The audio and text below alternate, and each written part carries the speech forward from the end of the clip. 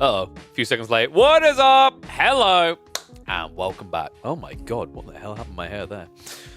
Dude, I was like, I had to brush that down. You could not notice that, dude. That was like someone just ran by with a balloon, just rubbing all over my head. I hate that when you're just standing there in the middle of nowhere and someone just comes by and rubs their balls on your head. It's just the most annoying thing ever. Anyway, hopefully you're all having a good start to your weekend. Hopefully we can make it a little bit better because we have got more midweek muster action. That's right. Round of 16s underway. Some of them already played. We'll be getting a mixture of live games and recordings as the day goes on. And hopefully a few quarterfinals as well to be the cherry on top. So yeah, going to be a fun day, actually. We're going to be starting off here with KillerPigeon's versus Numidan. This is a really cool set. It's been a long time since it's in Numidan. It's a battle of Scandinavians. Love that. Swedish and Finn people just always going at it. Then we're going to be looking to follow up with B versus Scarlet Devil. And then we'll also be checking in on Givjungzai versus Stopper in the round of 32, which will then be followed up with a matchup against Sassy. So that is like on the agenda to begin the day. We'll keep going. We're going to keep an eye on the series and see if any of the like quarterfinals do get scheduled. I think that's really important. In fact, we might have a slight alteration now that I think about it. I think we're going to be doing KillerPigeon, Numidan into Cat Mahodo. But we will start with KillerPigeon, Numidan because the winners of those series are going to be playing in about an hour and a half, 2 hours-ish. So I want to try to be ready for that, which means we got no time to waste. We need to get into game right now. So let me start this up. Yeah, KillerPigeon versus Numidan, though. Remember, opening map King of the Hill. KillerPigeon's... Is he thinking about Delhi against English? I don't know if that... Does that work on King of the Hill? I mean, in theory, it could, right? But it seems like that is going to be Numidan's King of the Hill. Actually, he's got Roos. Dude, I don't like that, though. If he goes Roos, I think Delhi can do quite well there. Also, potentially, like, Byzantines has looked fairly good in that matchup, I want to say, on that map. So, usually the idea is you go with the Hippodrome build, right? You just play Caddis. And then there's nothing that Roos can do because their economy is so close to you by the time they get into Horse Archers, they don't have a blocker to the CP Cup play. So, we're probably looking at Byzantine Roos opening, if you follow logic. I just think it would work better for Numidan to probably play English. But let's have a look. Let's get into it. Let me open Numidan's data.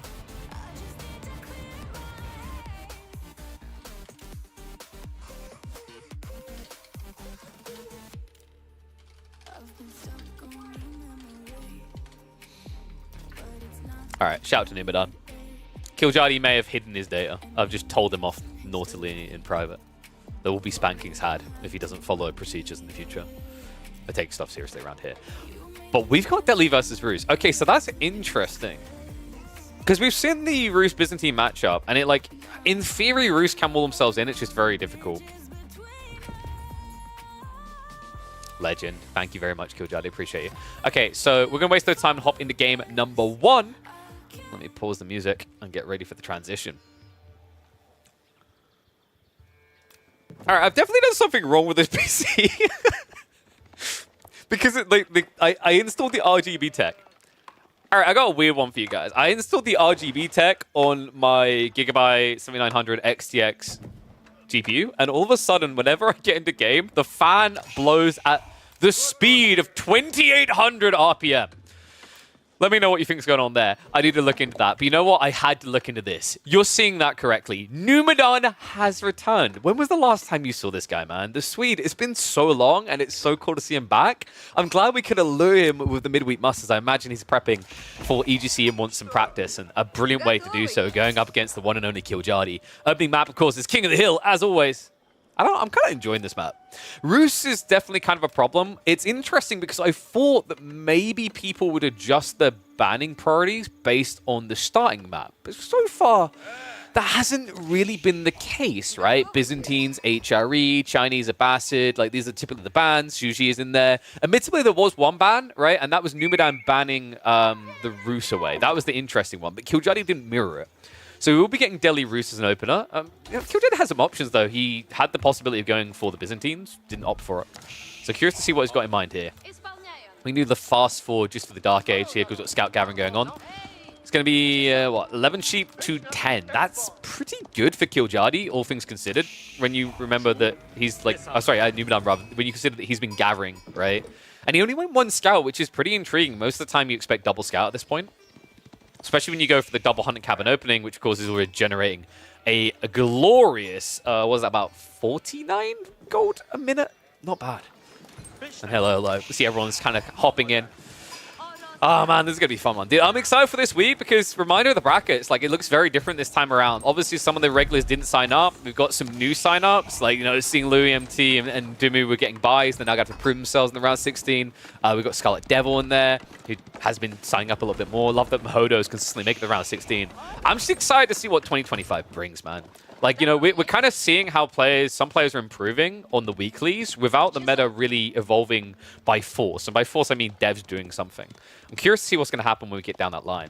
Did I see the number of 10-4 Tim's front page stream? His VOD on Twitch has over 170k views. Nice! Really proud of him. That's cool. I do need to look into getting some front page access. I know they changed the process, so I need to update my knowledge on it. I know that you can apply like once a month, and I should do that. One thing is, like, I think a lot of people think that front page gives you growth. Not quite. Like, it depends on the content type. I'd be surprised if you get crazy growth in like a game like Age of Empires 4 from front page. Front page is a lot better if you're like a streamer who is, you know, trying out a new game, right? Or like you're a multi-content streamer, or you're someone who has a unique kind of catch. Like, I love Doug. I always remember from Doug as a perfect example, who finds ways of making games harder. For a game like AoE4, I'd be curious what the conversion rate is, but it can't hurt. It's very good for sponsorship opportunities, though. It looks good. All right, so looks like we have got tick-ups coming through. Nothing out of the ordinary here. We did get Dome of Faith versus Golden Gate, so everything is going according to what we would expect so far. Another thing to like keep in mind, by the way, I don't know if you guys know this, but the front page spots, a lot of them actually get sold. I can talk about this because I literally, I know this info for reasons that will not be trackable back to the person that I know this info from. Like, true front page, not just your country, true front page slots, I want you to get your numbers in, and I'll tell you at the end of this game how high the numbers are, like, worth. Like, you know, if you get proper front page access for an hour, get your guesstimates in, and towards the end of this game, I'll tell you what they're actually worth. Your minds will be blown. So, Numenon has actually gone for Pro Scouts pretty delayed here. Killjoy, in the meantime, is going for Pro Scouts, and wow, will you look at that? Delhi have to pay nothing. And I love that from Killjoy. Numenon hibernating go. Dude, like, he turns up and just tries to win. He's kind of like a mini Mister in that way, right? Like, he disappears, comes back, like, what up? Just all of a sudden starts smashing people's teeth in. I think, like, I'm trying to remember who it was against. Was it against Core or Calp? I think it was Calp. I still remember that Calp game on Basin, where Killjoy played Mongols. He just went mass trade. The monsters went to the late game and surprised everyone. After Numenon hadn't been playing for a long time, right? Like, it's kind of crazy how good he is at those type of plays. But we're going to speed this up in the early game just a little bit. Rax is going to be coming in. Understandable, the Ghazi already there. He needs to protect his investment to go for the scouts. I don't know, I think Killjoy's just got good control right now. Numenon rushed the Pro Scouts, and I'm not sure how I feel about it. Like, you kind of have to when you're up against the Delhi. You're on the clock, right? But I don't think you're on the clock to the trick stream that Numenon felt it. Like, if you want to get Pro Scouts, I think you actually have to be generating the scouts and pushing them out a little bit earlier than this. Because if you look at it, he didn't get anything, right? I don't think he's grabbed a single deer. No. Killjoy has full-on starved him. It's like, Christmas is over, sucker. Nothing for you. Archer's now following this up as well. So Killjoy just got that nice flow going on. Numenon really needs to get into Knights. My worry is, like, Numenon doesn't have great food. He's down to 6 sheep and no deer home yet.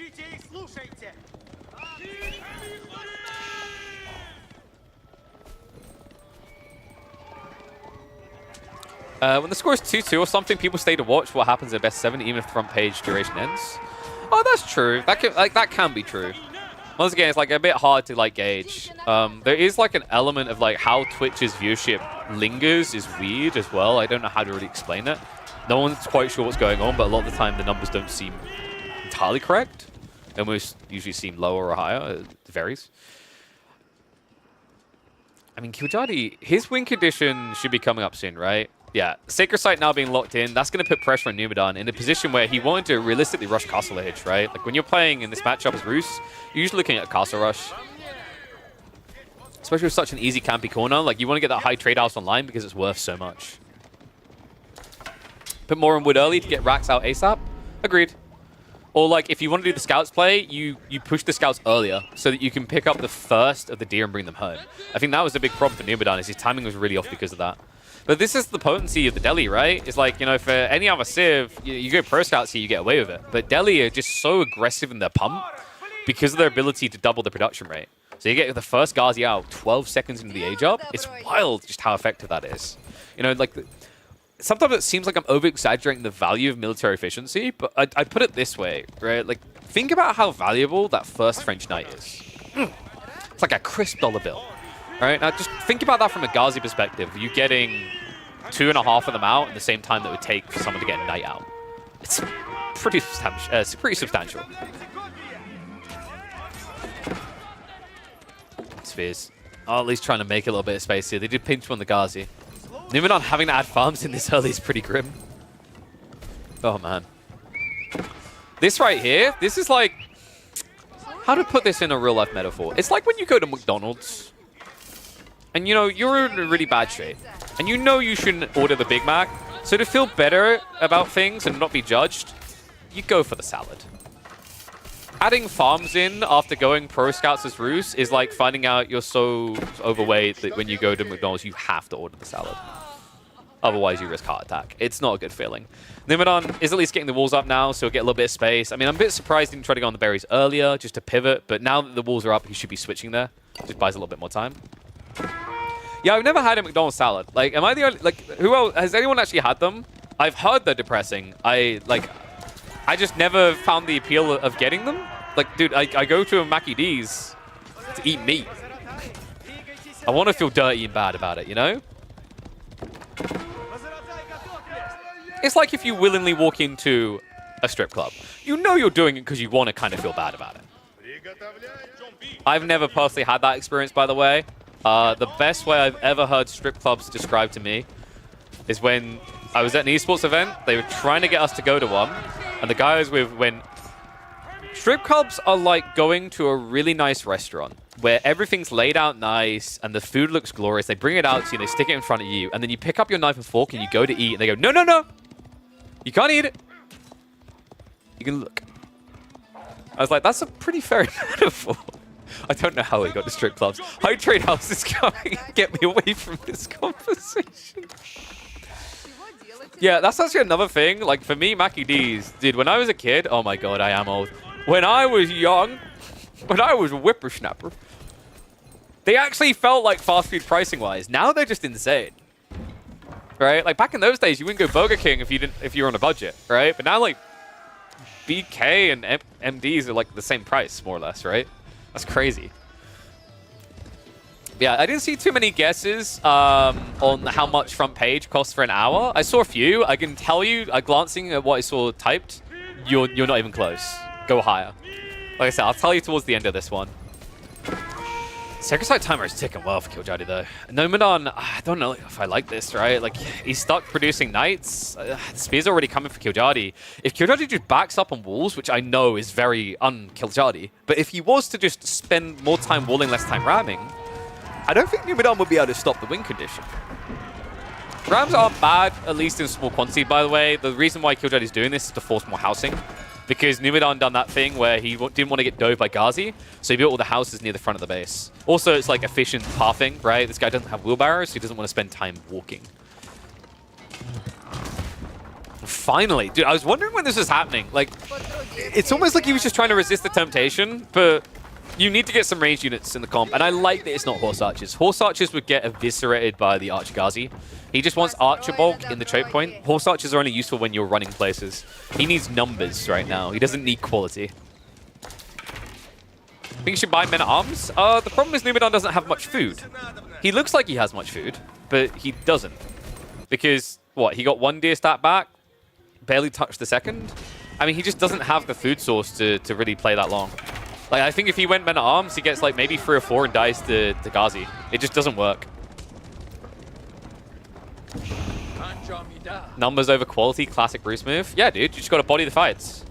You know you're in a good spot when there's enough people in front of you that the bodies can become sandbags. Just hide behind them. The problem is you're trying to body up against India that has one of the largest populations in the world. And ironically, the way that Delhi usually play, fits that logic as well. Yeah, this is looking pretty rough. I do still wish Killjadi would just at least short wall the front side here to stop a quick sneak in. But he's very all-in oriented right now. That's coming out. We do actually have some men-at-arms getting added in. Like I said, though, this is a short rope he's working with, right? Like, it's the berries and then nothing else. He's only then got 350 food generating per minute via the high trade house. Rams are moving in, trying to deal with the wooden fortress. Moving on to the eco line. Nice snipes there. Killjadi goes straight after the villagers.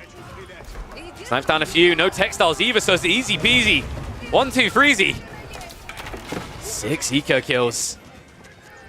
I don't think Killjadi played that as clean as he could. Those archers probably could have kept chasing for more and it would have been better off because now you're going to get wiped. In fact, this is the time to snipe more. Like, Numenor has come towards you. Kill those villagers. So he goes to the trade out of the army now. Didn't get enough out of that. But the beginning was good enough, right? It's 10 workers total lead now for Killjadi. Behind this, he's now castellated. The timer is down to just 4 minutes. And he's already prepping the counter to Numenon's play. We've got crossbows coming in. We've got knights as well. And remember, this was a House of Learning build, which means he can teach his people how to sharpen their swords with the home blades. You went to a strip club in Tawana, and the net result was you being charged $400 for a single tequila and threatened with violence if you didn't. Oh, no. Oh, honey. They got you, huh? So I had a similar experience in a nightclub in Moscow where we had to, because we were foreigners, we had to buy a exclusive table just for our own safety. We had a bouncer. It was really cool. But they left Johnny Walker Black on the table, and one of our guys automatically opened it. That was a mistake. That was a really big mistake. Because, like, basically, the way it works out to be okay is you buy the private booth, but then that goes into, like, a discretionary budget that you can spend at the bar. The Johnny Walker was very heavily priced. What we wanted was vodka throughout the night, because that crap was cheap. So, yeah, haven't felt the sting to that degree for 1 tequila, but I get where you're coming from. It's rough. Killjadi, looks like we do have some techs now being queued up. So he's going to just hunker down. He's pulled all 5 relics. Like, this is kind of crazy. Yeah, he concedes the sacred site, but it's because he knows he'll lose the game if he tries to fight over it. If he gets 5 relics home, what the hell does Numenor have? One awkward issue for Killjadi right now is he doesn't really have an army. Remember, half of it is actually scholars, so there is a dive point here for Numenor if he can find it. In fact, what Killjadi would really benefit from right now is just 1 elephant. 1 elephant would shut all of this down. A lot of respect being shown by Numenor right now. Be surprised just how much there. Then again, he only has the undermesh 1.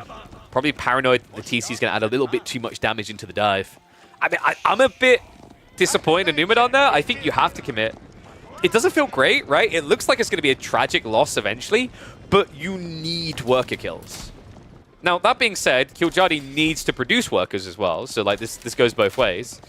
This man is still not queuing up workers. In fact, after building up what should be an 11 villager lead, he's only ahead by 7. And he doesn't have textiles. This is how you can tell that Killjadi played this series past 5 PM. It is nap time.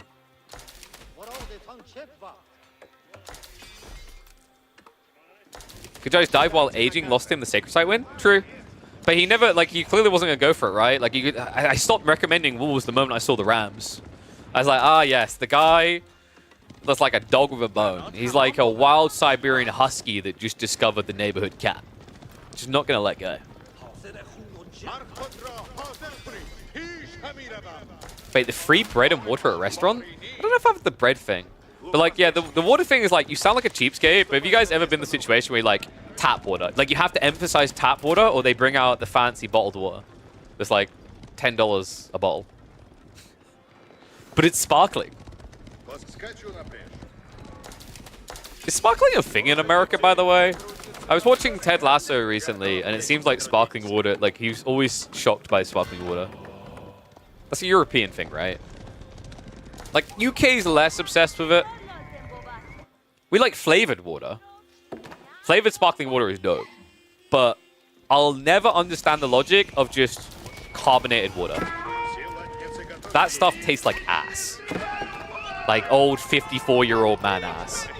That was too specific. Let's move on. We've got a clash coming in. Numenor looking for the fight again, but he may have waited too long here. War Elephants are on the way.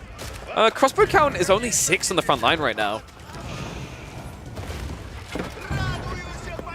Keep drop is coming in. So Killjardy realizing how imminent the pressure is. How dangerous the situation be.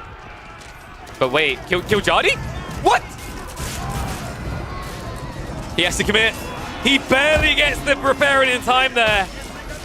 I don't know who baited who here. Was that good for him? Are you actually kidding me? Killjardy, I mean, I don't know what he was really buying time for here. Maybe just an overextension from Numadon. Getting him to commit just a little bit too deep. And as a result, it forces him away. The castle will be going up here. And then, a few minutes from now when Village Fortress is complete, it's another building that Killjardy can forget to queue villagers out of. Numadon, meanwhile, only 9 farms. He still has big issues. One of them is not going to be gold, though. This man has a plan.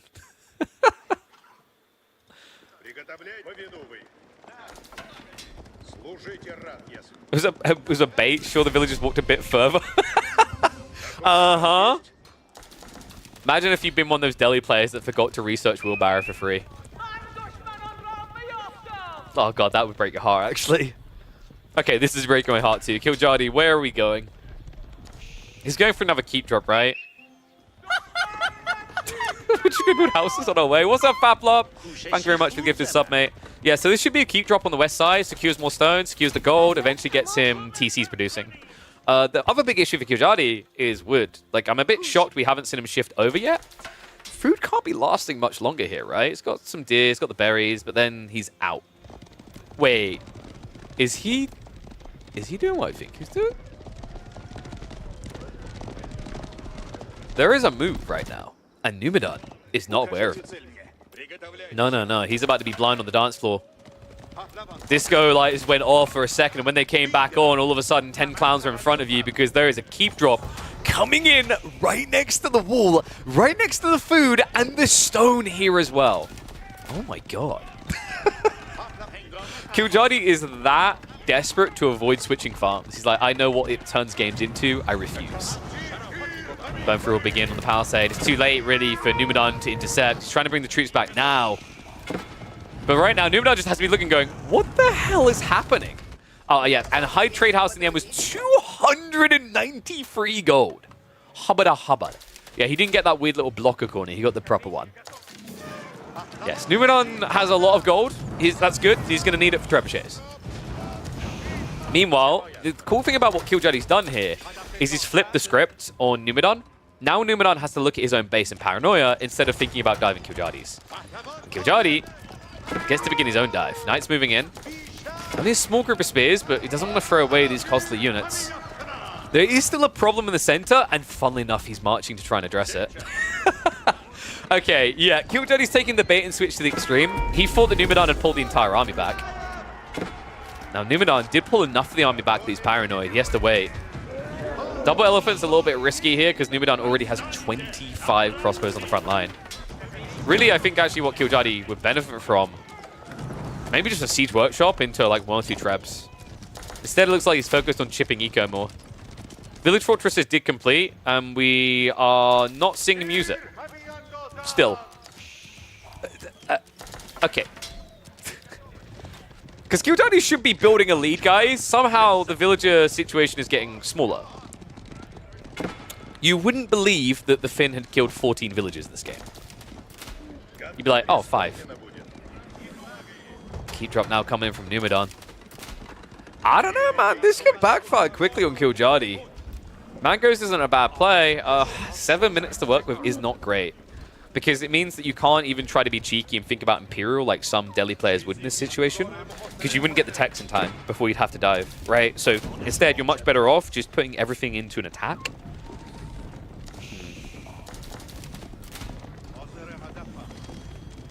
Alright, 1's if you think Numadon's going to win this. 2's if you think Killjardy's going to take it.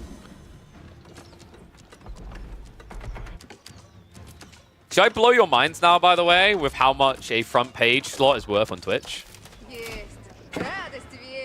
Because, I don't know, this could be an epic fight at the end. I don't want to ruin it by blowing your minds immediately afterwards. So I'll blow them before.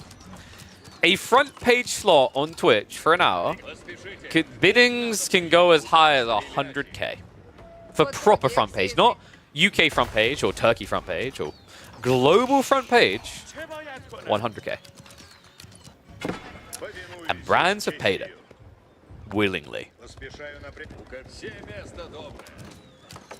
You are now enlightened. Look at that. Now I can use those comments in the chat for when the epic fight happens to end this game. No, Tim wouldn't have paid for it. You can apply for slots. It's just you won't necessarily have priority. And also, as creators, you can usually only get 1 slot per month. But like, if you're like, I want that time right there, and you had 100k, they give it to you. As long as, you know, someone with 100k had already. Clash coming in. Kijadi's army not quite worth 100k, but we're getting there. The elephants are starting to spam out. Push is coming into the keep now. Funneling into a choke point. The mangoes on both sides, but double for Kijadi. Really important against the crossbow mass. The problem is this castle, man. The Polynormal is coming in a sec. Dive goes deeper. Numidan, I don't think he's got enough front line here, and the elephants are getting round. Mango's in trouble.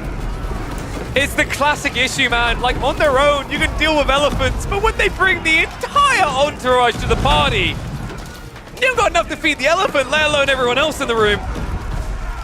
Numidan, an admirable effort, but undeniable here. The elephants are simply too tanky. This is the issue, right? Like, he doesn't have any spears now for the tower elephants. They can just win the fight. It looked like for a second Numidan would get away with this. Especially after Kijadi skipped so often on the villager production when he should have had a bigger lead. But there's no denying the Elephant Empire.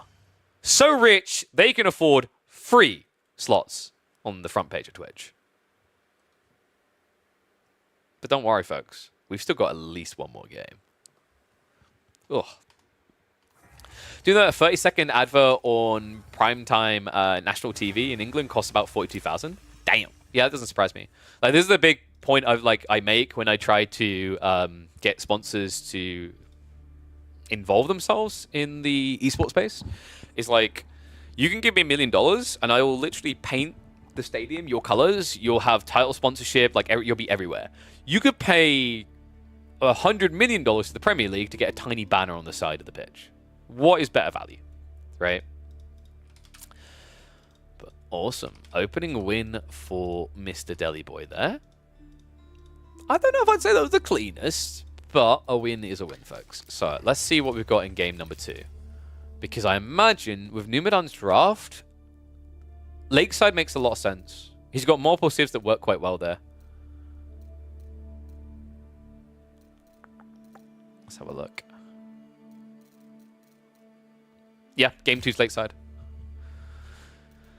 Okay, Japanese versus Ayubids. Interesting. So this one's kind of funky on land. I think Japan like you have to play it very elegantly on land, or Ayu can be really annoying. But water is different. Remember, this is water. All right, splash in the pond. Not much of it, but enough that you get an inflation of eco. Let's hop in. Let me flip that around. Yeah, like I was kind of surprised Numidan didn't continue the dive. I think I haven't seen a single Roos win on King of the Hill yet. Really? I think we've had 2 or 3.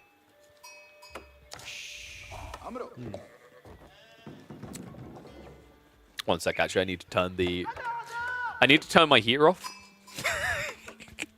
Because I after the stream, I really need to look into the fan curves. Because I don't know why. Like, legit, I installed some RGB tech for my GPU. And since then, the fans just go up to max for no reason. I'm like, there's no way the card is running that hot already. It was fine before I installed the RGB.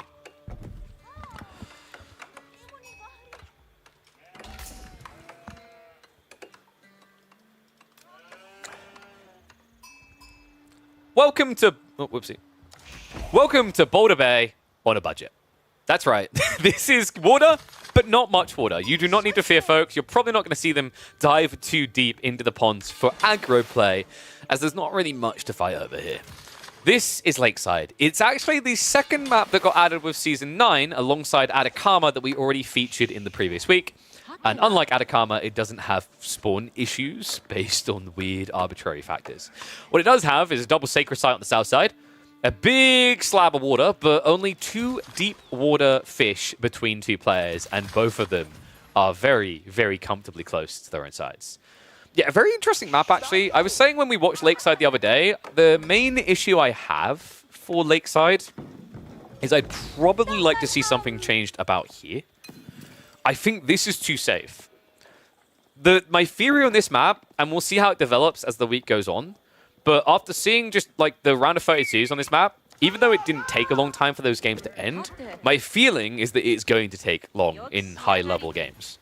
Because 4K gold and a huge tree line that far behind you, like, think about an all-in attack. You can't access it. If someone just walls here, you're not getting through. So it's very difficult to make that rotation. You know, it would be different if, for example, the TCs were further back here, and then you could rotate through the front. That would be a change, a simple change that I think would fix the issues on this map. It does make me think that I'd love to see a map like this where there's a shallow water all the way across on the top here, though. But yeah, Japan versus Ibids. We were talking a little bit in the lobby about this. Like, this matchup, and we'll hit it 2 times just for the other game, because I don't really expect aggro here.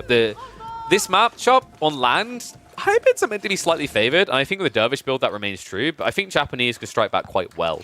You have to apply pressure onto them. The difference is water. Water's just so damn good for this Civ. Like, yes, Killjadi's mirroring, but it's not as beneficial. The more fishing you add in, the worse it gets. So it's kind of this midpoint type map, because if this was, say, 3 or 4 deep water fish, I'd favor Japanese. Because there's only 1, there is an argument that you can't really justify as many fishing boats as you'd like. Like, so far, we've seen him add in 3, right? So he's saved 90 wood. By comparison, the Ibid saved 75 wood on the dock. So, like, the difference in investment is very, very small. What's going to be interesting is this follow-up play. Numidan, though, going into the Coca Township. A little bit surprised by this. I thought Kura Storehouse would be worth it just for the longevity play.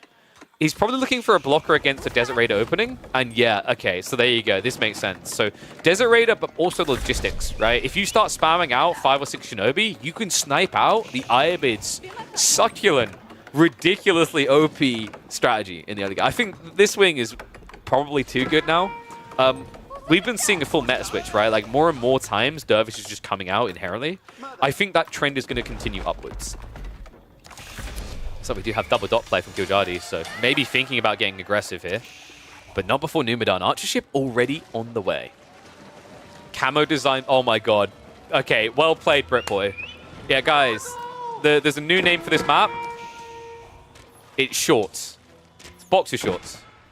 Dude, like, it's even got the elastic band at the top. We won't talk about why the sides look like they've been really sweaty and why the crotch is clear, but yeah. This map is now pants. I kind of wish the devs would actually take a little bit more fun with the name sometimes like that, you know? No, no, no. Killjadi, you're trying to wall against ninjas. Good healing there, though. I think Numidan just needs to calm down. He should have added in more Shinobi, not boats. I don't know why he's turned this into a water fight. Other than maybe Numidan was in the stream that time Marine Lord came in and said Killjadi's bad at water, and now he's like, oh, I must take advantage of the wise Marine Lord's info. I mean, Killjadi can play water reasonably well. Like, you know, when it gets to high scale, it maybe gets a little bit wild, but he's capable in the early phases, so I don't know if Numidan really wants to extend this too long. In fairness, by going water, you pull attention away from the Dervish play, right? It's like your opponent can't really utilize that healing well. But I feel like the better value would have been in Shinobi yourself. Yeah, maybe he blocks your fishing a little bit, but if you're able to get 4 or 5 Shinobi going, that villager pull is a complete catastrophe for Killjadi. He ends up losing 6 or 7 villagers right there. Killjadi, you do realize we keep calling you the old man, and when you say that's right, be scared of my water, it just sounds like you wear adult diapers and didn't wear them today. Now, I don't know if that's just me. That may now be in people's minds, though.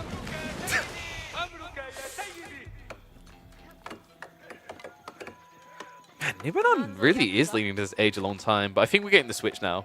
Outpost is coming up. What is this map? Yeah, this map is pants now.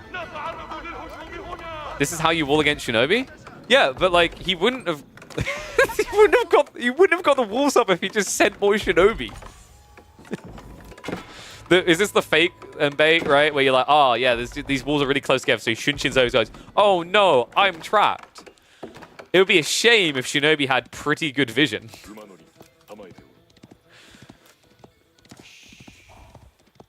So Killjoy now adding in Desert Raiders. But this was the player always, right? This is what he wanted to do, is he wanted to go Dervish into 1 or 2 Desert Raiders to poke on land. It's a really powerful strategy because the focus fire heal, right? Like, it just stops you dying to, like, outpost fire. Now, Numenon does already have an outpost up. He does need to get arrow slits, though. As long as he has that, it should be enough to keep his opponent away. The annoyance is going to be the idle time alongside this. Water does seem to have kind of stalemated out. We do have Teak Mask. I love that. Underrated tech, really. It's basically boot camp on water. Gives you an edge over the Japanese here. Like, Japan... I remember in the early days, like, when they came out, it's like, they have a really underwhelming water advantage. Technically, it isn't. Right? Their advantage is they get fishing boats really cheap, which is great on maps that have a lot of fish. On a map like this, Japan doesn't really have a good naval advantage. They do down the line in Castle Age with copper plating, which is kind of okay, but it's not crazy either. Like, there's just so many better techs on water to get at that stage of the game. Or earlier. Alright, we're going to fast forward because this is really slowed down now. After kind of a wacky opening, they both forced weird choices out of each other. I'm a bit surprised they both invested so much on water, though. Like, I'm not entirely convinced that this is worth it for Japan. A tempo civ to engage. Like, actually, I guess you could argue they're both tempo civs, so the fact they both indulge this so much is kind of wild. A little bit of pressure, does fall back. Killjoy probably just trying to force Numenon to reinvest. We see Numu's just trying to kind of shortchange it, though. Killjoy, meanwhile, is nowhere near an age up. And the Desert Raiders are going to get the bad news. The walls are indeed up. What does Roos do in water maps? Lose. Glad I could help you with my TED Talk. Yeah, Roos, I don't know, man. Like, I think some people still hold onto the days of old where Roos was good on water. They are so thin in their attack point now, it rarely feels worthwhile. Right? Like, it's a civ that basically has to have impact in the first 2 minutes of aging up, or is not going to find impact in water. That's the way I view Roos these days. Like, it completely fell off in terms of popularity. Roos was Scout Bounty goated? Yeah, but we're talking about water maps. Right, like why would Bounty matter there? If you're in a water map as Roos, you should be getting any bounty because you should be fishing. Right? Like, maybe if fishing boats gave gold when they drop, but then you're basically just scamming Malians. Floating gate now coming in. This always just feels like a scam. Japanese, you can't take this strategy away from them. It's really the only tool they have in their shed. So really one that they have to remain in possession of, but it's awkward, right? Like, for a lot of players, a decent Mount Samurai spamming Japanese player will always wallop them in the lower ranks. So I think Japan is weird in that they're kind of a better French for what French used to do, if that makes sense. Like, obviously, instead of being Kudos Castle, though, it's not as popular. And I think that's why we haven't seen like a drastic overhaul of Japan, is that lower ranks, people aren't probably complaining about Japanese the way they were about old school French. So good exchanges coming in here. Killjoy is keeping the pressure on his opponent's side, and he needs to now. Numenon survived that. Like, that was meant to be the kill. But, you know, the dive-ins from the demos on both sides, I say, was very funneled, very obvious. Killjoy backing up here, has at least triggered the tech up. Eco Wing now on the way for the growth. Burn Through comes in for the Desert Raiders, but enough time has been bought, folks. Mounted Samurai have entered the battlefield. Yeah, and now this is a fight you can't win. Like, you need to bring the Dervishes forward, or this never works. Tries to activate the melee mode, but Killjoy clearly wasn't looking there. Hung around a little bit too long. Loses one of the DRs. Now we do have a move out for the relics. Now Killjoy is trying to prep himself, but he's a little bit late. Check this. He's still got a minute until he's able to pick these up. So central relic-wise, Numenon's going to be able to net one of them.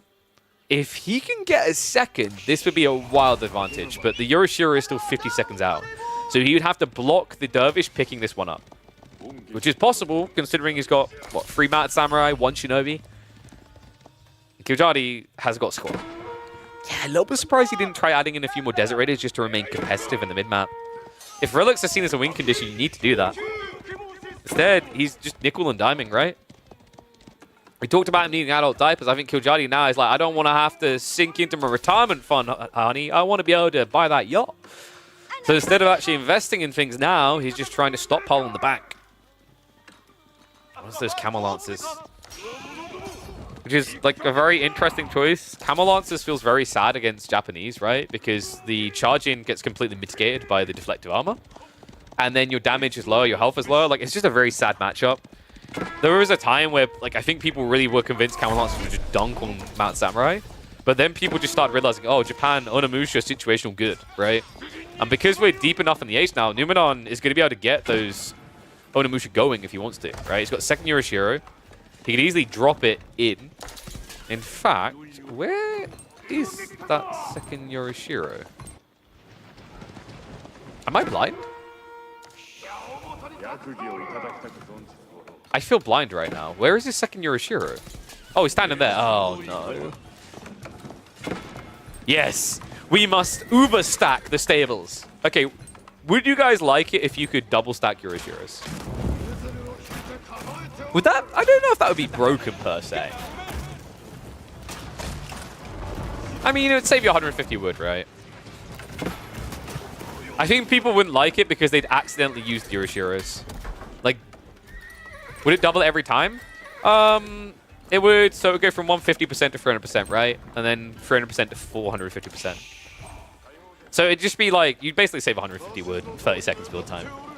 I think the reason people wouldn't like it, though, is that they would forget to re-rally, and they'd be like, I didn't want all these stables in one. No, Kiljadi, we're not full multiplying. Jesus. 16 stables in one. Wouldn't that mean you produce a Mad Samurai every, like, what is that, 1.5 seconds? Sorry, no, about 2 seconds. Burgrave for mounted units, man. I'm here for it. Relic gets yoinked away. Nicely played there by Kiljadi. Does net 1 here. But the bigger deal is the fact that 2 have been pulled from the center home for Numenor. So this is a 3-2 split in favor of Japan. Eco lead is at least there for Kiljadi for the time being, but honestly, Numenor could just go for the Yorishiro drop. Some players don't like putting a Yorishiro in the primary TC because you can't delete it. Others don't care. Like, we've seen B, for example. B, I think Anno might do this as well, if I'm trying to remember. They always drop Yorishiros in the TC.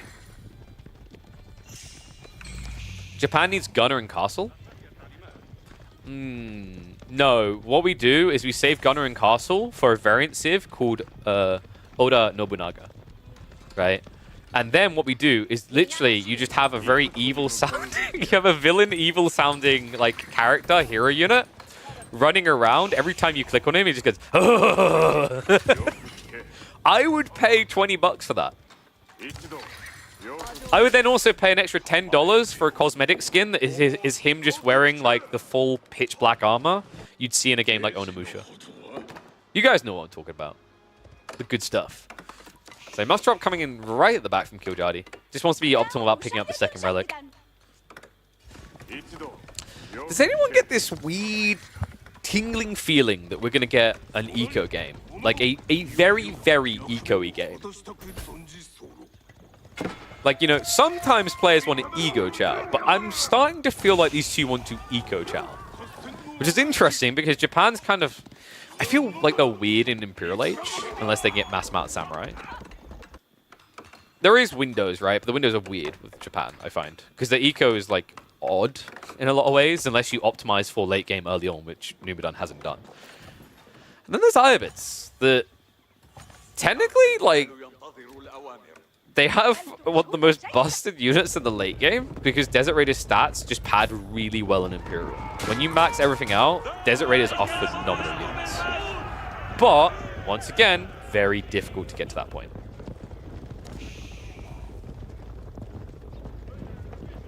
The fact they don't have Expos is sad. Yeah, but they have Gunners, right? But like, the problem that exists there is like getting Gunners and sustaining Gunners is hard. And Gunners, so here's the thing. Japanese balance for late game was clearly designed around the old counter system. And by the old counter system, I mean the one where hand cannoneers had no counter. You guys get where I'm going with this? New counter system has situations where sticking crossbows in Imperial is really good.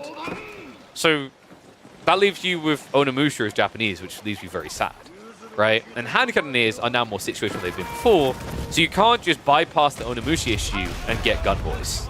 It's very weird for Japan right now. In fact, you know, it's very rare that I've seen Onimusha maybe once in Imperial Age outside of team games.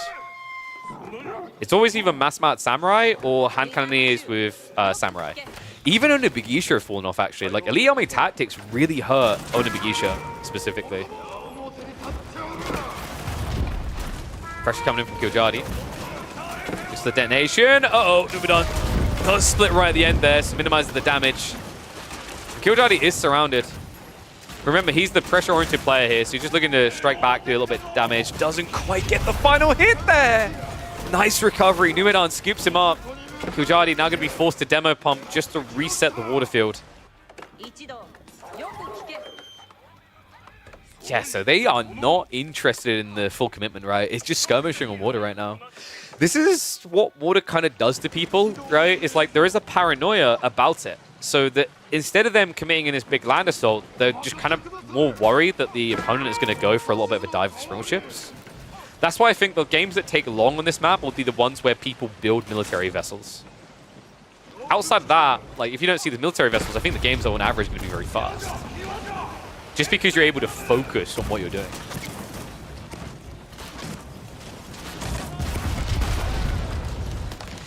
They also enough heavy imp. Yeah, but the thing is, like, Ona Bugisha rely on attacking units that have no armor, right? So +4 melee armor is actually freaking huge. Demo detonations. It's like Kiljadi got mostly wiped out here. He has got more demos coming. We've got the arrow slits as well. And from Numidan, dude, I'm going to speed this up. We're getting a macro game. I hope y'all ain't got nowhere to go, because we're going to be going for quite some time here. Yeah, all the farms being set up by Kiljadi. I mean, he'd benefit from a second TC. That's likely now on the way. 6 villages gathering on the stone.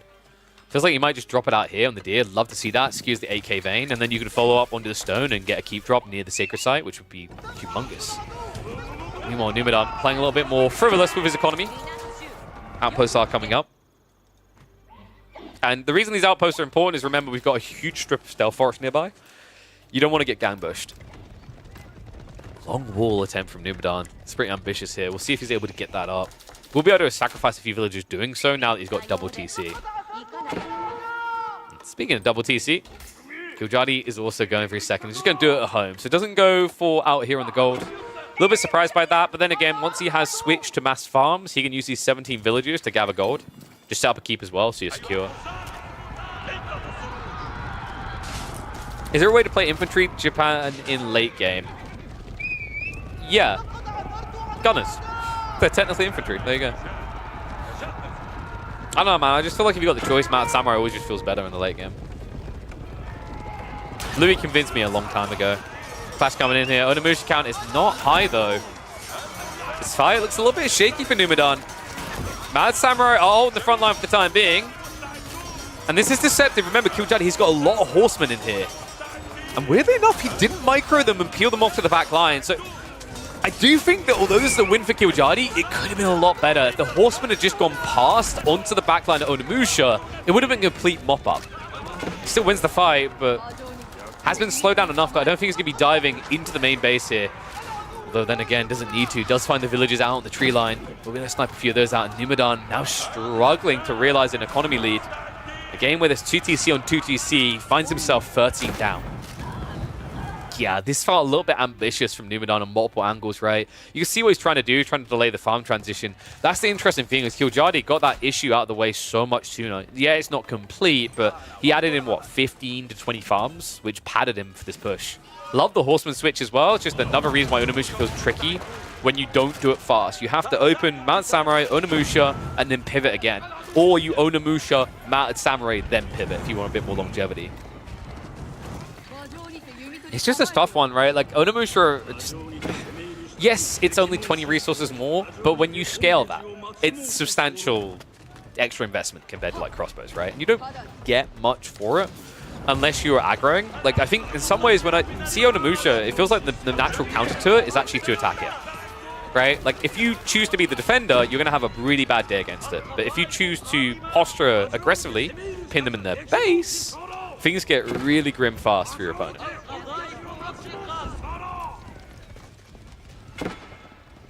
All right, one's if you think Numidan's going to win this, two's if you think Killjadi is, because Killjadi's doing that thing again, guys. That thing that gave an opening to Numidan last time, if you remember. Game 1, we saw this ram play, and it felt like Killjadi slightly overextended from it.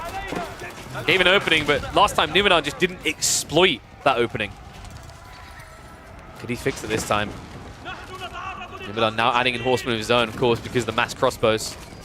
Problematic, though. Means the remaining Camel Lancers actually have humongous value here with the debuff. Water has pretty much been sacked. He's pumping out demos just to try and reset this, but it's just so difficult against the Baglers. I mean, they've got the Teak Mask, they've got the hull as well. And yes, two is Killjadi. I'm seeing a lot of believers in Killjadi right now. Not many in Numidan. Interesting as well. He goes for the Daimyo level 1 because he's setting up the farms, right? Like, this is what we talked about is, you know, if you think about the expense of this, he could have been very close to getting Shogunate. But because he chose to saturate the area with military buildings, he doesn't have room for farms. And it means he doesn't have that giant rocket launcher to defend him here. Flash coming in. Numidan can't really afford to give over extra ground here. Horsemen are wrapping around with the crossbows. The TC is assisting by taking them out as well. Looks like the Horsemen aren't tanky enough here. Actually, Killjadi, big mistake. He only got the Undermesh level 1. So dying a lot quicker than you'd expect to the Onimusha, as well as the TC. And it looks like that is going to be a stay of execution. There's not enough cavalry here. Killjadi can't stay underneath this TC with mass crossbows. The villagers could easily just start burning down the rams. Numidan, please. He's trying to do the garrison trick. Oh, for God's sake. Oh, poor lads. Man, that's rough. He will survive, but he doesn't look great for it. Battered and bruised. Numidan now down by 25 villagers. You're kind of reaching the point where it's like, oh man, all Killjadi needs to do to win this now is go in and go in again. Because remember, he's still got the Desert Raider option. It's huge. Over 500 passive resources a minute in terms of unit production given to you. So he's trying to strip any opportunity for Numidan to extend the water. I imagine we could be seeing maybe water trade soon. Feels like a little bit of a bait on a map like this. I don't think that the positioning makes it worth it on this coast. Like, if you're going to go for water trade, it's because you don't have anything else. First map was King of the Hill. And we had some good old Delhi versus Roos. Remember, folks, it's always King of the Hill this week. I haven't minded the results of King of the Hill. Like, the fact that we're not just seeing Delhi dunk all the time is good as well. Like, that's always your worry when you choose a home map as a tournament organizer. You're like, man, I don't want it to feel like only 3 civs work here. We're starting to get a little bit of expansion upon the civ pool there. Killjadi just snatching away so much food as well. Numidan has completed the farm transition though, right? He's 40 deep at this stage. Daimyo would benefit from being level 2 to buff up these farms big time, but overall he's competitive on the food rate. It's not as good as Killjadi's, but it's good enough to mount a defense. The problem I see now is, like, what stops Killjadi from just going age 4? Nothing? to put it bluntly, it just kind of feels like there's not really any threat of pressure coming. Numidan is switching the spears now as well.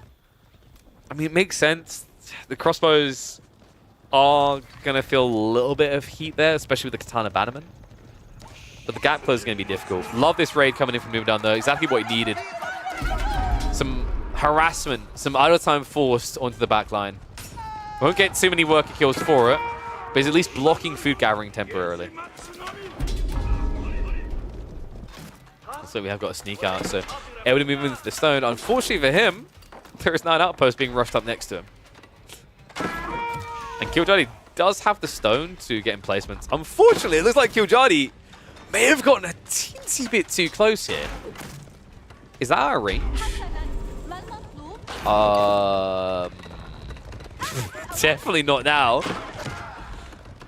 Instead, though, the dive is going to force him away. Numidan now reacting with his army. Sacred Sites have been locked in, though. And Killjadi, if he can just fix his gold, he'll be able to go Imperial. In time, we do have that Horseman group now shuffling even deeper. I mean, I'd be impressed if Numidan can win this, right? Like, his position looks pretty grim. Especially as a civ like Japan. Like, you know, he's building spears not because he wants to build spears, but because he has no choice.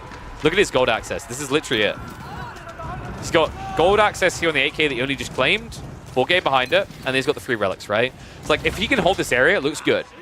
But the problem is, like, right now, he's forced into trash tier units simply through necessity. Now, what that is good for is survival. It means that Killjoy won't try to attack him immediately. What it could be bad for is Killjoy just now going Imperial. Like, actually, Killjoy needs to stop being allergic to gold at this stage. It's kind of hurting him. He switched to full food wood comp, which is great. So you've got this gold, right? Just rush the age. Bloomery Tech now coming in. He's going to need that. Remember, Japanese, they've got the bannerman effects. The DPS through the ceiling at this point. Nice forced retreat. Dervish at least providing a little bit of sustenance back to the health pool. The dive is going to continue. Numidan may need to back off here. This does feel like a bit of an overextension. Horse we're going to wrap around the back, though. He goes after the crossbows. Phalanx spears have arrived, though. Frontline is getting torn a new one. This is ridiculous. The spearmen haven't been upgraded. Oh, Killjoy, not like this. The damage difference was already big with the Katana Bannerman, but now you add in the veterancy, and we have a breakthrough here. Numidan didn't look like he should have been able to win that fight, but Killjoy missing a key tech there. Didn't get rid of the horseman fast enough. Crossbow's getting sniped down now. He's going to be forced away from the gold, and this could be a very big deal in a game where they both have already stripped their safe gold access. The game where Killjoy still has not triggered a tech up. Damn, what a read. Like, I want you guys to think about this. When do you ever see veteran spearmen? When have you ever seen veteran spearmen on Japanese, like, since they released? It's such a rarity. It's like the most rare unit. And although Numidan was forced into it out of necessity, he leaned into it incredibly well. Hence why that fight looks so convincing. I mean, he's got the triple blacksmith upgrades to the melee tech, right? So these guys are hitting for 14 damage. Reminder, like, was it vetted Gilded Spearman of 15 damage, remember quickly? So you pretty much feel like you got all of the dragon units. The beauty of the Bannerman effects. But Numu is going to be backing up. I wonder, does he just consider Imperial now? I mean, Killjoy is switching to Ghoulims after what he just saw. I don't like this from Numidan now, right? Like, Killjoy is going Ghoulims, you're going Onabagisha. It's obvious why this is bad. Numidan, I get why he's done it. He's like, I've revealed the spears, now I need to counter again. I've got gold access again, I need the counter to what I've been seeing, right? Which has been spears, crossbows. The reason why he done those spears, as we highlighted earlier, is you just didn't have the resources. Like, if you did have this 8k earlier on, Numidan would have just massed Onabagisha. Because it's just a better spearman in that situation, right? But now, considering the Ghulam detail, this is going to be problematic. Numidan, what he needs to do is actually posture aggressively. If he can spot this transition, he can react to it in time. If he waits until it's like 25, 30 Ghulam and they come at him, I think he's just going to run out of gold. Killjoy could try water trade. I was saying about this already. It just feels very weird on this map. Like, I don't expect him to do it. Not until he's truly out of gold. And remember, he's still got about 10k gold over here. Oof. Reminder, by the way, folks, we should have the winner of this series up next after this. So either Killjoy or Numidan versus Cat or Mahodo. A little bit gutted we won't have time to cast Cat versus Mahodo, because that series is going to be live in about an hour. Siege Workshop's now coming up from Numu as well. The Onabagisha mass is just so big. And Killjoy out of position here. He's wasting a lot of time on this wall. That's buying the time needed. Numu wrapping wide here. Goes for the backstab, the keep. Game 1's might have been a bait, but Game 2's definitely was not there. Cancels it in time. Backs away. The Bagisha now munching down upon the spears. And a handful of Ghulams there. Now the switch across onto the crossbow mass. Glows coming in on both sides. Yes, you have got that Sultan's Mamluks buff.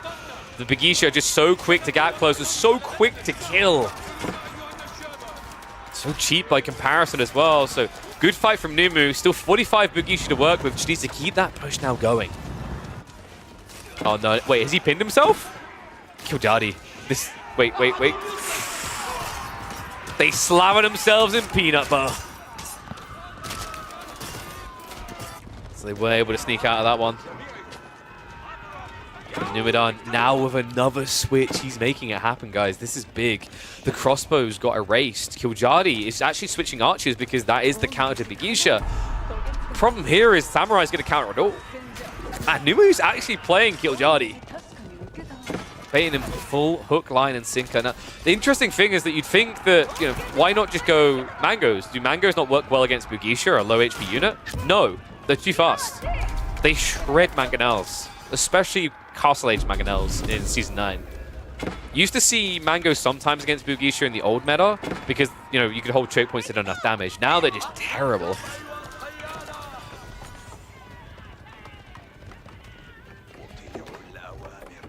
Looks like we have got a Horseman Raid coming in, so Kiljadi going to try to do a little bit of damage. Numu, you know, being 100 eco isn't really bad. You can highlight that Kiljadi's got, you know, 20+ villager advantage, but the reality check here is Numidan can use this, leverage this to just get more units now. Kiljadi still hasn't triggered an imp, right? So actually having a better, like, villager count isn't really paying off the way he intended. And not just that, the Bigisha are now in on the farms. This is big. There's no running away. Bigisha just so much quicker, and Kiljadi needs to react fast. He's going to pull back towards the TC, but that could be an overstack. If you just chase this location, you can stand your ground and murder everything. I don't know. I think Kiljadi is just getting baited too far back here. A lot of idle time, right? Like, this is now even worse than the situation of like, oh yeah, you've got 20 more villagers that can't age up. Now you've got 20 more villagers, but they're not even working. Now, admittedly, Numidan is going to lose some of his own economy. The horsemen weren't actually shut down in the end. So Kiljadi is at least keeping pace.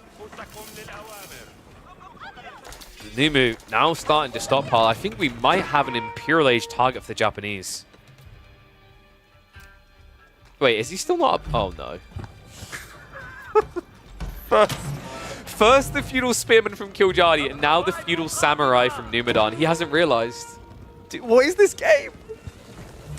Were they both playing this at, like, midnight? Some sloppy errors coming through.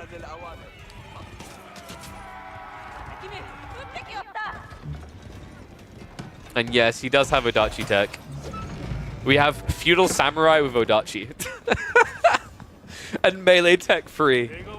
Oh my god. There's no way he doesn't realize. Like, the good news for Numu is because he's going into Imperial Age, what's going to happen here is he's going to go for his tech up, and then he's going to queue up Elite Samurai and realize he's got Vet Samurai queued up.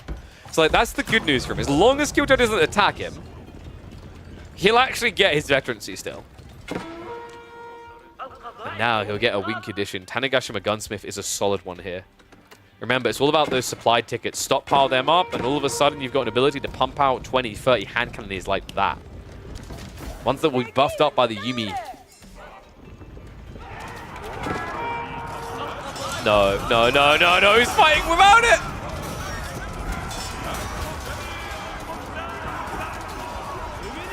Step aside, Numidan. Numidan has arrived. I don't think he even knows. At some point in this fight, Numidan's thought process is going to be, why are my samurai dying so quickly to archers? And then it's going to be, oh no. And there it is. No.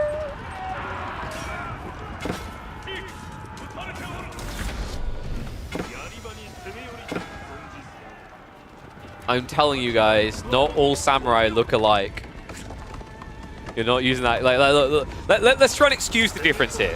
How much changes on them when they go veteran? You ready? 5, 4, 3, 2, 1. They get different hats. How could you not notice that from out here? Oh my, that is rough. A nice stone wall as well from Numu. He's worried about transport ship drop. In fact, yeah, Kiljadi was getting prepped and ready for that. So, good read. Was wondering if we're going to see some transport shenanigans. Now, one big problem for Numidan is he did tech up, but he just lost access to gold. Needs to be very careful about how he approaches this. He lost a lot of samurai unnecessarily. He has got the elite tech coming, though. And Killjadi, for reasons that cannot be discerned, is massing archers. I mean, he clearly expects on a Bagisha, right? But like, you've blocked gold. You shouldn't be worried about Bagisha here. You're kind of setting yourself up for failure in the fight. In fact, I'm pretty sure he's just going to lose the entire army when this engagement happens. Wow, Numu even got the gold together for Oda tactics. Which is phenomenal against Gulam, remember. Gulam, they hate melee armor because of the double strike. Alright, I'm going to reassess it for you guys. One's if you think Numu's going to win. Two's if you think Killjadi's going to win. Because a few minutes ago, I asked you that very question, and everyone confidently typed it, bar one person.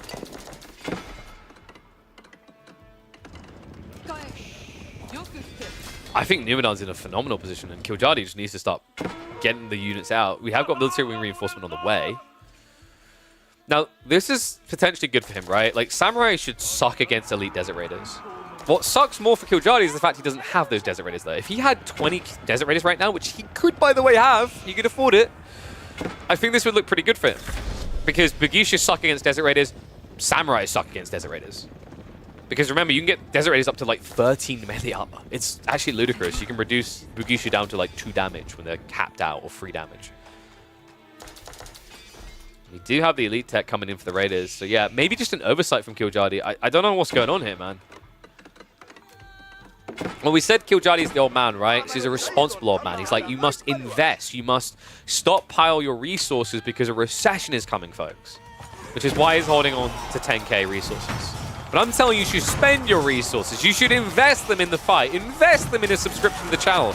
Invest them for just $5. Numenon is putting the 5 buckaroos and then some behind this. 76 samurai converge upon the Middle Easterns. Yeah, proof that East beats Middle East, I guess, because Killjadi now forced into retreat here. Did get the elite tech for the archers, has finally queued up the Desert Raiders, but I don't know what happened here.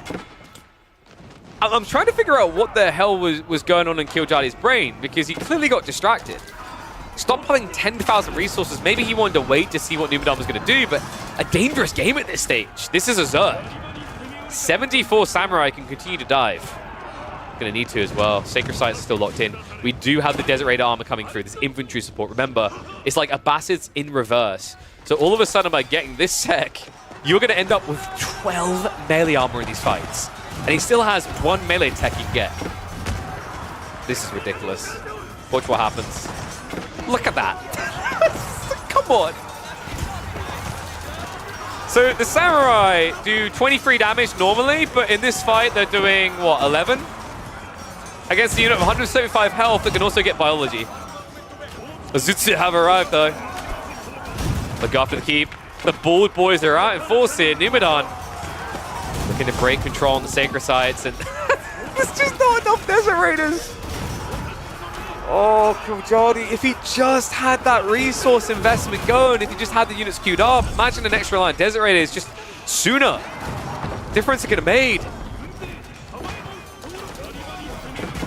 I also feel way too many archers are in this fight still. Killjadi, at this stage, it may be a matter of gold and him lacking it, why he's going this way, but being forced into mass archers is a quick way to death here. This is crazy. Numenor survived the hardest point in the game, right? Like, you know, he ran out of gold access. He had to mass spears. He survived that uncomfortable phase and then gets his gold on a delay. That's why this looks so good. If this had been a balanced game where they both had just been going for the gold, no one had been starved, Numenor's in a bad position because he can't afford this. Kind of weird that in this situation, being denied your gold was actually the keys to the kingdom for Numenor.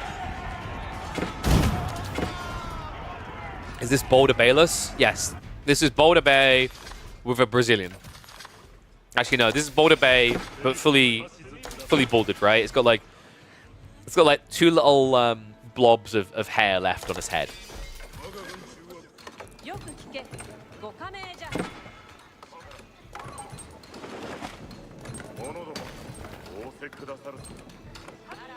Actually, in total fairness, I prefer Pants. This map is called Pants from now on. I stand by that assessment. Killjadi. What's the way out? We're going to 2x until they're in the fight, because I feel like we're in a bit of a death cycle here. Numinon is scaling Azutsu over time. That's really scary for Killjardy. His archers, in theory, should be the answer, but they're not. Right? Because remember, it's the melee armor they don't have. The ranged armor they have plenty of. 6, in fact. And the range advantage means they should never really be threatened. So like your only way is get the Desert Raiders in, right? But with a giant blob of samurai in front of you, that means you'd run by them in a tight line against a unit that has AoE damage. You can kind of see the problem. And wait, Killjardy, really? Are we really trying this right now? Okay, so he'll at least get the castle up. But there's 13 Azutsu. Killjardy just showing that he really hates stone. Living in Finland, they live near mountains, so he has plenty of it. He's like, it's not worth anything. Unfortunately, Killjardy, when you come to Pants Bay, there is only so much stone we have down here. Samurai going again, the Uzutsu. Sure to target what they want. The Samurai actually chasing on the Manjanique. Repairs coming in clutch there to keep it alive, but I just don't feel like this front line is lasting. The Bannerman aura really is kicking this up a notch, right? If it wasn't for that, these Desert Raiders would feel phenomenally tanky. But it's still 10 plus damage you're taking per strike. And you're just not doing enough in return. Army gets wiped. He's got a second wave behind this, but wasn't able to snatch that gold away. Numinon, for maybe the first time in the game, is about to take the eco lead. Wow. Passing the baton here, 45 minutes in. Killjardy will at least get away with the rest of the eco. The problem now is, how does the gold really look? He's got 200 left here, then he's got passive gold. He's started to go trade boats. We talked about how this is actually you being forced to do it, not it being good. And I like that it's designed that way. You can see he's only going to get maximum 18 wood and 18 gold each trade end. That's horrific, man. That's what trade is meant to be, by the way.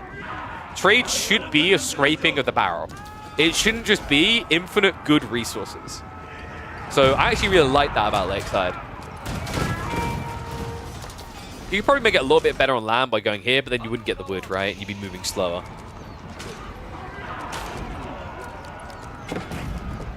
Killjardy, the problem he now has, he chose Mass Gillums against Samurai, and I'm just kind of wondering why.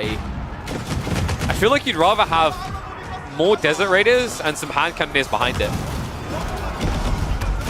Like, you're playing against Japan, and your options exist, but you chose mass melee into melee kings.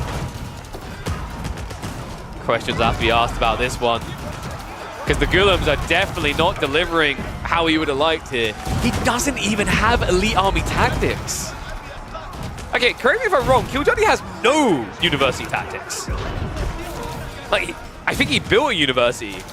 He just didn't get anything out of it, apparently, because we aren't seeing any of those techs. No, look at this. Oh, God.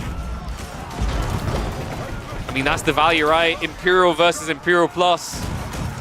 Numinon about to break Killjardy, about to force a game number 3 to decide who goes through into the quarterfinals. And well played as well. I mean, Killjardy, in some ways, maybe an angle of hesitation cost him dearly. I think he missed macro. That hurt him in a really big way when he finally got to Imperial Age. He also was very delayed going to Imperial. But you can't fault Numinon, man. Mass Mounted Samurai, a classic strategy, one that we rarely see these days. It's always about the Mounted Samurai. It's always about the mid-game. It's never really about the Mass Foot Samurai anymore. In fact, I think I literally just said Mass Mounted Samurai because I'm so used to saying it. Cool to see them making a little bit of a comeback here, especially in Season 9, because we just haven't really been seeing them at all. The Ball Boys as well. I mean, the funny thing about Numinon's entire army is if you pulled up a game from the first, like, 2 weeks of Salt and Sense release, and now, they look the same. Why doesn't he mix some spears in? Doesn't need it. He legit just doesn't need it. Yeah, who would have thought the Mass Feudal Samurai would have been OP? The true takeaway of this game.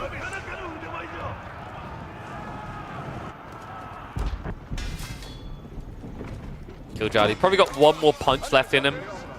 If this flops, which I really think is going to flop, if this flops, it's over. If he had biology and elite horseman tech, maybe you could hold on. This still feels incredibly hard, though. That's cool, though. So that means we're going to decide this on Borderland. And it's going to be either Juji or English versus Abbasid or Byzantines. I think we're likely looking at English versus Byzantines. Numidan could try and get creative, though. Like, Juji versus Byzantines could be intriguing. You can get very good fast castle timing up against Biz. Just don't think Borderland's the map for it. Would Sprint be good against Samurai? In theory, in a weird way, but also no, right? So, like, the Sprint penetrates, the deflective armor will deactivate, but I think the pen shot doesn't hit deflective, but, like, you're still going to have to go for deflective. It just wouldn't be good. I think this actually might be the worst unit in the game that's meant to be countered, because it's infantry, to build Sprills against. Mass Man Uniques would have been sick. Actually, Mass Man Uniques for Kiljadi would have made a lot of sense. Because you go Incendiary Shot, they can't dodge. But, I mean, that would have involved using the University, which... Or rather, using the University-level tech in the Siege Workshop, right? Which we just haven't seen all game.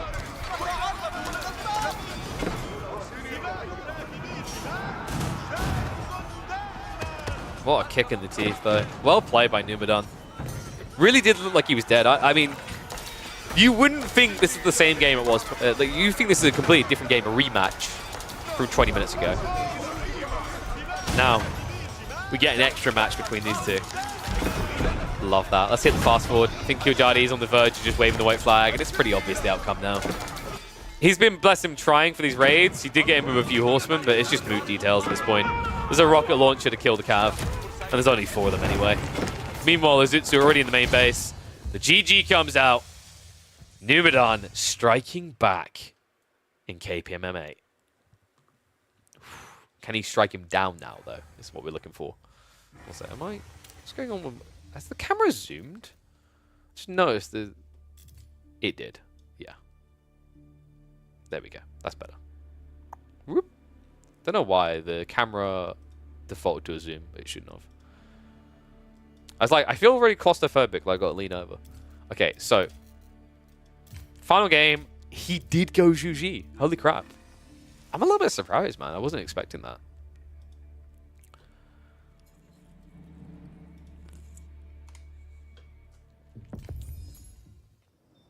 One second.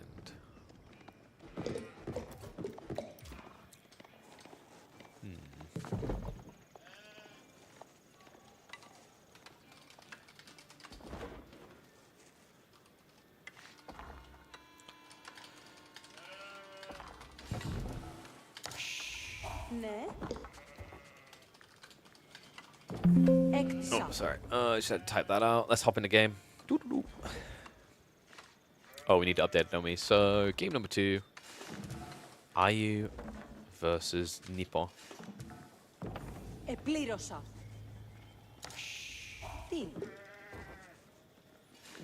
Yeah, reminder, right after this, we'll have the winner of this up against the winner of Cat vs. Mahodo. It's kind of sad. A little bit annoyed, actually, that we won't be able to cast the Cat vs. Mahodo one. But it is what it is. Usually we're able to cast them all. Maybe if we have a gap, we'll go back and cast it. Whatevs. Maybe like tomorrow.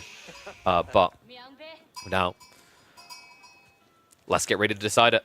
Game number 3. Numidan on the Juji. He actually chose it. The Mad Lad. This is crazy. I actually thought Numidan would just go for the English in this matchup. A little bit tough sometimes. English versus Byzantines, a good Byzantine player can shut you out, and I think that's why he was forced onto this. Juji going to be an incredibly interesting choice to watch here, though. Very open map. Fast castle might be a little bit risky against Cataphract mirroring, and we know how good Byzantines are, not just teching up, but applying pressure, especially when you get these front-facing gods. And yeah, well, there's never... Like, Juji in general don't tend to get great meditation garden placements on this map, right? Like, you could actually just settle for here. It's not too bad. It's 36 food, probably about 25 to 30 wood. The alternative might be like here. Yeah, here. This is probably your best. You'll be able to get the stone. You'll be able to get about 20 wood and then 36 food. It's not great, but it's not terrible. The thing is, like, meditation garden is nice, right? But can't believe I'm going to say this. I feel like meditation garden is a little bit overrated. It can be an insane advantage. I'm not discrediting that. But what I'm very proud to say about Zhuji is compared to a few months ago, while a good meditation garden is nice to have, it doesn't feel essential anymore. Do you guys feel that with what we've been seeing recently? Like, I think Zhuji are a functional civ without that. They can actually win matchups without a broken meditation garden, which I'm so happy about, right? Like, there was a point where I was like, are we going to have to revert the nerf the medi garden? I'm glad we didn't have to. I do think that the alternative is still in a weird place. Like, we're not really ever seeing people go for Jiangnan Tower. It is a tax drop-off building, which is quite enticing, right? I'm wondering what they could do to fix Jiangnan now. It's a tricky one, I think. Because, like, Meditation Garden isn't absurd. It's just more generically applicable than the alternative. That's the problem. But yeah, he goes for the simple Medi Garden. Gets the double gold, so looks like this could be a fast castle build from Numu. He got a lot of sheep, right? Yeah. 19 sheep. Is there a chance that we're looking at Pro Scouts? Well, he has got 2 on the gold still. And he's going to be getting the gold trickle of 50 a minute. It's feasible that we could be looking at Pro Scouts here. A little bit risky against the Byzantines, in my opinion, because that is just a civ that can rush castle off the back of you doing that, and then ultimately punish you with dives. In fact, I'm hoping that's what Killjoy's looking at here.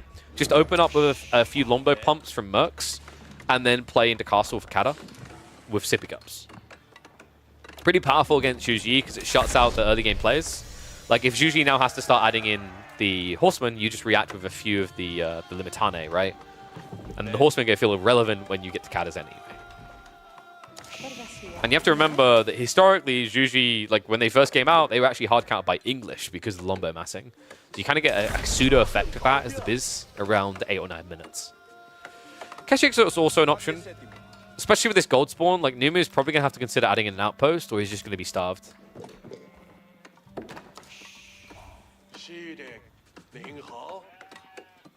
Yeah, I'm just thinking about the people who got playing this week, by the way. It's kind of crazy how different it is, right?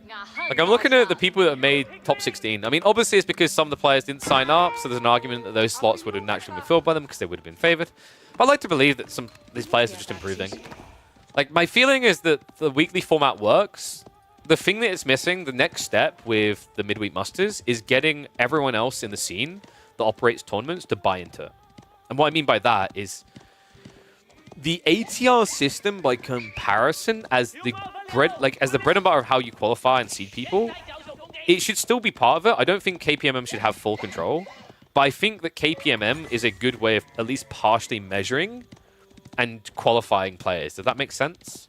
I think of it the same way as like how Red Bull or Legacy qualified players based on top 2 from Nili's Apartment Cup, from top 2 in, I believe it was Golden League, right? Like, it was a very smart way of doing it. You've got events that are proving people's capability. And that doesn't mean like for the main event you necessarily have to like qualify people midweek muster. But I do think it's a useful tool to consider for seeding purposes. So Pro Scouts coming in as expected here. Kildani does something weird.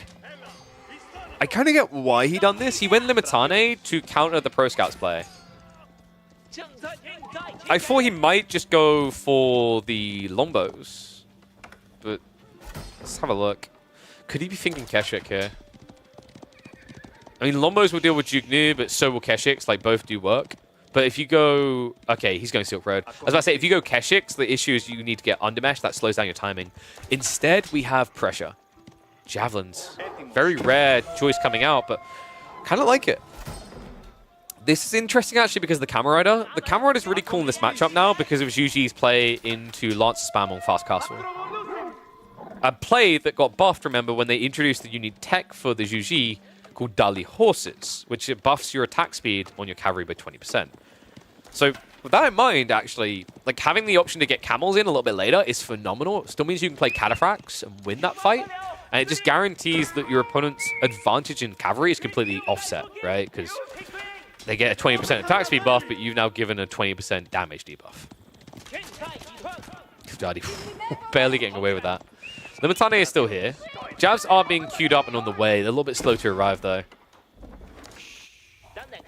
Numidon apparently hasn't read this for what it is. Like, it's a little bit surprising, actually, that he hasn't sent one of his scouts over.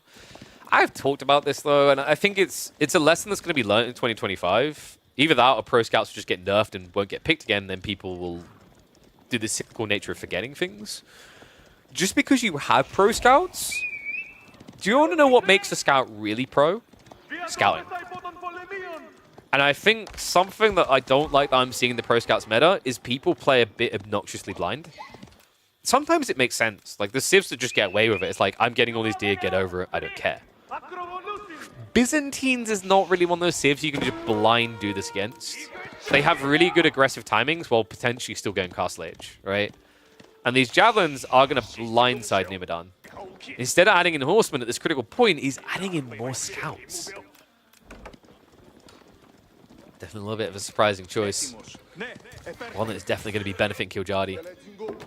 Wait, what? What was that rally? Wait, Kiljadi, did he use all buildings? Yeah, I think Kiljadi fluffed up there. It looks like that was maybe an all-building select, or military buildings originally. I can't think of any reason you necessarily want to send the javelins up there instead of to the center. Maybe you could argue it hides the play, and then you can snipe a few scouts, have the second group come in. We do have horsemen now, and Numidan, this is starting to look greedy. Really, really greedy. He doesn't have horsemen coming. He doesn't have spearmen coming. Like, actually, weirdly enough for Numidan, the cheap and efficient play now is spears. You just add in, you know, let's say 20% to 30% spears for the Zhug you've got, you can win these fights pretty well.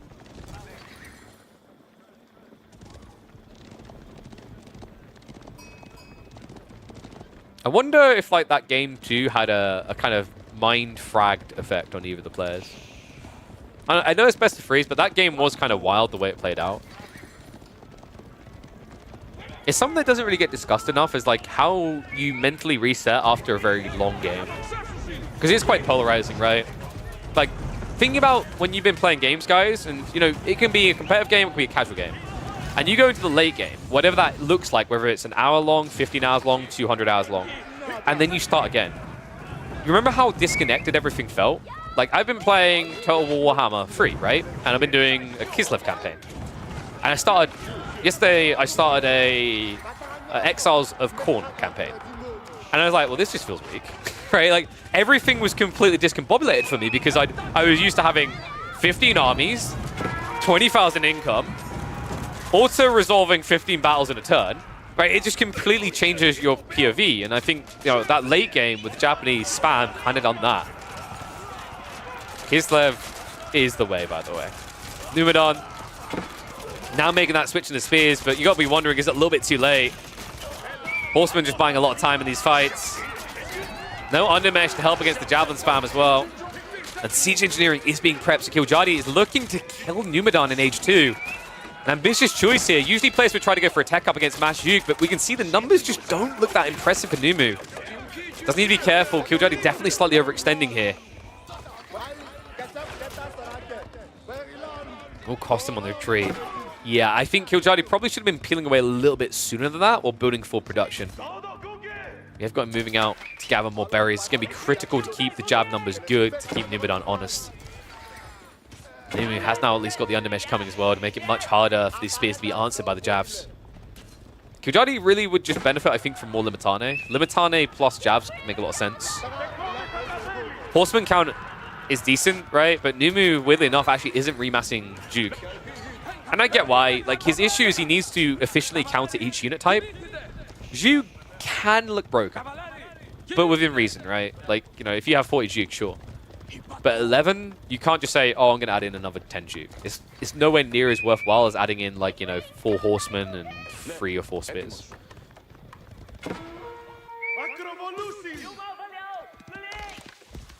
So we've got Pro Scouts interception here again. Numu's still got a lot of food to work with, right? So this could go on for quite a while still. We'll hit the fast forward a little bit between these fights. This is why I thought that Kiljadi's goal would be to go Castle Age. He's probably paranoid, though, that if he goes Castle, Kiljadi is going to be starved, right? Numidan will have way too much safe food, and his timing will be better, because you couldn't really afford mass cataphracts by comparison. But looks like he's maybe changed his tune now. We do have stockpiling starting to occur here. Javelin numbers are looking good again. Numidan is being forced to reinvest. I'm a bit worried Numu's going to get baited to over-investing in the age while doing nothing. He needs to attack. And that's why we're seeing the Swede moving up now. Outpost is going to see him coming nice and early. Numu a little bit more blind to it. Does now at least see the javelins. Difficult dive though. Especially with the outpost there, that extra arrow fire is going to sting you on the dive.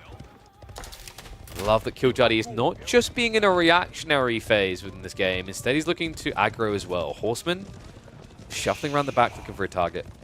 This is where Pro Scouts gets really tilting, by the way. Because like in an organic game where you don't have a million deer being pulled home, your opponent would be on these berries right now. And this timing would be phenomenal. The problem is your opponent does have Pro Scouts. And he does have what is admittedly not infinite food, but can often feel like it. Food is going to come in handy with this. Shallow Monastery now on the way. Killjoy not too far behind though. However, Numidon's timing is going to be much better. Just the build speed in a nutshell. No life gain? Wait. Are we saying that... Okay, I need to clarify with chat. Are we saying that Total War Warhammer is no life? I like to think it's just me giving my life to the Blood God. I shouldn't say that. I'm actually, like, very anti-heresy. No, but... Surely no life is Europa Universalis. I done something impressive this week. Can I get some praise in chat for this? I done something really impressive. I resisted the temptation to buy the remaining DLCs for EU4, even though they were 86% off. Is that a pat on the back? I think that's a well done KP moment, you know? Nah, I'm telling you, like I'm adamant in this statement. If you simultaneously enjoy Total War and Europa Universalis, you can burn substantially more hours of your life in Europa than Total War. Now that's assuming you actually have enough hours in your life to do both. But if you do,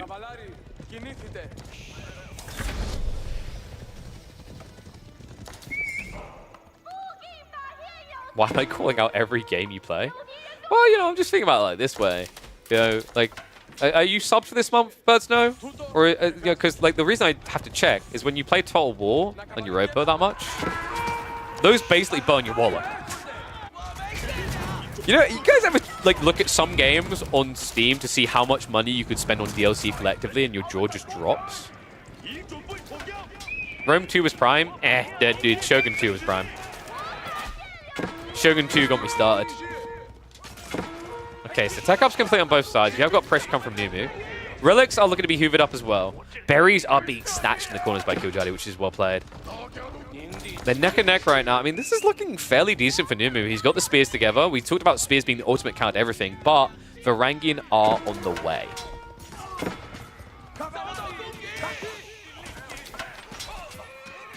Only spent a few $100s on Total War. Okay, guys, if you really want to spend money on DLC for a game, I'm pretty sure it's all about, isn't it about the train simulator one? I can't remember if that's what it's called. I think they had the most heretical levels of microtransactions I've ever seen. Like, we're talking thousands of dollars worth of stuff. And they'd done it before everyone else. Nice pressure from the Javs. Numu's got caught early on here. The PG transition's underway. He's very much in his infancy, and I mean, the DD stacks are at least looking good. He needs to kind of delay this fight. I don't think you want to have it right now. The Javelins do just kind of fill out the MVP. Limitana now coming in with the stab. Jazz will go for the trade on the backside. Killjoy, weirdly enough, not adding in Varangian is very surprising here. Could be a crossbow switch. That would make a lot of sense. Relics are now being targeted by both players. Oh, well, hello. Okay, I thought he just wasn't going to bother. We've got Cataphracts. That's kind of sick. He clears the Spearman. He waits for Numidon to make the investment. And now we're getting Varangian plus the Catas. The problem here is, like, if Numidon had just built crossbows now, which is an organic thing to do, he'd be favored. But if Numu chooses Mass Palace Guard, Killjoy will fight incredibly well into this.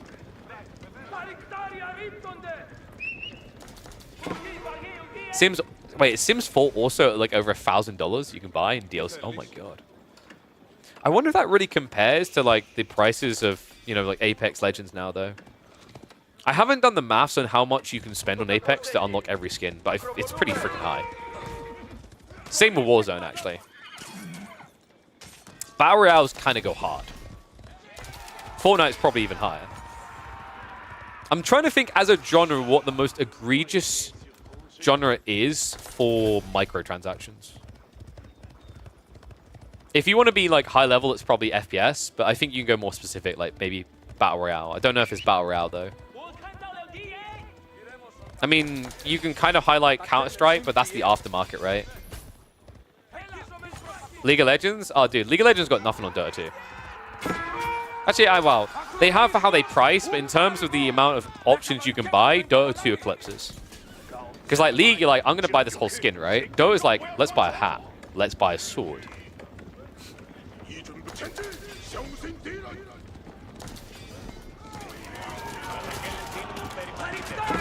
Shajadi does reveal the one cataphract. I don't know what that was about. We just have a crossbow race now, though. So what we're trying to do at this point is look at the food and gold to really get the full picture. The problem I do see in this game for Numadon is if this turns into a crossbow trans for both players, you're in trouble because of the jabs. So he needs to answer javelins as well. Love the Nest of Bees idea, but he needs to make sure he's getting them out fast. Supervision's going to be there, so every 16 seconds, but he needs 4, 5, 6 Nest of Bees ASAP. The problem is, how do you really afford that while scaling a main army? That's the real challenge. Clash coming in. Some Varangian in the mixer there, so frontliner's not going to die too fast. The Nest of Bees does reveal itself, the jabs. Start to step away. He's going to be forced off for this. Numadon says, I'm not dead yet. And also, the worrisome detail is, like, what's the food looking like for Kiljadi? I mean, berries are running out. He's only got a few groves. This is problematic, actually. Numadon doesn't have farm, sure, but the deer... Wait, is he actually out? I think he's on his final deer, maybe 3 or 4 left.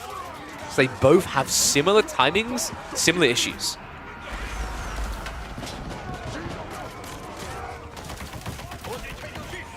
Oh yeah, that's true. You have to unlock the heroes in the league. I never like those systems where you have to pay for the heroes. I think when you have to pay for the heroes, even if you can unlock them by playing for free, it makes a player feel like things are play to win. Or pay to win, rather, right? There is a merit to it, by the way. It's the same logic if like AoE4 was free and it only let you play French and English. You know why it's doing it, right? Yes, it wants you to buy extra civs, but it's also so that you don't get overwhelmed as a new player. That's like a big challenge of AoE2 if you're a completely new player, right? Is that that game has over 50 civs. So if you've never played AoE2 before and you open that screen, it's very overwhelming. Now, the reason why strategy games often get away with this is because the logic is their demographic are used to complex systems and they don't care. A pristine example of this is one we mentioned earlier in Europa Universalis. Like, Europa Universalis, if I'm going to literally open it right now, not the game, but I'm going to open Steam charts, and I'm going to guesstimate that Europa Universalis is sitting at about 14k active players online right now. Higher. They're at 18,000 right now. Peak was 23.5, right? And like that is, for anyone who doesn't know what Europa Universalis is, it's in a category game so complicated, they had to create a new genre called grand strategies to encompass it, right? So like complex can work within reason. The difference though, and why it works really well compared to say like an AoE2 situation, and I know I'm saying AoE2 a lot, but games like that is like one of them is competitive against other players, one of them is PvE. I think that means a lot in those environments. That's also why I think AoE2 has continued to do really well over the years. It's not just the nostalgia, it's the fact that people who come back are like, damn, this campaign is dope. I feel like, okay, I need like some sort of day since he mentioned DLC thing where I'm like, I'm going to say it again, the new DLC for AoE4 needs free campaigns. As in, 1, 2, 3. I think that's very important.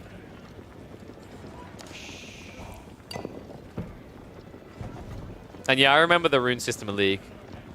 That's one thing that I'll give a lot of credit to Dota for that I always love about Dota 2. Is like I think the rune system in League, I wish there was a way you could change your runes mid-game for a price. Because in Dota, by comparison, right, if I'm doing really well, and this is what I love about games, like when you build an advantage, you can do what you want. Like AoE4 does that, right? Where when I have a big lead, I can just kind of do what I want, right? You could argue you're limited by the Civ, and there's certain things that limit you, like when you make a contract with Byzantines. But I love the idea that, like, you know, I pop off as a support, I can now be a carry. I think that's a really cool element.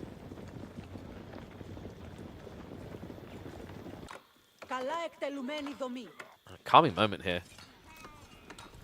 But we have a scary point in the game for Numu. He's switching the song. Farms are coming. The Olive Groves are paying back much better already, though. Right? We got the system buff, buffing up everyone here by 22%. This is the scary thing about Byzantines versus Juji, is if Juji don't get phenomenal advantage off the map, and you are neck on economy, you're actually so far behind. It's wild to look at, right? Like, Numu, he's got 3 of these Imperial officials, sure, but he's not buffing his entire economy by 22%. He's buffing part of it by 20%. Puts him behind. Has at least got an extra relic over his opponent, but Sacred Sites are now being captured by Killjadi. That's going to give him the gold edge. The Nesta-B numbers are going up, but the scary thing about doing that for Numidan, the thing that I think makes Nesta-Bs really sucky right now, is that when you're a defensive player, they keep your opponent off you. But if your opponent realizes what you're doing, massing Nesta-Bs, they can just tech ahead. And the whole advantage is dead. Because you don't want to have to chase with this unit. You want to be able to force your opponent into you. It's like, you know, if you had 2 Sacred Sites, 10 Nesta-Bs feels great, because they have to come to you. So the problem that we're getting to here for Numidan is Killjadi can just go Imperial and build mangoes. If he does that, Juji can't really play knobs to get an advantage.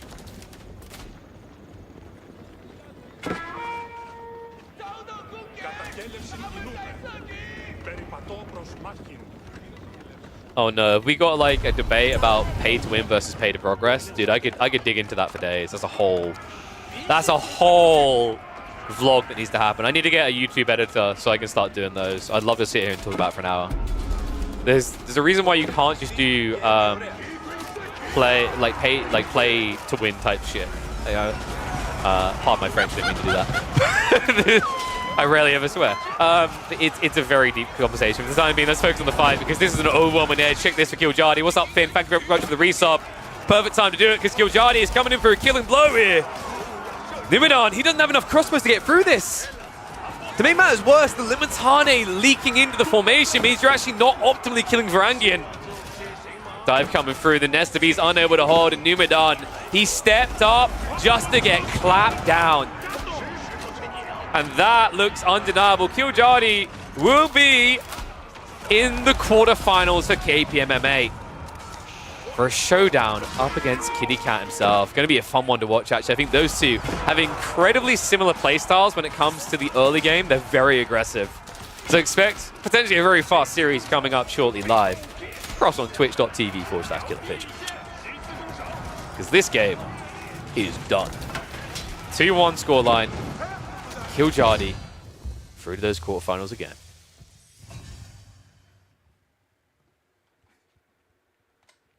Oops, I said a swear word. I never do that. So yeah, so like, here's the thing. Pay to progress is a really big thing in the ecosystem, right? It's everywhere now, right? Here's the problem with pay to progress. It can work, but it's very difficult. And the reason it's difficult is if the pay to progress is too obstructive, it's too oppressive, you can't get people to stay in the system. Hair care routine? Yeah, so you want to take your hand like this and you want to go whoop, and that's hair care routine. All right, guys, like, you know what? If we ever do a subathon, I will go into my hair care routine. I'll do a Ludwig and explain it all to you guys. Sound good? Maybe I should do a subathon this year.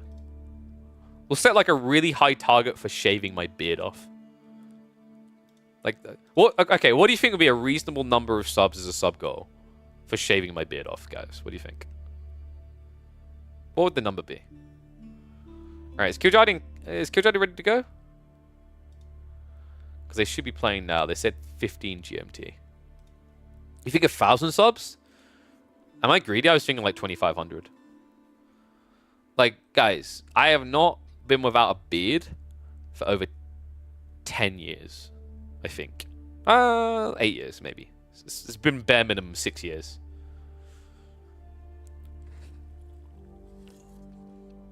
Like, does anyone have, like, some element about them where they were like, oh, if I didn't have this, I don't know who I'd be, right? Like, I'm like that with my beard. I don't know what I would look like. I feel like I look in the mirror and I wouldn't know who I am.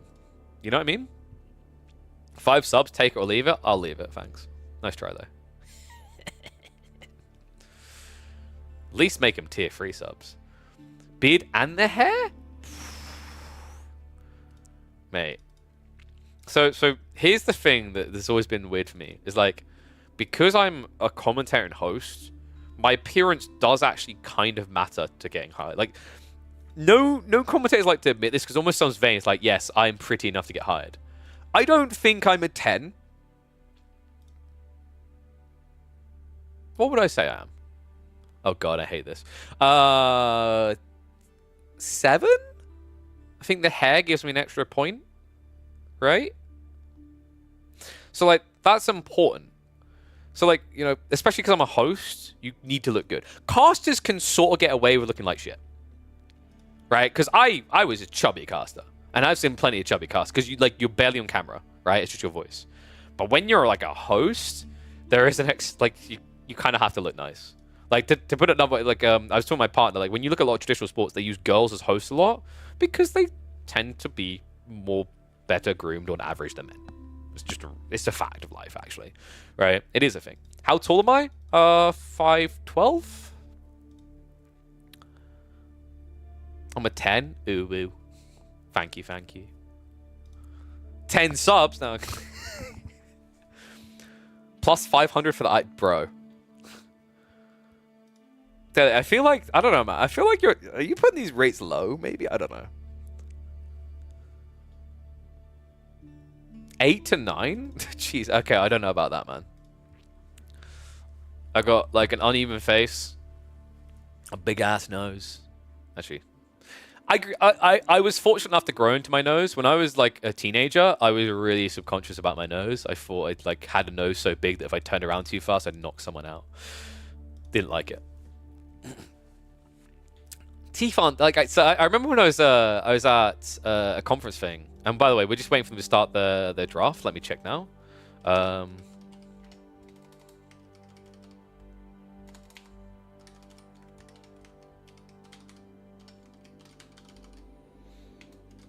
So I remember when I was at tech conference, and there's the person who worked at Twitch near me, who I didn't get the number of, unfortunately.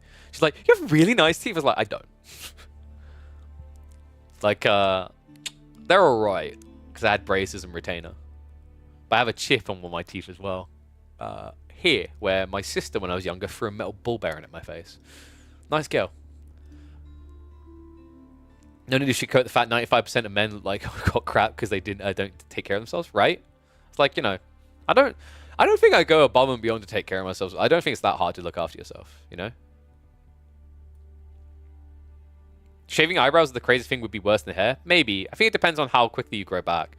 For me, it would definitely be very weird because, like, look, I got like full bush tucker trials up here. These are thick eyebrows. Another thing that I was subconscious of when I was a kid. But, you know, now it's almost like the eyebrows are like a power play. You know what I mean? I think like thick eyebrows can give you a very powerful looking face, if that makes sense, right? Because like a very not toned feature, but in a way a toned feature. Okay, so Cat and Killjadi are starting in 3 minutes. So we'll have the draft in a sec, folks. You know what I say about men with a big nose? They're very expensive if they have a cocaine addiction, yes. I agree. It's a tough life.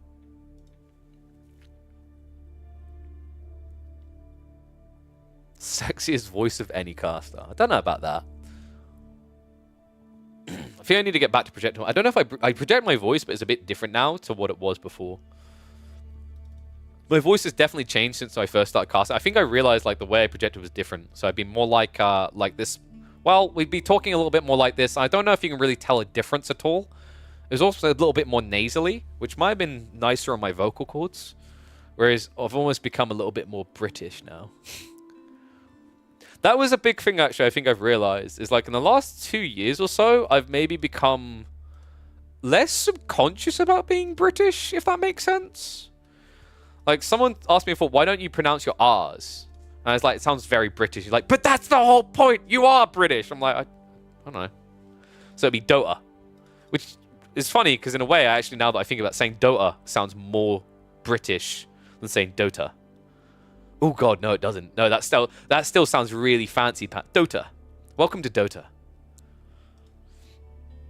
Can you do the just raise one eyebrow thing? What you mean, the Like that.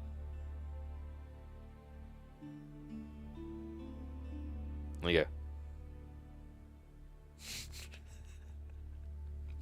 No, dude, I shouldn't do the double eyebrow. When I do the double eyebrow, you know who it reminds me of? Is the guy from American Pie. You guys know the one I'm talking about? You guys know the one I'm talking about, right? The, let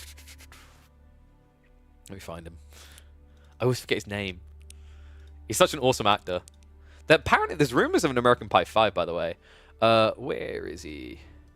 His dad. Jim's dad. I've forgotten his name. Yeah, Noah Levinstein. Man, this guy got powerful eyebrows. Hey.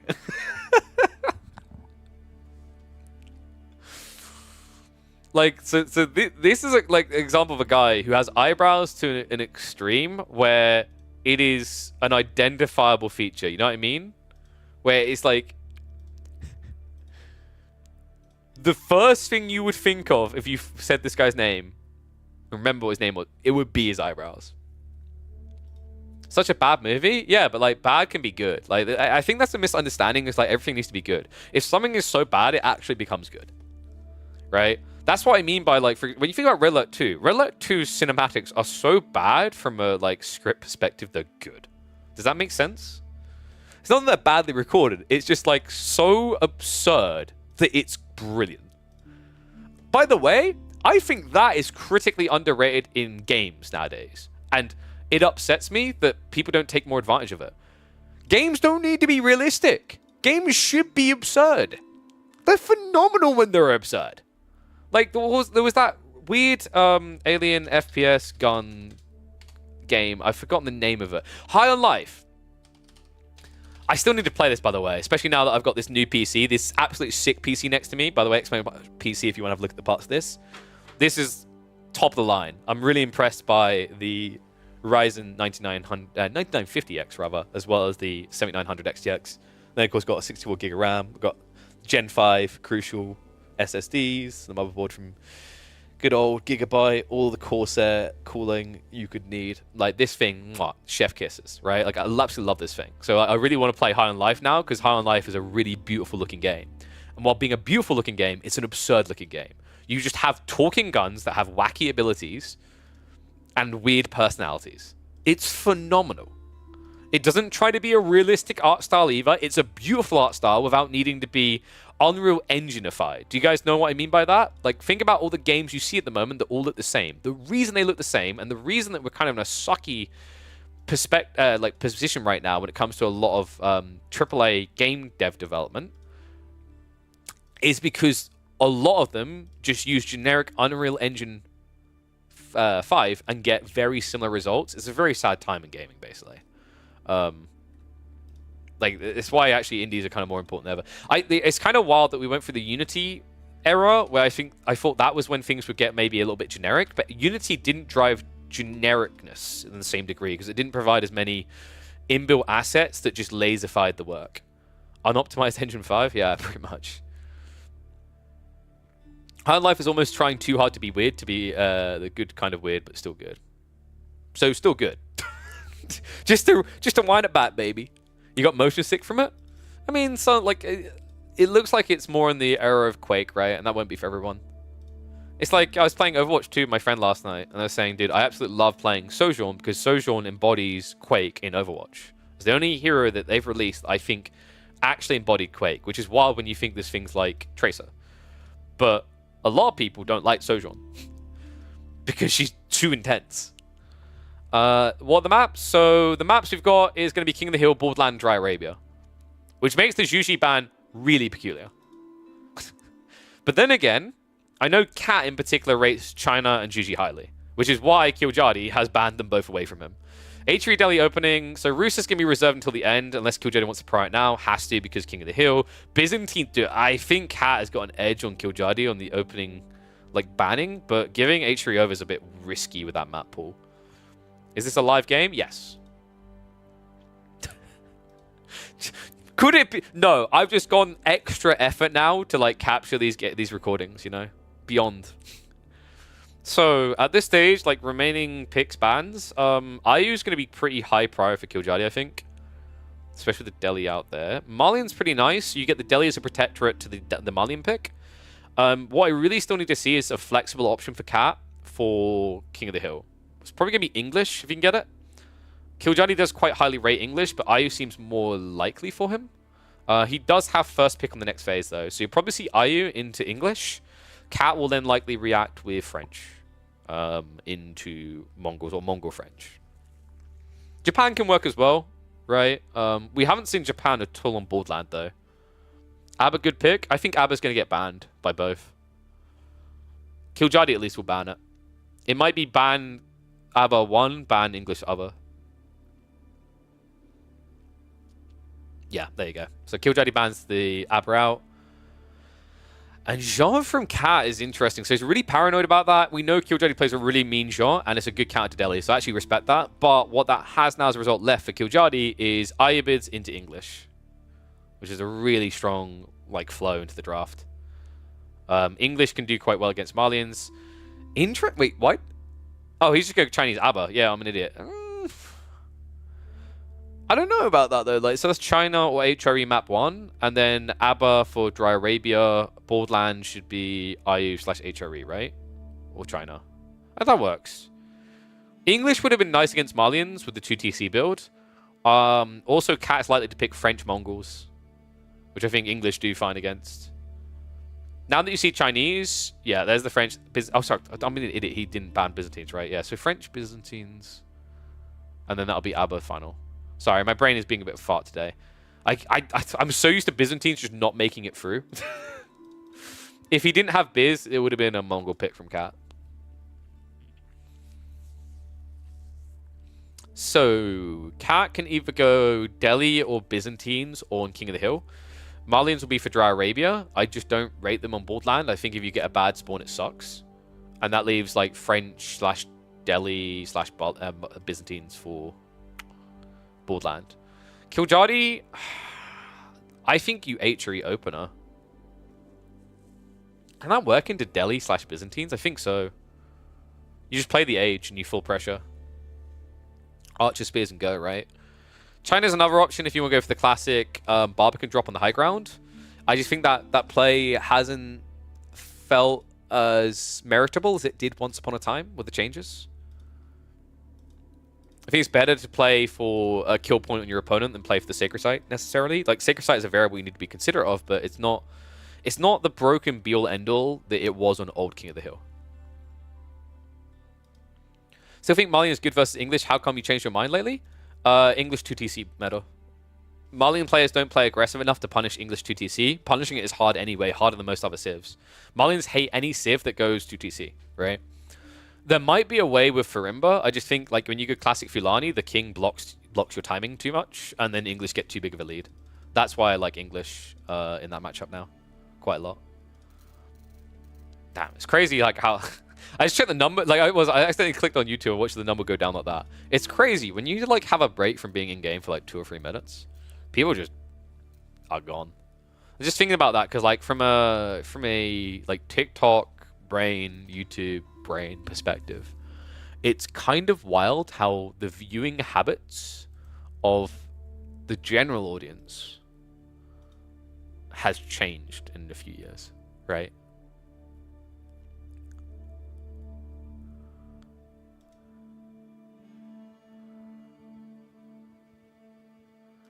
Oh, dude, that's Pog. Just got a message in. We might have some goodies arriving later this month. And I might have a giveaway for you guys as well. When we get the info for the DLC, let me just check my crystal ball and let me just quickly double check my direct line to Bill Gates. Yeah, Bill. So when are we getting that one? Wow, that soon?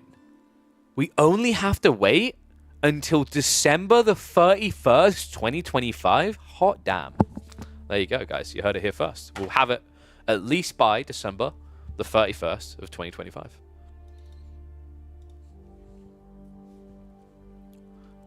Glad I could help. Malian was always good versus the English TC? No. Malian was good against English 1 TC all in.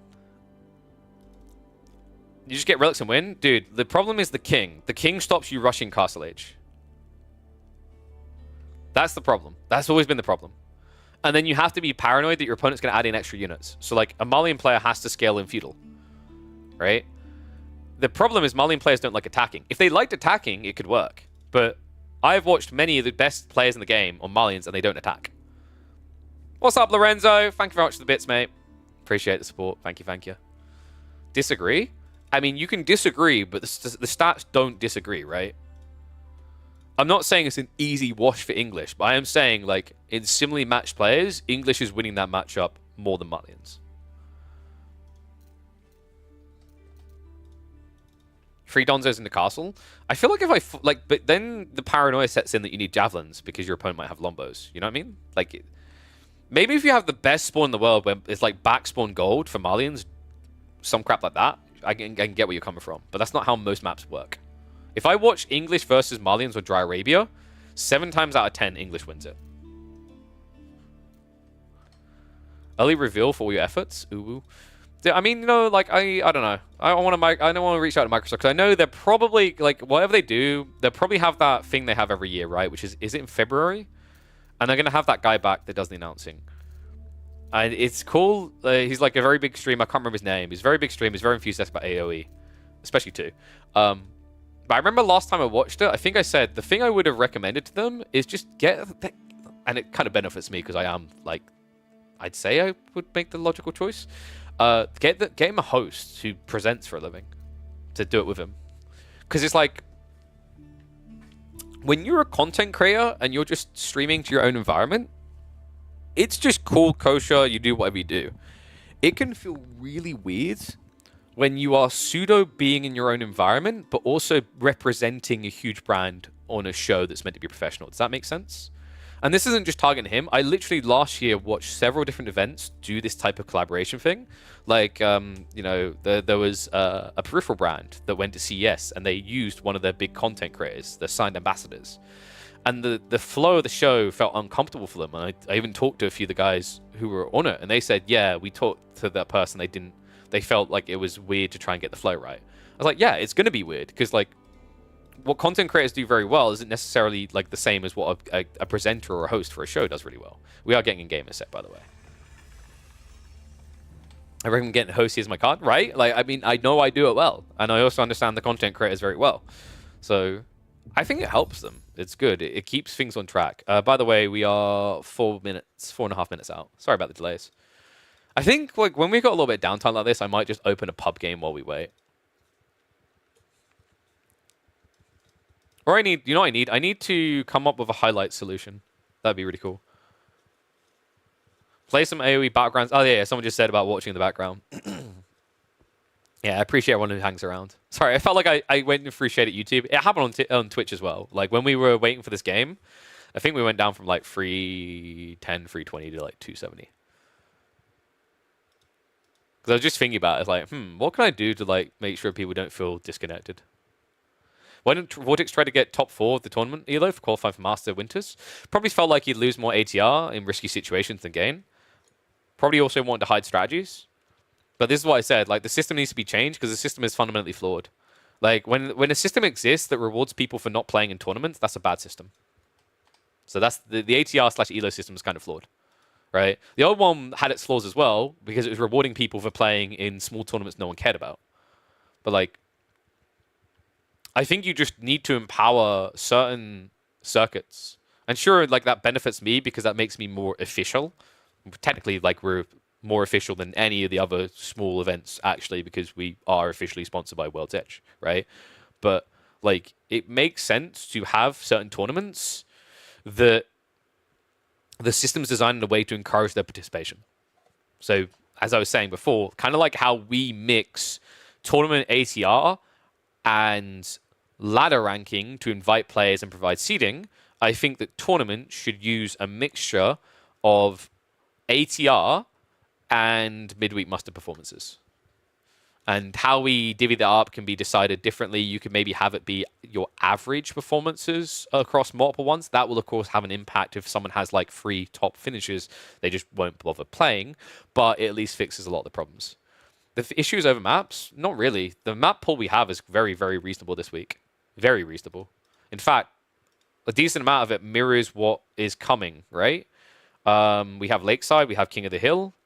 I think we brought Gorge back, right? We have Dry Arabia, we have Boldland. Like, at least 4 of the maps we're using of the 7 this week are in EGC Masters Winter. So, I disagree the maps is a problem. Or do you mean, like, long term? Well, that's where we've been more conscious, right? Like, to say, like, the issue is the maps is to say that other tournaments that are S-tier tournaments even haven't got maps wrong, right? Oh, you mean in EGC TV Masters? I mean, we have enough maps that are in there that I think players should have felt encouraged to play this, to be honest. Like I said, 4 of the 7 maps we have are in EGC Masters. So, yeah. They've been voicing their concerns. I mean, I'm trying to be conscious of, like, concerns, right? Like, this is why we do the runway. I don't think, like, I don't know. Like, my take is I think that they should have used high view, the Pigeon's view. I really think they should have used that. But I get why they didn't want to. Like, Pigeon's view has edged on the side of longer average game lengths. But I think that is not fully indicative of what that map does. But we kind of had this discussion earlier in Wham's chat where I was just, like, I was flat out saying, like, you know, and yeah, don't get me started. There'll probably be another argument with Core if he turns up in here. Guy seems to have a problem with me. But the thing there is, like, you do need maps that people want to watch. And also, changing maps isn't bad, because if you just play Dry Arabia and repeat, not only does it get boring, but also it gets, like, optimized in a way that, like, someone that I'm really a big believer in is that people don't want to watch perfection. They want to watch problems being solved, if that makes sense. They want to see new things, etc. And obviously, there's a balance to that. You don't just want someone to play a map for the first time and cheese. But I do also think that people don't want to watch Dry Arabia for, like, a year and repeat. So stupid to let Reddit guys vote. I mean, I think like Reddit, like Discord. I mean, it's nice to give the community like a voice in it, because like it kind of makes sense. Like, you want the players to like what they're playing, but you also want what the people want to watch. You know what I mean? Like, if I had a format that maybe the players feels a little bit dumb, but it brings in 10K views, or I had a format the players love, but it brings in 7K views, what should I do? 10K views. Because like, I think this trade-off that I highlighted there is like, if you really want a situation where, for example, you know, you want all the maps you want, but the viewers don't want to watch that. Let's say, and you know, you can argue there's not proof of that, but let's say that was provable, then I would have to say you guys get paid less. The price will go down, right? Because there's less people watching, so there's less revenue generated. So I can't give you as much. So that's the trade-off. Flaming Pigeon's view without even knowing? Dude, don't get me started. Well, you're talking about Core getting into freaking Coastal Cliffs and GGing at 8 minutes because he made the wrong rotation and didn't pick the other map that was better for his draft because he didn't even bother to load the map once. And that's the example of what I mean by, like, if you're a professional player or you want to be a professional player, that's basics. Checking the maps you're playing before the tournament is basics. Well, apparently people want chaos. How about this, then? Tiny Arena, 2 of the most aggressive players we've been seeing in KPMM. One and all, welcome back to Midweek Muster. It's week number 8, and I need to update that. We've got Kiljadi versus Numadan just happening before this, and it's going to be now Kiljadi versus Cat. Apologies, I will update that between Game 1 and Game 2. Byzantines versus Chinese to open this up is a fun one, actually. We've been seeing Byzantines starting to appear here. The Cataphract build's been looking pretty effective against these civs that try for the Sacred Site. And well, the Chinese definitely one of those civs historically that goes to that win condition. Yeah, very interesting opening. We didn't get Roos for once. Woohoo! It did get banned on both sides, actually, guys. So Roos was banned out. Juji was banned out on both sides, which is quite interesting. There were a few variables here, like Delhi could have came out for Cat, for example, instead of Byzantines. Meanwhile, for Kiljadi, I think HRE is quite surprisingly effective on this map. But I think you wanted to keep HRE as a flexi because it has a lot of places it can work. A player nicknamed TBD would be better. Oh, dude, don't get me started. Like, what? I can't remember what game it is. There's a game that has a player called Player. I love those types of names. They're so goofy. I think there was a Dota player that literally had a hero's name. It's like, oh no. But yes, we don't have any of that here. Not until we add... wait, actually, I just realized Cat should have became an Age of Myth player and just been an Egypt main, right? just have Sphinxes by Cat. Instead, we get Grand Wineries by Kitty Cat. Meanwhile, Killjardy should just be an Imperial Academy. I think gone are the days of just rushing the Barbican in the center. It's just not a valuable game win condition anymore. The reason for that, by the way, is like Trebs are better. Trebs don't suck anymore. Are we happy about that, chat? Trebuchets are finally worth building, Pog. Because you guys remember how this map was, right? People would walk over here, build a keep, build siege. Wow, engaging gameplay. Now, admittedly, they still build siege, they build Trebs, but they use it to clear the infrastructure and go in, which I actually like. That's why we brought it back. That's why I assessed, looked, and went, actually, it's time to revisit King of the Hill. If it wasn't for the siege changes that they made, I wouldn't even entertain this map for a second. So big shout out to the devs for doing that. Hopefully we get some follow-up patches soon. I know a lot of people are eager to see certain things getting tweaked, nerfed, and buffed. Racks opening from the Byzantines, though. Kind of surprising. Then again, we have been seeing a lot of Pro Scout shenanigans, so it might be a blocker player there. In fact, I wondered if he was going to try Hippodrome just for the Pro Scouts. We have seen that a little bit. But just Grand Winery feels a lot better against China. Western Contract is just the bread and butter of how you counter Chinese, right? Because you go into the Lombos, you pressure early, then your opponent ages up, and then they usually, historically, would mass spears, right? Which is terrible against Lance Nectar. Can we get a pro player called the Byzantine player?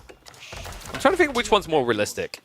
Maybe like, oh, you know what? Actually, like a player called ABBA would be very realistic, you know? That could work. Or just get a player called I Am English.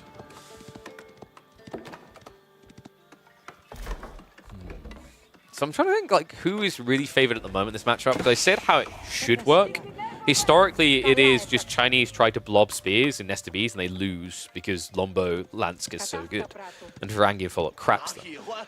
But now Nesta Bees are less sought after. Right? Like, we don't actually see people rushing Nesta Bees like we used to.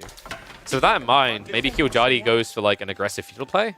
I haven't seen many Chinese players trying to play out feudal against Byzantines. For good reason. The early longbow timing kind of starves you off from and stops you from getting juke, right? Like, if this was Juji versus Byzantines, I think you can get away with a mass juke build. Ironically, we saw Killjardy versus Nubidan for that earlier. But in this matchup, China has to wait so much longer to get repeater crossbows. So the more likely play here is going to be Fast Castle. Outpost coming up, but that's not deep enough. Yeah, if this is Western Contract, this outpost doesn't protect you. Limitane finding good value, man. Killjardy even diving with a scout to potentially go a little bit deeper. So Killjardy finally realized the mistake. Does start building the outpost safely in range. But Cat should now have that Merc house on the way. I don't like this. Killjardy's going pro scouts. Very tricky predicament now, actually, I think. You know, something that I think is really underrated in these type of situations is a Ford Merc house for a timing attack. Because if Cat actually had like a Merc house being built here because he walked the villager out on time and pumps longbows from here, your opponent's completely gold starved. Like, he's just not going to get anything because you can just walk up here, block the secondary gold, right? Now, admittedly, Killjardy would still have taxation. Wouldn't be that impressive for a fast castle, though. Killjardy now getting extra outposts up. We do have the stone gathering, so hand cannon slit soon on the way. I just realized we never put predictions up. I'm going to rush predictions up. Apologies, guys. Cat versus Killjardy. I'm only going to give you 1 minute, though, so get your predictions in fast.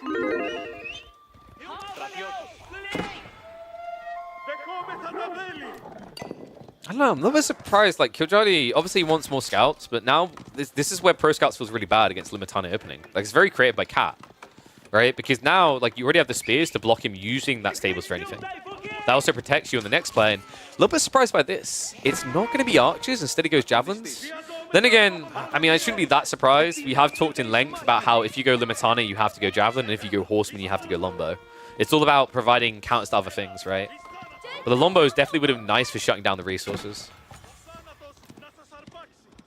Killjardy, has he got much back so far? I think, what, 1 deer maybe?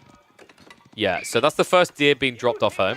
Spears are already blocking the north side. In fact, if Cat wants to get really creative here, he could push the deer further away. Kind of an underrated play as well, right? It just guarantees that it's harder to get any of the deer home. Also means that if you just funnel the deer into one location, if the scout shows up, he can't pick anything up. Killjardy now with the archers. Ah, this is looking pretty bad for him right now. And we've got, what, level 2 Sistan, so your economy is buffed by 14%. You're almost mirroring what the Chinese are capable of. He's going to march north side. Now, admittedly, the Javelin positioning... Where are they? Dude, they're so slow to arrive here. Tiny will have to walk away, so Archer is able to clear the way across onto the deer. Is Cat losing track of his units? Or is this a ram timing? Because I'm a little bit confused over what the Javelins are doing right now. I guess he's going after the economy, but as a result, you just gave your opponent his food.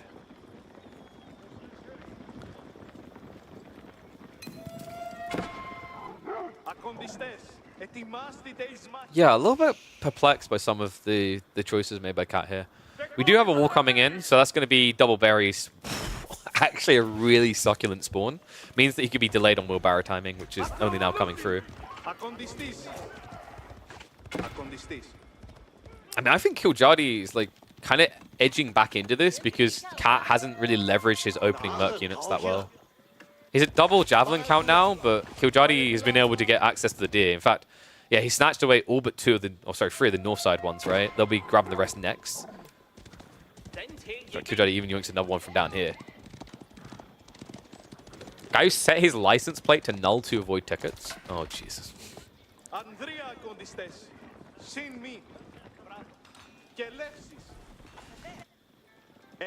You guys ever thought that that's kind of like a weird thing when you chant NA for like, say, like American esports is doing well?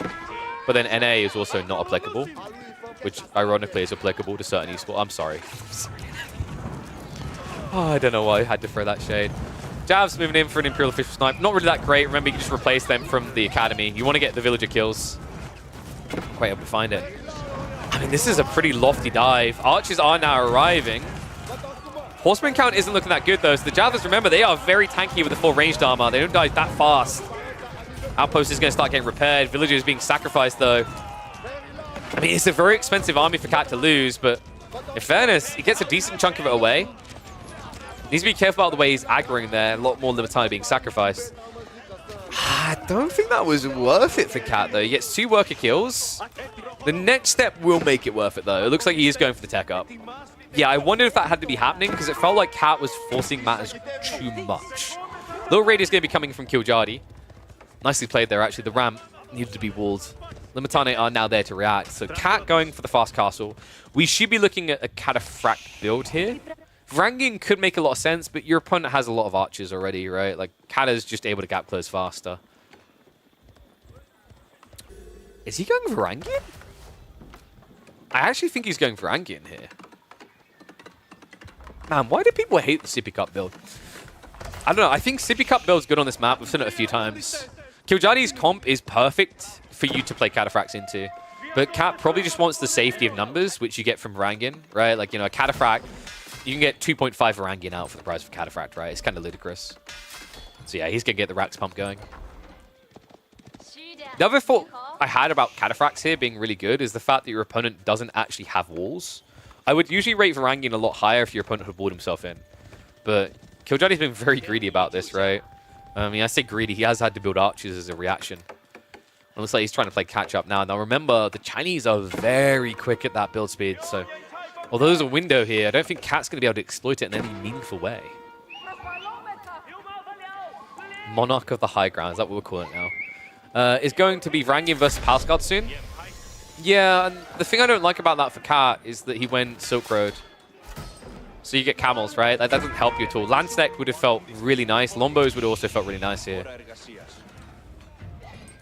I guess also the other problem is like you have to go Varangian. You can't go Cataphracts with Javs that well, right? Because spears can be countered by Lombos, but Javs don't. So I kind of see where he's coming from. I don't know, Silk Road is always just so polarizing to me because it's very powerful in the right game, but it's also very limiting. It feels like you lose a lot of options. So Horseman Raid coming in again. Kiljadi. Might be able to snipe a villager or two down. Nicely microed. He got both of them there. And lost the Horseman. Meanwhile, Imperial Pass down the way. I love this. I don't love the placement a crazy amount. Would have loved it a little bit further forward here. Because I'm pretty sure if you place the Imperial Palace here, you can see onto the Sacred Site. But this way, he's only going to see probably like towards, say about here, about the gold. Kind of surprising, actually, though, right? Like, you'd expect Clock Tower here, considering how good this map is for funneling into the center. So, KillerPigeon definitely cooking. I mean, you will be able to see where your opponent's economy is, but realistically, you already know that info. All right, guys. Ready for vision? Right now, this is me without gunners on. Wow! I put them on and see... I'm sorry, I had to do it. Bloody strong landmark. So now these flank attacks can be seen early. That's really important for a guy who did not want to build intervals. Barbican now coming as well, so Song is going to be on the way. I don't think we're going to be seeing him rush 2 TC. You can't really afford to. More likely is going to be Palace Guard into a Monk switch to pick these relics. Relics that Cat is already on the way to.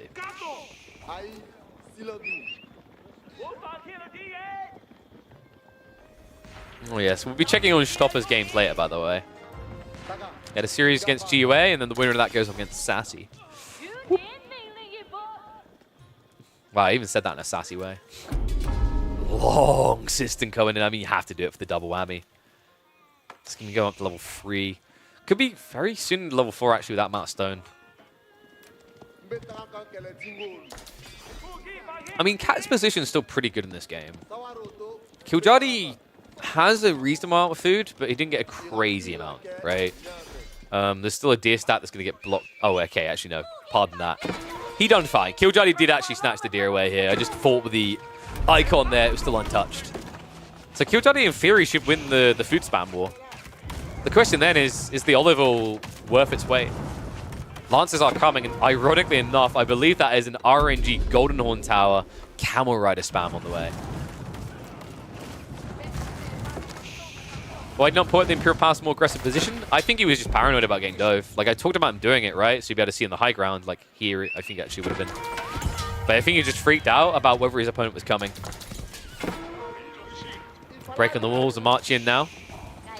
The Varangian being revealed. This is where you need to switch crossbows, but KillerPigeon doesn't have any yet. Undermesh level 2 is also there, so the dives are going to be pretty impactful. Defenses won't scare them away easily. Villagers, for the time being, are at least dodging well. KillerPigeon is time to extend his economy lead. In the meantime, Cat has moved for the center, so immediately caps the Sacred Site. He's going to get traded out on the backside here, but this is mostly spears, and the spears are actually blocking the Palace Guard right now. The Varangian are lasting a lot longer. It means the Javelins actually buy enough time to mop up the backline of archers. I mean, at this stage, I might even look at this wondering why not Clock Tower, right? Like, you built Siege in the end. Clock Tower makes so much sense on this map unless the Imperial Palace is in a really good position. I get why KillerPigeon went Imperial Palace. Doesn't mean I have to like it, though. Oh my god, dude, Cat's going to go for the toxic build, isn't he? Yep. Oh, no. Oh, this is going to be brutal.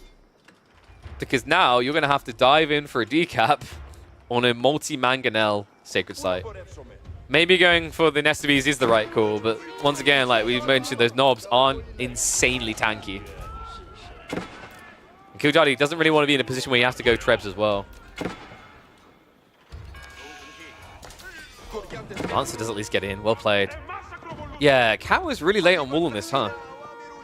So one Lancer able to shuffle in. Will at least get denied by the Camel Riders in the end. Find some worthwhile kills. KillerPigeon needs those as well.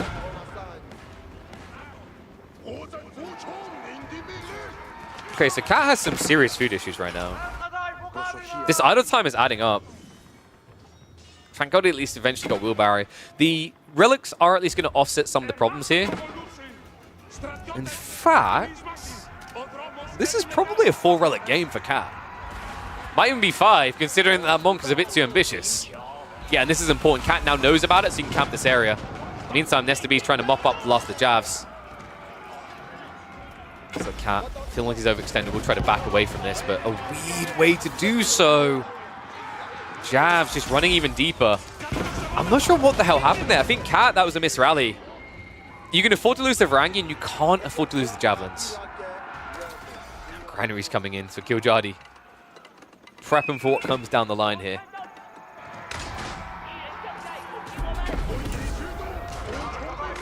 think Killjoy should have gone clock tower. Oh, I agree. I think he was just paranoid about timing, like I said. Hence why he done it to protect him, right? With the vision. But it definitely hasn't really paid off in the end. And yeah, Revelation on the double Mango Tower is going to leave Killjoy probably feeling a little bit tilted. This is not fun to play into. In fact, this is a new addition to the King of the Hill experience. Remember, we didn't really get, do I want to say treated? I guess I'm going to say treated. We didn't really get treated to Mangonel Tower spam on King of the Hill before, right? Because when it was last in the competitive meta, the Byzantines weren't even in the game. These are pretty toxic, though. It's siege damage, right? So the problem you're going to have is Nestor Bees is your only way to now blitz these. But your Nestor Bees have 130 health, and these do siege damage for reasons I can't explain. In fairness, if they'd done range damage, they'd be pretty pathetic. But this is quite unfortunate for Killjoy. He's going to need to go Trebs. And what is up? That is fortunate from Shakes. Appreciate you, mate. Thank you for the Prime sub. Remember, guys, you've got Prime subs. Do get them in. Someone was mentioning they had to deal with ads mid-fight. That's how you avoid them. Subscribing to the channel.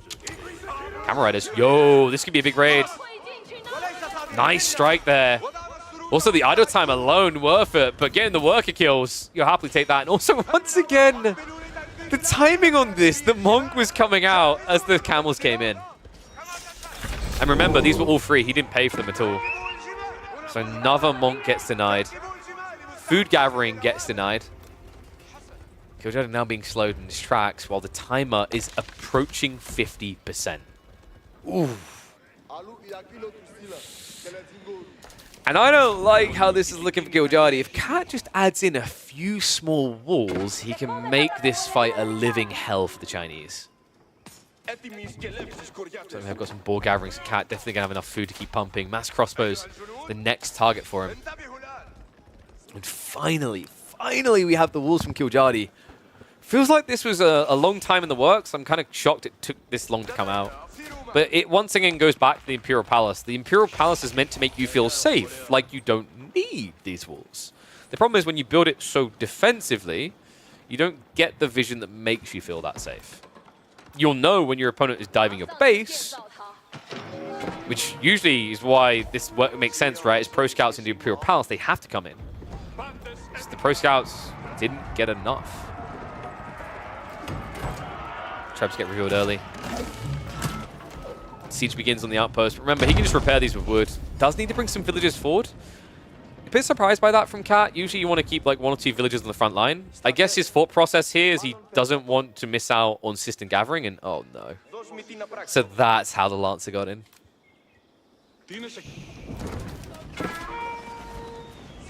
Another interesting thing, guys, camels do get bonus damage against siege. So even if there's no cavalry here, these are still pretty damn effective. Bloody hard to kill as well, 270 HP. Knobs are starting to move up. Mango shots coming out. Nestor B's not able to get the kill in time. Cat really needs to pull villagers. This is pretty negligent what he's doing. Looks like Rangin have found their way into the back again, though. How does this keep happening, man? You really can see the difference in walls. Even stone walls coming out from Cat. And 3 minutes as well on that timer. Villagers are now here, so repair crews arrived. Probably more outposts to come up. I don't know, man. I think Killjoy is as dead as a doorknob here. Never understood that saying.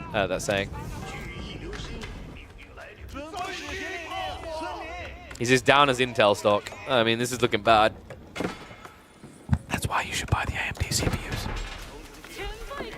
And a big reaction here. Sending 5 crossbows back to deal with this when you need to be pushing. Mango's now starting to stockpile up. 4 of them in total. That can get the insta-kills on the Nestor Bs. The outpost crawl from Killjoy is real. He needs that vision.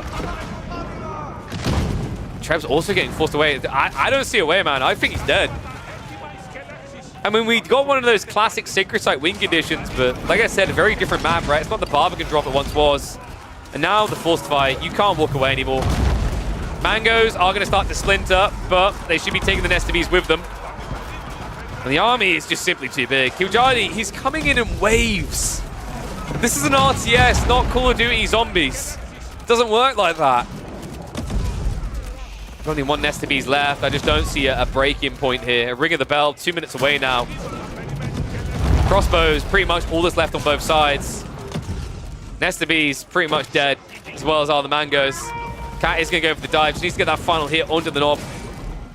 And now you can just back off. Oof. More outposts were being attempted. Looks like he actually stopped on that in the end, but I think he's put a stop to Killjadi's push here.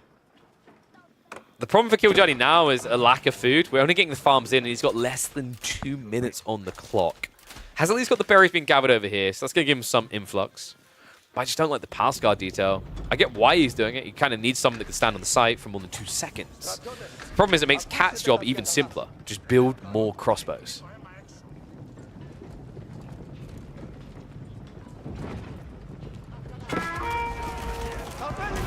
Oh, wait, Killjadi? I mean, Cat, that was an ambitious trade, but would have been worth it. The Mango is going to make it easier. Ring the bell here. Outpost getting low on HP. Mango apparently goes potato aim instead of going for the easy kill. Cat is just wasting villagers right now, but he wants to bait with the Mango.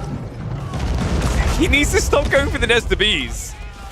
The attack on the Nesta Bees might lose him the game. And the Trebs, they've almost got it.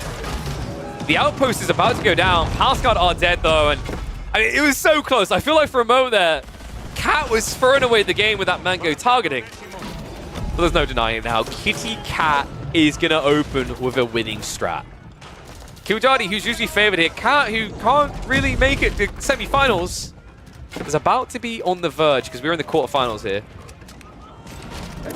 But it still takes 2 games. And this series is still far from over. I think both players have some strong points in their draft. The Bastards HRE is there for Killjadi still. So over by no measurement yet. But a scary position for Killjadi to find himself in. Especially considering the Cat has the Deli still. See what he can do in game number 2. Oof. So, yeah, a little bit of a weird game, right?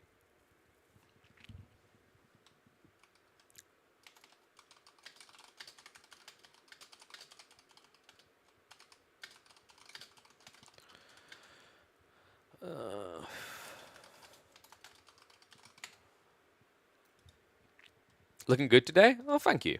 I mean, just looking like I do, I guess? I don't know.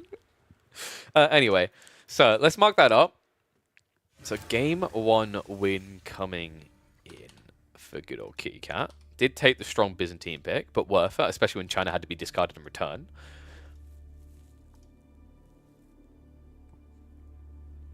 I think Killjadi is going to... You have to go Borderland to fin the herd, right? Like, Cat, all 3 of his civs do quite well in Dry Arabia.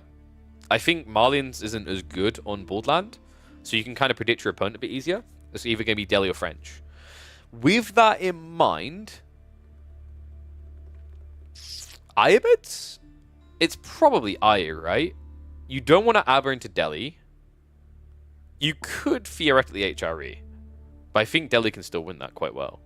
So it's probably going to be Ayu versus Delhi for game number 2.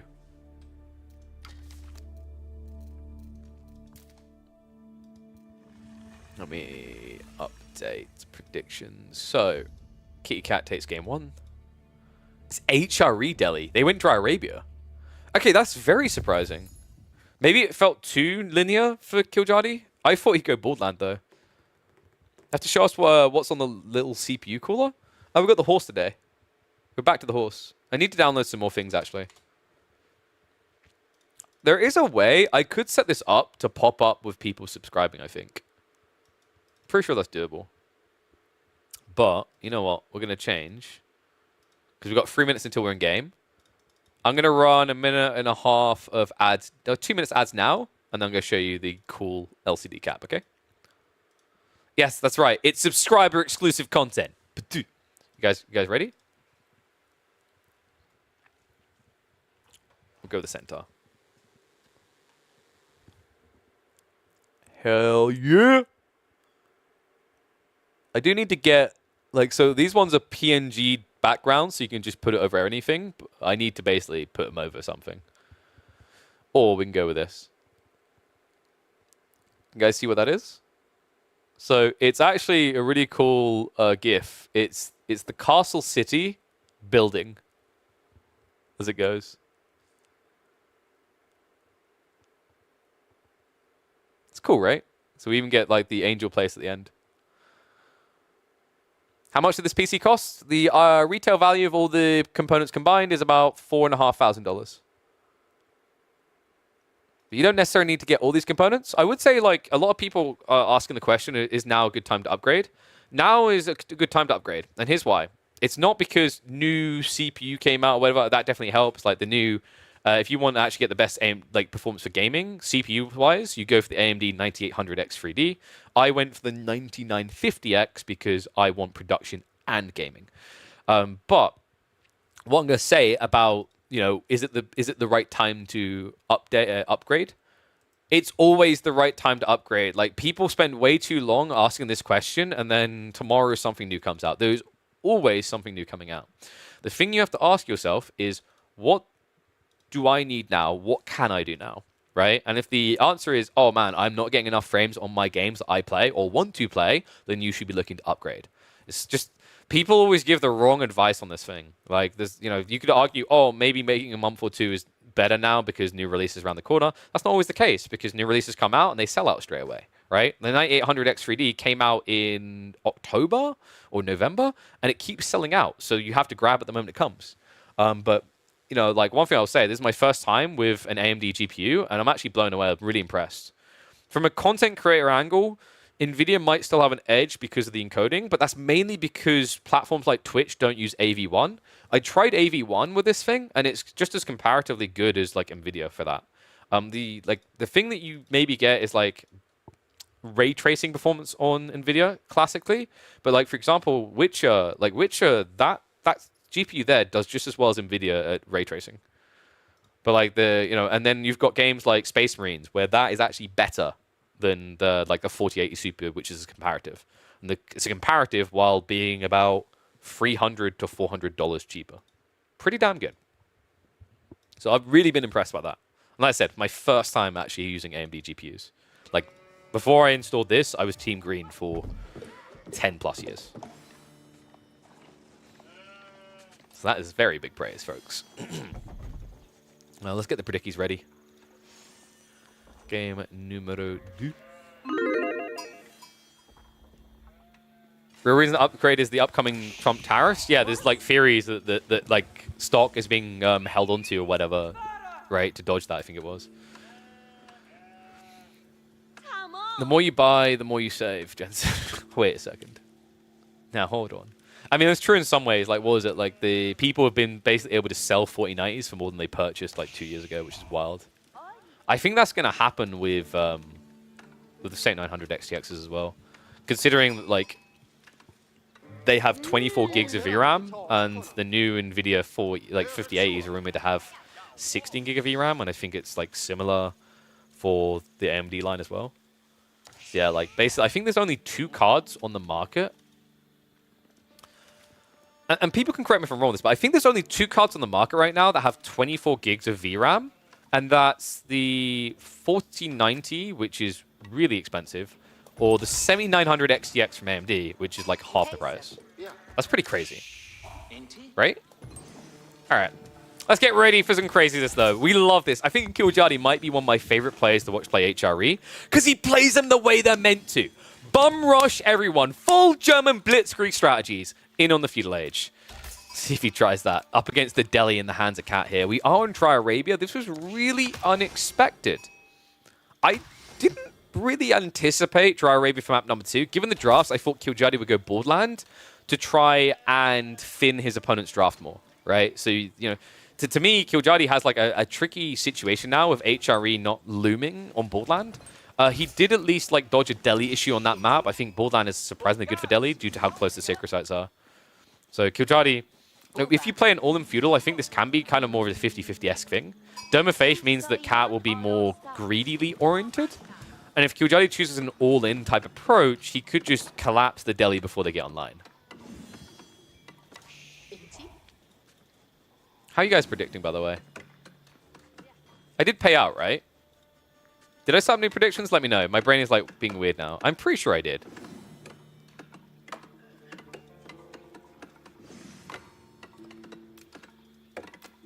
Maybe I'm being weird. Because I feel like this matchup, we're probably going to see what Cat get maybe 65% of the predictions, because Delhi are just ridiculous right now. Dome Faith versus Arkin coming in. Look at the spawns, actually. Double Ford Gold is a little bit problematic for Cat. Yeah, because if he tries to go Sacred Sites and gets blocked off that win condition, he doesn't have any gold gen, because he can get them pressured on the Ford Veins. Berries as well. I mean, he has at least got these ones in the corner. They're a little bit weird to wall, but possible. Deer doesn't really matter as much, because we'll just inherently see Pro Scouts coming for free. Kujadi on the other side has got those deer on the back that I'd love to see him shove in. It's pretty feasible to get them towards the Arkin location. And that would give him plenty of food pump to go for an all-in. Sheep haul is going to be really important here as well. And it looks like we have got 13 sheep. That's actually really good for Killjardy, especially considering that he was buffed on his gathering at the beginning of the game.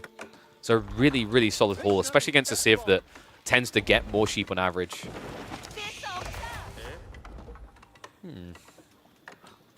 Just thinking, actually, like, Cat versus Killjardy, have we had this matchup before in the weeklies?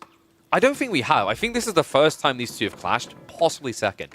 It's interesting because Cat has been going up against a lot of top players and proving that he's a very competent player. Like, you know, you really shouldn't sleep on this guy. The amount of times he's been taking one game off of some of the best players is phenomenal. Another interesting thing, actually, he thrives on water maps, believe it or not, guys. Yeah, Cat actually likes playing water maps. So this week is a little bit tilting for him because I'm pretty sure Lakeside is a water map, but it's not really, it's not like an archipelago, which I know Cat would have loved to have seen still in rotation. But my feeling was that people are a little bit tired of archipelago, hence why we dropped it. So Stable's opening coming in. Killjardy should be racking spears. So what you can do is do racks, double archery range, and go. Maybe as a catfish. Hey, there it is. Well, no, ironically, you'd think for a guy who's called Cat, he'd be scared of water, right? And there's the archery range follow-up. I don't know what Killjardy's afraid of. Old people's homes. It's probably incontinence. These are all mockeries of old people, guys. We still don't actually know Killjardy's age. If I had to guess... 38? 36 or 38? It's somewhere between 36 or 38, I think. My first instinct was 36, but then it's like... You know how you always get that instinct like, oh, it's going to be too low.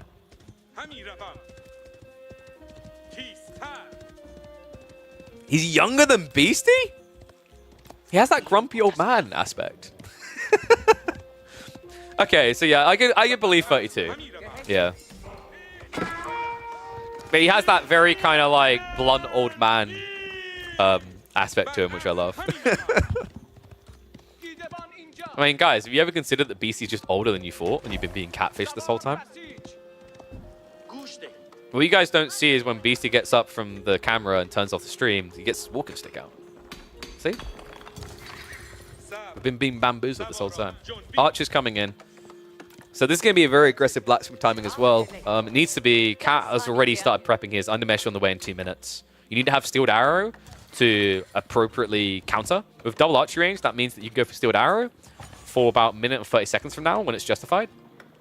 Because your archer count will be high enough, right? Like, he's going to be able to, in that time, produce 12 archers. 12 archers is more than adequate to justify blacksmiths.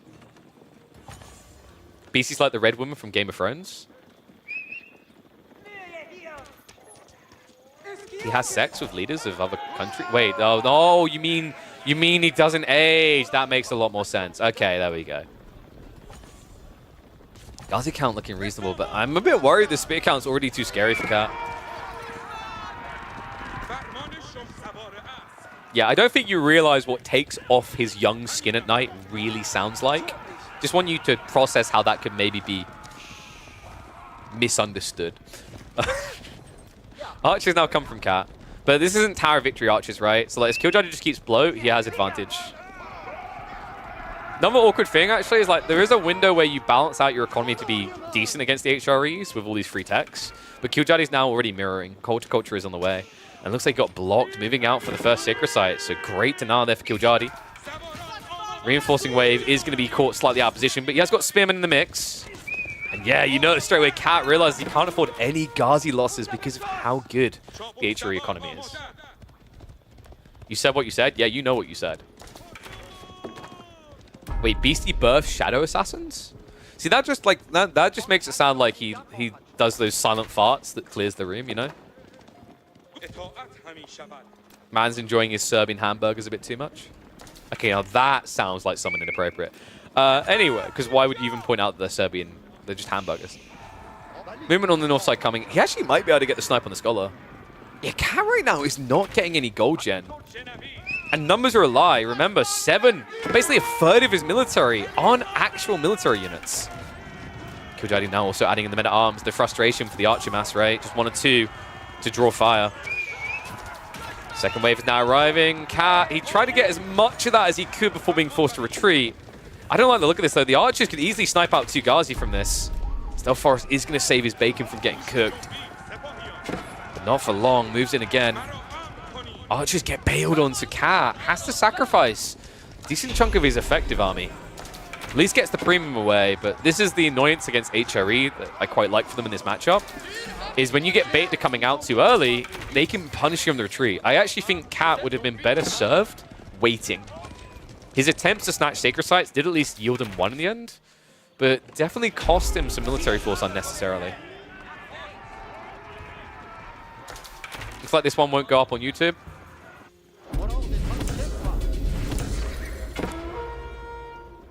How to put this? No, I'm not going to make the phallic joke. I was going to make a reference about someone going up. It will go up. There's no stopping it. Like a man who swallowed a blue pill, it's inevitable, sir. There we go. We still got the phallic comment in the end. So Killjoy, what he can do really well here is just bait and switch. And I think that's what we're about to see. The Ghazi react on the north side to protect the Sacred Site. He can dive economy. Needs to be fast about this, though. Cat has kept the Archers in reserve. Demonetization Mondays. Yeah, that's why we need to turn this into Money Mondays. Where's my subs? And I'm not talking whips and chains. Open those wallets, folks. We're at the beginning of the KPMMs again, which means we're back to 110 hours of content a month. What up? Cat is fine for the moment. He has got the gathering on the backside. We also have got survival techniques. Pro Scouts isn't being leveraged at all. I should switch Cherry soon. I'd love to see him just add in 2 more Scouts so he has that safety at home. Because if Killjoy sees an opening, if he gets that chance to extract kills on the food lines, right? Like, this will be over.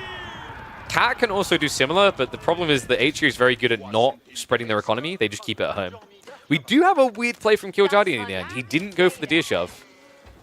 I don't like this. I'm a bit shocked that we didn't just see 2 Spimmen to push this in. I think he could have afforded it, and it would have given him a 40% buff on this gathering. Sacred Sites are slowly slipping gold into the coffers for Cat. The men-at-arms are getting a bit worrisome to me. I mean, the Ghazi count is still good, though, right? Like, I actually think Killjoy needs to probably lean back towards spears, or he's going to look for a tech play around 20 men-at-arms. Our Ghazi's the best unique unit. No! Atake Bunes! No, I'm kidding. Best unique unit in the game? Alright. Do you want my hot take? Scholars. Just think about that for a second. Didn't see that one coming, huh? You guys were all focused on things that kill things. I was focused on something that just wins the game by saving you tens of thousands of resources. Ghazi. Definitely are quite high up on the rankings, though. Killjoy may be forced to commit the army. He needs to get more of them across here, though. He feels a little bit outnumbered. So he's trying to just peel the Ghazi away so he can get the stabs in, but the Spearman count isn't high. And Archer's damage barely registering at this stage. Good clash there. Snipes down 3. And now it's going to be A-click. He has to go in. Pulls the Spearman back. The men-at-arms lead the way. Scholars get left behind, and now we do have the line formation. This is the retreat we talked about. Each time the Cat has to do this, it costs him. Men-at-arms just a nuisance he didn't want to have to deal with. Ghazi are going to recommit, but the numbers not exactly impressing right now. Yeah, going in even deeper. Killjoy, is this actually enough men-at-arms to break the fight? It's looking pretty good. The Scholars get left behind. Spearmen are being peeled back, but the Ghazi count non-existent in this game. Kiljadi, he has enough men-at-arms to win the fight now. 26 archers versus what? Probably about 15. Men-at-arms count is close to 10 though. Ghazi have been removed from the pitch entirely, and Cat now locking the food to mass blob again. Behind that, only one Sacred Site locked in. He did at least sneak this one to the south side. My worry now is you're reaching the economy. It's bad enough that Cat can't really posture against the men-at-arms. It's even worse if you have to retreat beyond the villages. That's exactly where we're heading here. Kiljadi is going to go for the temp reset. Just wants to get that next line of men-at-arms in. Across the map, he does have a comparative archer count. They're not here yet. Scouts is going to get denied. MAA going again. I just think Cat is fighting into his death here. Like, you feel like you need to come out of your base, but every time you do, you get punished for it. The cyclical nature of HRE, right? It's the marching drills that just allows them to punish with a unit that other civs couldn't. Right, if this was English, the men-at-arms would just feel terrible here. Tail end of the fight, we're looking at what? 21 archers to 25 in this fight. And still more now coming in from Kiljadi. Yeah, I think Cat is just grinding himself to death at this stage. I mean, Scholar count is rebooming, right? Like, obviously, he has the trickle of gold to afford them infinitely. Right? Remember, he's paying only 65 gold every 30 seconds. Sacred Site is generating 125 gold a minute. So that is an infinitely scalable element of the game for him. What scares me is what Kiljadi's doing now. We have farms coming. We have a stockpile. It's going to be Castle Age, and I'm not really sure what Cat is meant to do about that. And what's up, Firehick? Thank you very much, mate. Appreciate the raid. Firehick, did you sign up this week? I don't think you signed up this week, mate. We missed you. Hope you had some good games, buddy. Is this a tournament? Always and forever, mate. Welcome to KillerPigeon's Midweek Muster. From now through to the end of June, every Monday, Tuesday, Thursday, Friday, this is the place to catch tournament games. Interesting set we have here. Remember, Cat was able to get that decisive opening win, Byzantine versus Chinese. Kiljadi looking like he's ready to firmly strike back, and strike back big. He finds the workers. Cat, quick on the fingers to react, but so difficult to get away. This is what makes Marching Drill Archers so damn good. You cannot get away from them. I mean, that should be GG. Kiljadi's going to tech up behind this. Cat is now sitting almost 10 workers behind. Regnit's on the way. Second wave coming in just to strike from the other side. The berry gathering on the north side actually might get spotted. In fact, they're already converging towards its location.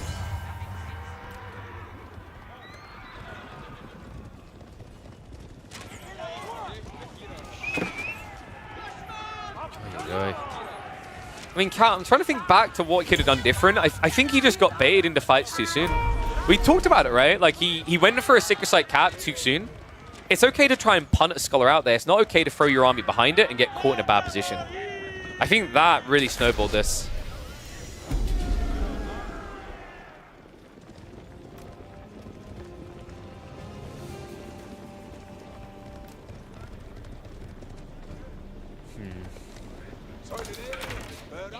So what do you do now as Cat?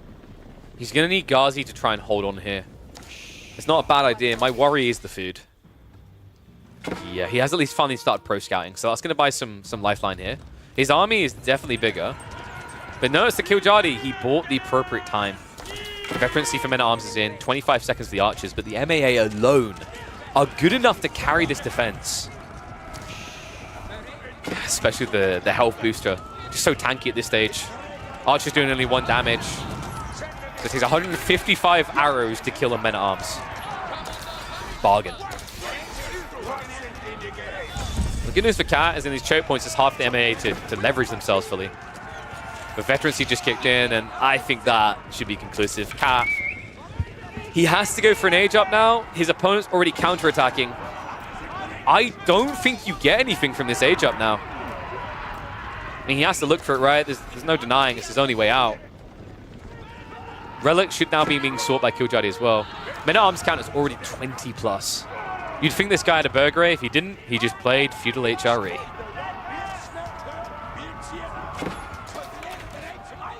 I'm always torn about the balance of HRE. You can say what you want about this Civ being strong, but at the same time, I respect when it's used for this. Aggro. And if there's any HRE player in Age of Empires 4 that would use this Civ for aggression, this is your guy. Sacred Sites now trying to be recapped, but the decaps come in the center. At this point, it feels fairly conclusive. House of Learning's at least being built on the backside. However, just a screen across, there is bigger problems for Kitty Cat. But no problem here, because that means we're getting treated to a game number 3. Yeah, there's just no way you get the appropriate counters out in time. Like, the Archer mass is already too big. It's not even the men-at-arms, it's actually the Archers now. Because crossbows are going to get countered the moment they arrive. The Vet Archers are already trading better against the Archers on the other side of this. Killjoy does need to rally more troops in. They're a little bit slow to arrive. But at this stage, just go hunting villages. Right? Build an even bigger eco lead. And that's exactly what he's doing. I respect your HRE. Kyle, we would have respected you deeply if you'd won that series. Sorry, buddy. You got to kill Lash. You can't just beat him once. We're going to find out who's going to beat who, because we are getting a deciding game between these two. Next week. Soon.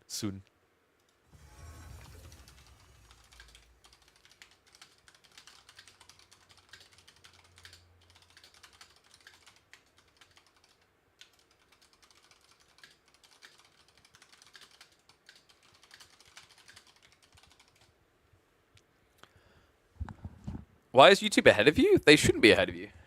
I think you just need to refresh. Sometimes Twitch has that where you need to quickly refresh. So that might be why. If they're ahead of you, it's definitely not by much. All right. So, third game incoming. Let me mark it up on the scoreboard. So we had Dry Arabia. We had the good old HRE versus Delhi. Delhi not so OP, I guess. So 1-1 score. Also, let me take this moment to actually update, because I said I was going to do it before. Let's finally actually update the brackets. Can't decide if I'm happy that Delhi lost or upset that HRE won. The torn nature of life. It's like when you see two OP civs clash, like, good, one loss, but the other won. Boo.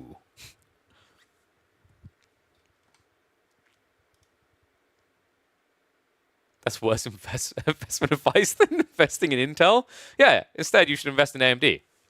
In your very own top-line Ryzen CPU. Wow, look at that segue. i5 Cal. Who's there to hook us up. So, let me update our brackets. So we have Killjadi versus Mr. Kitty Cat.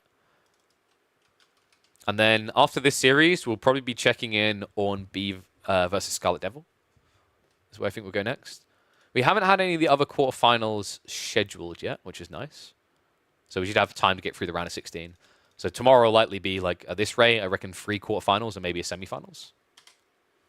And then, I don't know, maybe we find a way of squeezing extra content in. Get some people to play a show match or something, maybe. Okay, that's all updated. I need to export though, don't I? Wait, not automate. Why am I clicking automate? I'm not making PDFs. There's no PDFs here. Alright, there you go, guys. Brackets updated. Yeah. A little bit bummed we didn't get to check in on Cat vs. Mahoda, but yes, that was a 2-0. And we're 1 minute out from being in game. Oh, you know what I'm going to do? I'm going to make one of my milkshakes to sustain me. Need to check in with Protein Works and see if they want to come back and renew again, because I actually haven't heard anything so far. I was working with an agency on it, and I know they were looking to see if they were going to get renewed for 2025. So, hold trigger on purchases. We will see.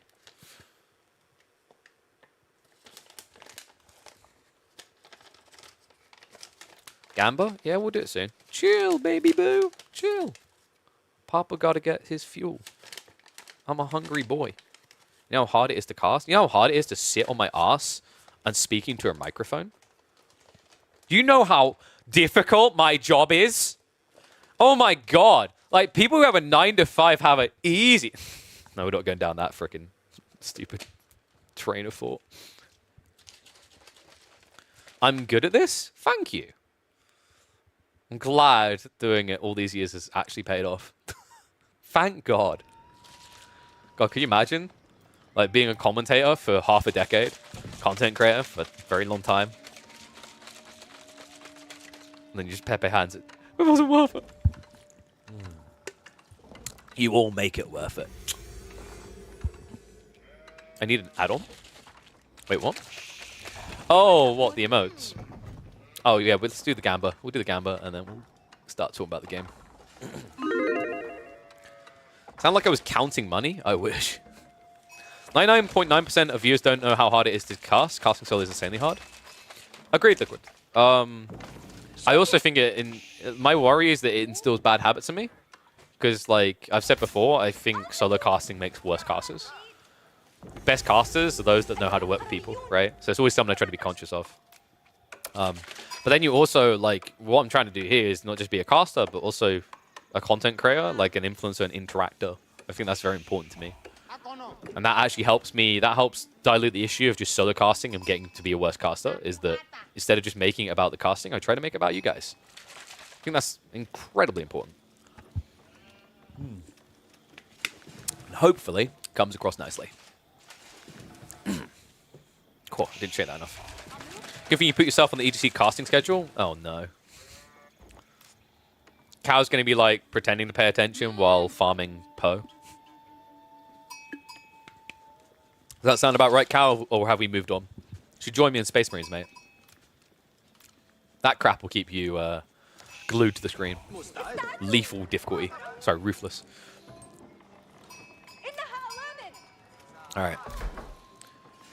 Deciding game number 3 in the quarterfinals. Look at that. I actually bothered to update it mid-series. We've got Ibids versus Malians. A little bit surprising, actually, because final picks was either this or it would have been a Basses for Killjadi, and then I believe it was French for Cat. I thought Basses would have worked well against either of those. Maybe Killjadi was a little bit paranoid about the French pick coming out. So Malians, I'm not crazy about. Ibid versus Malians can be good because you can't really leverage the Desert Raider play unless you want to get Javelin in the face. But one thing I usually hate about Malians is on Boardland, you need RNG on your side. Otherwise, you get screwed on the gold straight away, and this could have been a potential game for that. Luckily for him, because it wasn't an outpost rushing Civ, things can work out quite nicely here for Cat. We've seen games between Malian and French that are over by 9 minutes, because the Malian player just gets outpost rushed. Same with Mongol picks, right? I'm a little bit surprised, actually, considering the way these two drafted, that Mongols didn't come out at all. I was calling for it multiple times in the draft. Funnily enough, if Killjadi had that in his arsenal instead of, say, an Abbasid pick, be looking like a very easy, fun game. What is up, Liquid? Thank you very much, dude. You absolute legend. I believe he was complimenting my casting earlier. It was a generic statement. I hope he's saying I was doing a good job, and I hope that's an instillment of that. 5 subs for the community. Guys, if you do enjoy these, I always appreciate when the subs get dropped, like the wonderful Liquid here. It makes it possible to do this for a full-time living. Also, most importantly for you guys, it means you don't have to worry about ads, which I love, because I don't really have a choice. I have to run them. Killjadi is really hard for a new candidate on this pro tournament. Wait, you mean like, well, I don't, are you saying Cat's a new candidate, or am I misreading that? Because Cat's not new. Like, Cat has played in multiple weeks. He actually does fairly well. He almost always makes at least round of 16. I think he's made some round of 8s. And Cat has also been responsible, kind of like a Mew Maiko effect of taking games off some of the top players. So definitely not a pushover player. I've been kind of waiting for Cat to make his breakthrough because I think he's on the verge. Very, very talented player, actually. Killjadi, of course, needs no introduction. He is truly on the verge, right? He's just, you know, we spend a lot of time talking about Louis, talking about Anatan, but the reality check is like Killjadi really is there with them as well. Like, he just has a very, I think, polarizing playstyle. Killjadi needs the right matchup, I'd say, more than like an Anno or Louis. Everyone has bad matchups, right, in terms of playstyle, but Killjadi is always a relentless aggressor. Occasionally, I think he is overly defensive, depending on the opponent. It's almost like he puts a bit too much respect on the name. But, you know, if you're like me and you watch this guy over the years on ladder, playing against people like Vortex and actually out-aggroing them, you know what he's capable of when he puts himself wholeheartedly into the fight. Cat, I know what he's capable of in the current meta, when he wholeheartedly puts himself into going for sheep and then going for deer. Because this is a Pro Scouts play. And he's going to need it, considering that KillerPigeon yoinked 20 sheep from the map. We did get the Growth Wing opening. I think this is going to be Fast Castle. Wait, no, is he Pro Scouting? No, it's 2 on gold. That would be really surprising. He's just countering the play from his opponent. I don't like this against Warrior Scouts. I think Horseman is a really bad trade into Pro Scouts, Warrior Scouts. If you really want to block the play, you have to go Infantry, which feels bad. I think KillerPigeon would have benefited a lot more just from teching.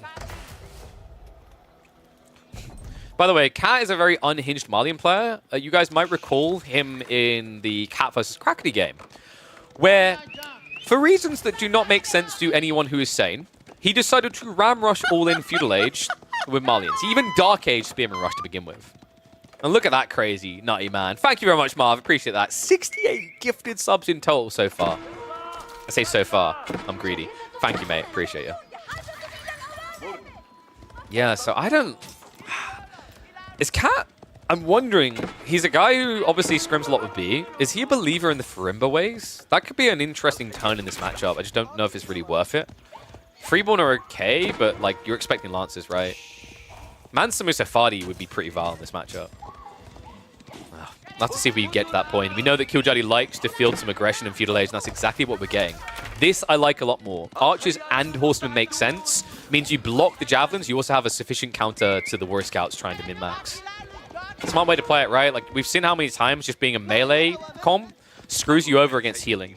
Whether it's the King, whether it's, you know, the peel back and heal with, like, you know, scholars from Delhi. It used to be the Ottoman mass melee blob with just 2 Imams AoE healing. Now it's the Dervish instead. These type of comps thrive off of you not bringing range to the engagement. Same logic of why you want to pick range Jean over melee Jean against a French Knight's opponent. When he peels back the injured, you can snipe. If you're melee, all you can do is run up and go, "Come back! I'm not done!" They never come back until they're ready.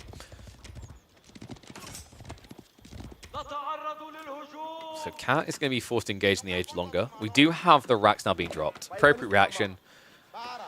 My one worry for KillerPigeon is, like, the longer he plays the Feudal, the worse his position actually gets, because he will have to resort to the sheep, right? What he could do, which would be really cool, is if KillerPigeon goes for the berries now, and then falls back to the sheep afterwards, right? Because then he has some longevity. At least mirrors the idea of the deer. It's still going to feel a little bit better for Cat with the Pro Scouts, but overall, it will give KillerPigeon a much longer runway for Feudal Age.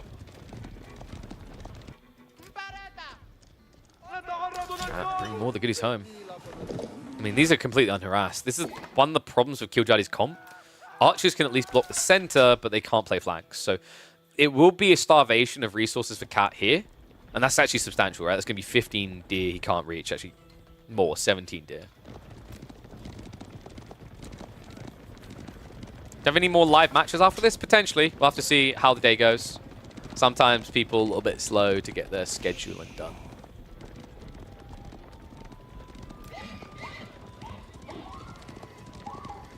KillerPigeon getting the Steeled Arrow ready. And it's kind of funny. There's not many people that like playing Mass Archer Ibids Feudal Age, right?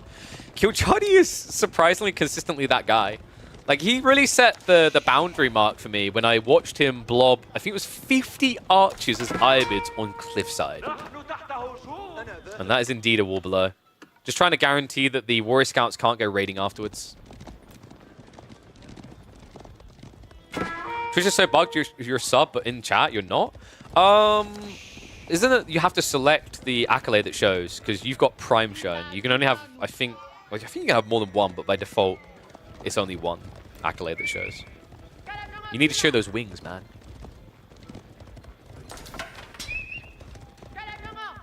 Am I the only one that wants a Warhammer RTS again? We had Dawn of War, but it's been a while. I kind of, like, after playing a lot of Total War Warhammer, I'm starting to think about it. I kind of want to see a fantasy RTS of Warhammer. A new one. Like, you know what? I actually want Games Workshop to just give Microsoft a license and just do the Star Wars Galactic Battlegrounds effect, where it's basically Age of Empires with a skin. I would play the crap out of that. Freaking attack bears? Giant blood demons? Like, come on. bloodletters everywhere. You'd be able to have giant little groms shooting their cannons. Dwarves resolving grudges. Oh, come on. God, a lot of javelins here. Kind of wacky, actually. Like, Killjardy, what's happening? Yeah, he chose the tech up. This is so greedy. If Cat realizes what's happening here, he can completely starve gold. He needs to be faster. The problem he might have is Killjardy does have food to now just bolster Horseman. And I think Cat brought too many javelins, not enough Donzos. Stiver's going to come in. We'll better snipe 1 or 2. He's going to force the reaction. Dove a little bit too far there. The Donzo count isn't good like we talked about, right? So like now, if Killjardy chases, mops out the Donzos, he can finish off the jabs and get Castle. I think Cat misplayed the comp here. He definitely misplayed it. This could be all javelins dead. Marches in, has the undermesh. There is no steeled arrow here, so it takes a long time to kill even one pony. You reach out to Zamboni to run these boys through, but instead you're the ones getting ran down. I'm Cat stuck. Like, this actually might just be game. Killjardy's about to be an entire age ahead. Cat is stuck in the feudal age with nothing to really defend him. A complete misread there, man. I think if Cat had just scaled more Donzos, there was a dive point there worthwhile. Instead, Cat, when he saw what he was up against, he needed to just back away and play for tech. So instead, Advanced Wing now completing, and Cat about to receive the bad news that he will not make it beyond the quarterfinals, because this is scare point. Camel Lancer's getting queued up, and the Donzo count is non-existent. He knows he needs Donzos. Killjardy, if he's really smart about this, he'll drop a Rax follow-up. Just add in a few Gulums, because the Gulums will be the break point for this. She's just going to reset. Wants to keep a few of them alive to deal with Donzos. But a grim affair now, like, you know, even if Cat doesn't go up against Gulums here, he still needs to find substantial resources for attack. He's only now adding in ranches. He didn't have any cows in here. Farimba doesn't look great here because you're against Lancers. We talked about, actually, like, there's some matchups where Farimba will just feel sucky. This can be one of them. In theory, Mansa Musafati good, but in practice, the timing isn't going to be there. Damn. High hopes for Cat. I mean, he started off so strong on King of the Hill. Killjardy just really finding his stride here. Deeper and deeper in. And you know he's going to be looking for that kill point. Like, we've got what? We should have double stables. This one... Okay, there we go. I was about to say, one stable of 4 Camel Lancers is sinful. We have got double stables. Archers going in for the trade again. They're just looking at the Donzos. They want to trade their life out. The Lancer's already here. And that... looks pretty condemning. So that means that Killjardy will be looking at a matchup with either Dumu, Starflight, Miyamika, or Lash. Yeah, tough situation here, man. I think... Now, with those matchups, Killjardy... I kind of want to see the Dumu one the most, just so I think Killjardy and Dumu have very intriguing playstyles against each other. I want to be intriguing, like, do we know of, is like Miyamika and Killjardy, because that would be similar to this series of the aggressive line. The one thing's for sure, that semi-finals will include a Killjardy. One of his best performances so far, looking like a week where he could go all the way. Kitty Cat will be going back to the drawing board because this has fallen flat. Marlians on board line. I tell you guys, I hate to see it. Not the usual way it plays out, admittedly. Always just a weird and polarizing civ on this particular map.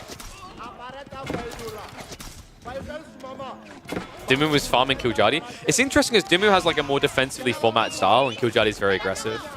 And that's an issue because if a player is very good at defending, it's difficult to overcome that, right? Like, defenders have an advantage in a game like AoE4. It's just undeniable. Most RTSs have that case. I think that's the tricky part we talked about with Killjardy, right? It's like evolving beyond just being an aggressive party. Same with Cat, actually. Finding a way of really playing that macro game to a true advantage. Not that they can't. It's just they seem way too comfortable with the latter, or with the former rather, being aggressive. Well, congrats, Cat. You now have a total of 1 Warrior Scout. I'd love to plan out the way that you get back into this game as Cat, but I have this funny feeling that I don't have long enough left in the recording to do that. Like, this game should be over in probably 2 minutes. And Cat's recovery arc feels like it's 10 minutes long. Difference between a dry Arabia and Borderlands, apart from the 2 larger woods, all the smaller woods around you. Dry Arabia is a lot more defensively oriented than Borderland. Borderland forces you to come out a lot quicker. The deer spread is also more predictable. And Sacred Site win conditions are more feasible. Gold is also more funneled. Like, Borderland is... Weirdly enough, I'd say Borderland is closer to Prairie than Dry Arabia. It kind of just feels like a better Prairie, because it's like more playable for a majority of civs than Prairie is. Prairie is like an extreme starvation version of this. Like, another way to think of it is kind of like, I think it's like Himiyama and Prairie combined, I said. GG comes out, though, so another week where Kitty Cat has to fall short of the mark here. Killjadi with a 2-1 victory. What do you guys think? Ibis versus Malians. Is this the Malian way? Could this have worked? Did Cat just maybe need to get his comp a little bit more balanced for that dive? Or was this always going the way of the Finn? Let me know in the comments. I'll catch you all in the next chapter. Borderlands sounds like the beginning of a Dimu. Yeah, I feel like Dimu should be forced or feel obligated to default always pick that map to begin a series, you know? It's reasonable. So, we'll quickly update the schedule. Wait, whoops, wrong one. Oh, also, let me see. We might have another series today. I'm checking. Give me a sec. I mean, we've got plenty of series. I'm talking about quarterfinals, though. So, let me just update the brackets. It's going to be a 2-1 victory for Killjadi to stick him as the first person through into the semi-finals.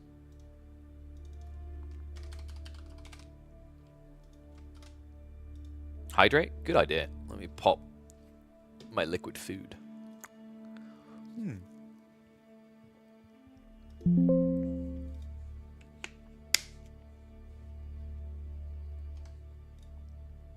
Dude, I 100% want to see I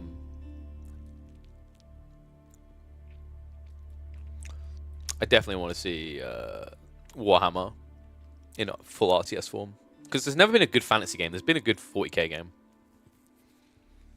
By the way, who was it who said they worked at NVIDIA earlier? I'm kind of curious. What do you do there? Because I work with influencers. So I'm always interested in extra brands to talk with.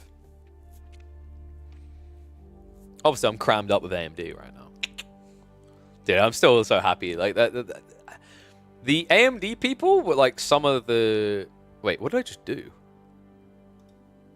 What is that? Apparently I just opened like... Guys, I can't... I'm on a different screen setting. What did I just press? I've never seen that before. That's something weird in Windows 11. Also, I'm going to open... Does someone know what I just done? Like, basically, it just cleared the entire desktop. It's like I'm on a different instance of Windows. So I can't see anything right now. Can you guys quickly...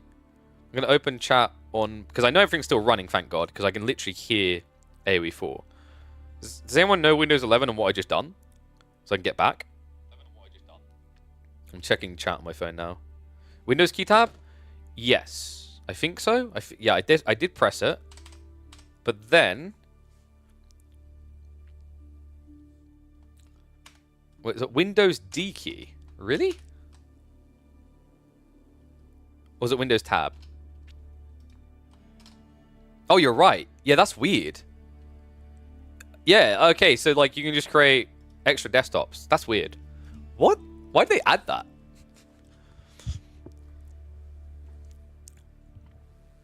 I don't think Windows 10 had that, right? That's a new thing from Windows 11, I'm pretty sure. All right, did we update brackets though? I think we did.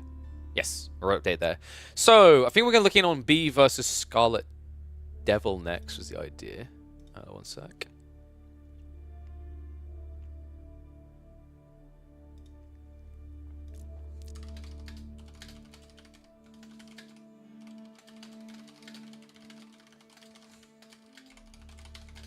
Alright, just, so yeah, looks like one of the quarterfinals is definitely happening tomorrow. Just updating that now, because they talked to me.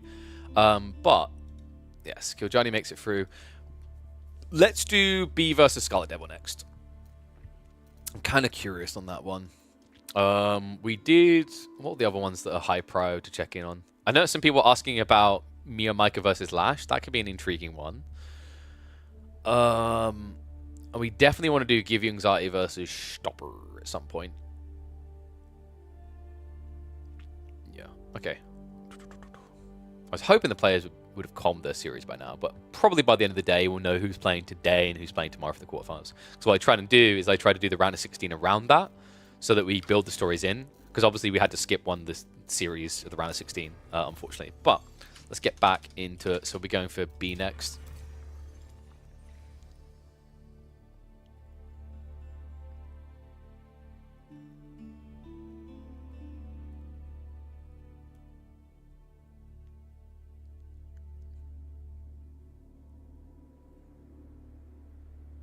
Did I miss the person who said who they work for the GPU boys? Because I had that whole weird Windows thing. I don't think they talked.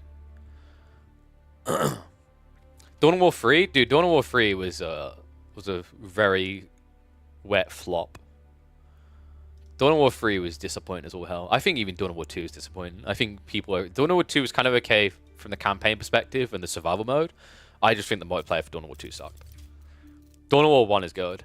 So... Let's get ready for Scarlet Devil versus B. I need to get the draft, don't I? Give me a sec. Sorry, guys. The whole weird Windows thing kind of threw me off. So, done Killjoy and Nubadan. There we go. So, we're going to have Borderland, Dry Arabia, King of the Hill. Wow, these... I kind of want to just put more maps on a week than just 7. Like, come on, guys. Is everyone just going to pick the same? So, King of the Hill. Borderland, and I said Dry Arabia, right? Yeah. I should have seen this coming, to be honest. This is what I mean. Like, you put Dry Arabia in and just it gets picked all the time.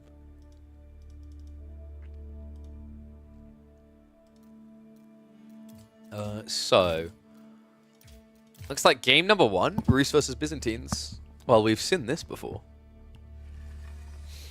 Let's get loaded up.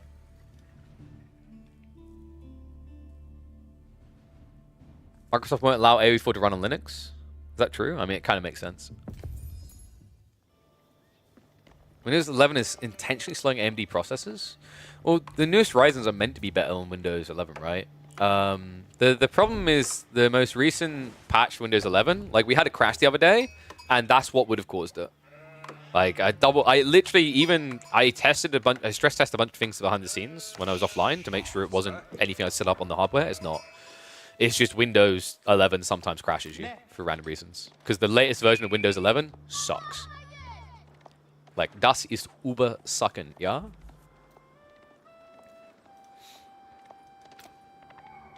AO4 is playable on Steam Deck, but Steam Deck, is that Linux? If it's Linux, it's closed Linux, though. It's kind of different. I think.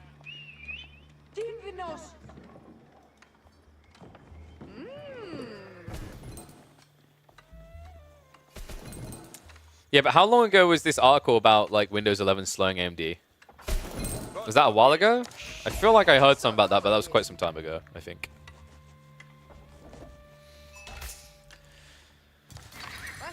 Yeah, I'm not sure about that. Is this the guy from StarCraft 2 as well?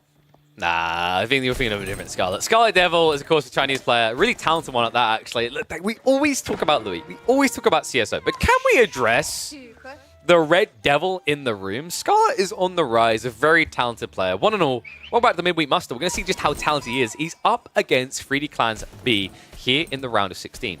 He's only played on, I think, maybe 2 maximum other Midweek Musters, so glad to see Scarlet starting to sign up to these. I think he's a very capable player. He's frequently been in like the top 100 on the leaderboards. In fact, if I was to open his profile right now, let's go ahead and do that. Let's go AOE4 World. Hey, AOE4 World, you should, you know, sponsor me the amount of times I mention your platform. Wink. He's ranked 33rd right now. No cap. Ranked 33rd, 82 games played. This guy is usually a team player. In fact, his most recent games are team games, but very capable of getting up on the rankings. So definitely not a pushover. Could be an interesting series as well. We've got Byzantines versus Rus. We've already seen some Byzantine picks stomp on this map. Roos haven't just been absolutely annihilating everyone the way that people would have expected it. In fact, I want to say Roos might be negative win rate on this map, or close to. I wonder what B's got in mind. Like, we might just be getting your atypical Pro Scouts fast castle. It's incredibly popular on this map. For Byzantines, you want to look for that pressure timing. You either want to go into some early longbows and push forward, or javelins. You don't want to just sit back and go castle, right? Cannons is really effective. We've seen a mixture of just Rangian / Kata spam. I'm a bigger fan of the Cataphracts builds, especially against the Roos, just because, you know, if they go horse archers, they actually don't have a great way of protecting their economy. It's not really a civ that wants to have to build spears, and if they do build those spears, it makes the longbow timing much bigger, much better. Got you. Steam Deck is basically Linux OS. Yeah, that makes sense. I mean, because basically these days you have all the hybridized versions of Linux, or you have Windows. That's sorry, there is another platform, but we don't talk about that one because we like gaming on things that aren't our mobile phones, right, guys? I still remember when I was a kid, and my cousin was like, "Oh my god, my uncle's so cool. He's got an Apple Mac." I was like, "What's that?" He's like, "Oh, it's this PC. Like, it's very smooth, and it runs everything really smooth." And I'm like, "Can you play Red Alert 2 on it?" He's like, "I don't think so." Oh, I don't want it.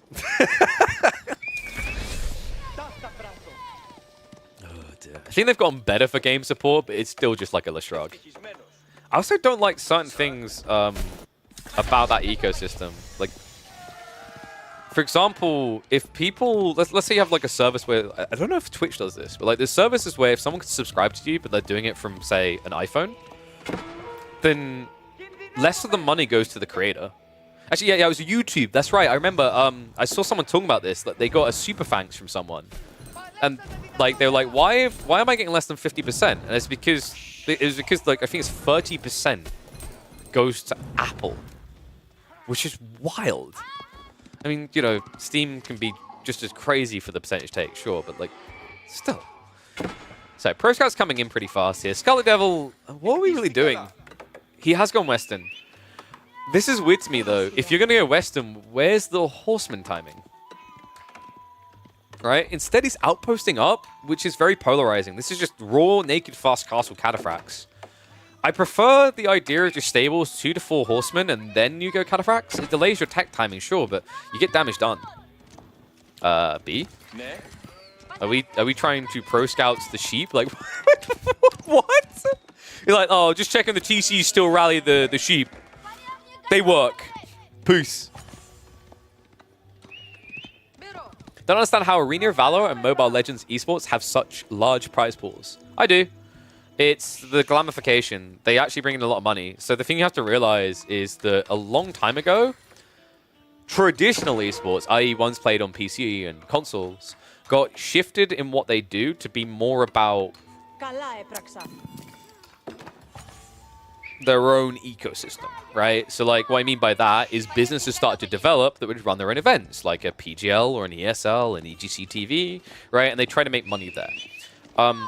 The prize pooling is big, as is everything around mobile esports is big, because the developers treat it as what esports originally was, which is an advertising tool.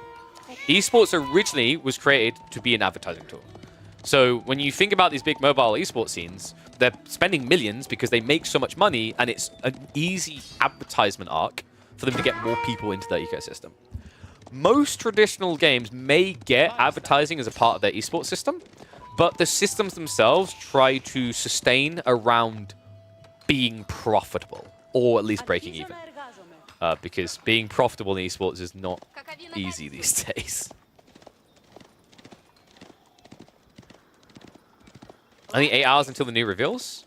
I mean, this is like that whole comment there. That's why I'm happy I've got my AMD 7900 XTX, man. Didn't have to pay through the roof. I got it for free. But like even then, they're quite reasonably priced.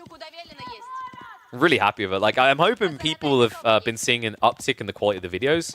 I was encoding some of the games for a series to go up on YouTube, and I was like, wow, they actually look a lot crisper, a lot clearer now. There's a high trade house on the way. This is looking crisp and clear. It's not going to be absolutely embedded in the corner. He's already got a lot of gold gem, by the way. 27, 29. Get your numbers in. How big are we going on this high trade house? How juicy is this going to be? And how is Scarlet Devil not mirroring this timing? He went for Rax, didn't utilize it, so this suggests we're looking at Varangian. I hate Varangian with a passion here. Against Horse Archers, you're just going to die. Cataphracts makes a lot more sense to the gap close, especially on a map where your opponent can't run anywhere. So instead, B is just going for the normal build, and Scarlet Devil is going for an abnormal death. This isn't even going to be Sippy Cups, right? It's going to be Golden Horn Tower. Yep. Okay, so in theory, what Scarlet Devil wants to do can work, which is you blob longbows to beat Horse Archers. In practice, you just can't build them quick enough. The Grand Winery is great for getting the initial longbows, but unless you've got Olive Groves, you're not going to keep up.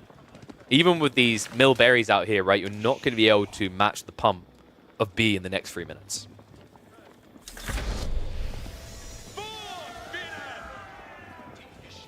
I'm in a studio, not in my home. So my studio is actually, I converted my garage at the bottom of my garden. So yeah, it's literally my production studio. Ta-da! I'm not that rich. Actually, I'm not rich at all. Pepe hands. Build a time machine and unalive the first person who invented the free-to-play mobile games. Oh no. What was that? I think I saw Ludwig recently. He done I think it's a few months back. He done a video where he rated all of the games that he's been offered sponsorships for. Kind of want to do that, like rate a bunch of mobile games, see what's good. It's kind of sad as well because there are some that are good, but they just don't seem to have the longevity of like appeasement.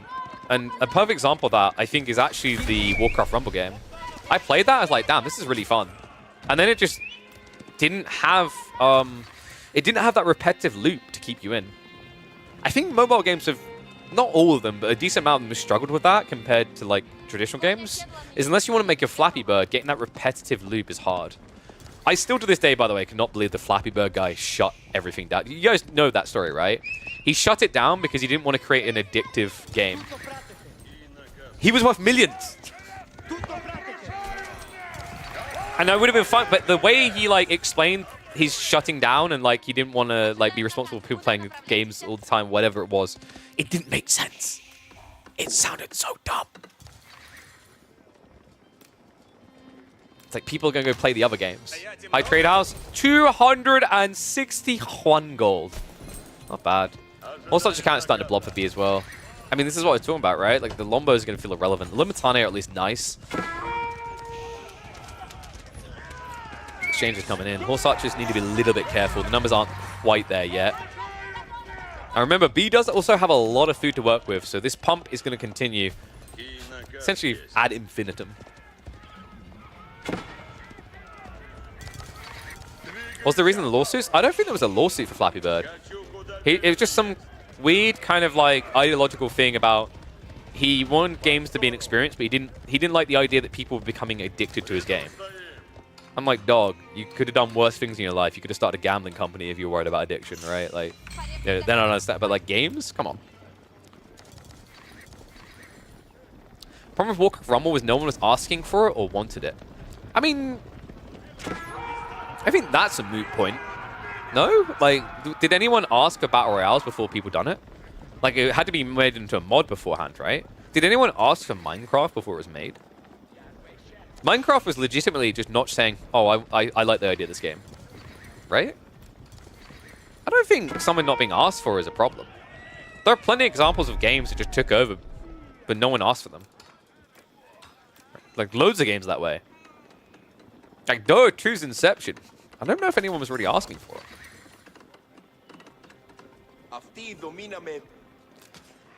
So, I'm starting to lose a bit of faith in Scarlet Devil's plan here. He has at least got the walls up. But if B just adds in a few knights now, Scarlet's in big trouble. In fact, Men-at-Arms would also work just as well here. And be much cheaper. Definitely has the food to work with for that as well. The other problem is by B going Horse Archers, like Scarlet just lacks the mobility that B has here, right? When you're in a corner, it's great, but when you have to move out your base, the Lombos begin to feel like a liability.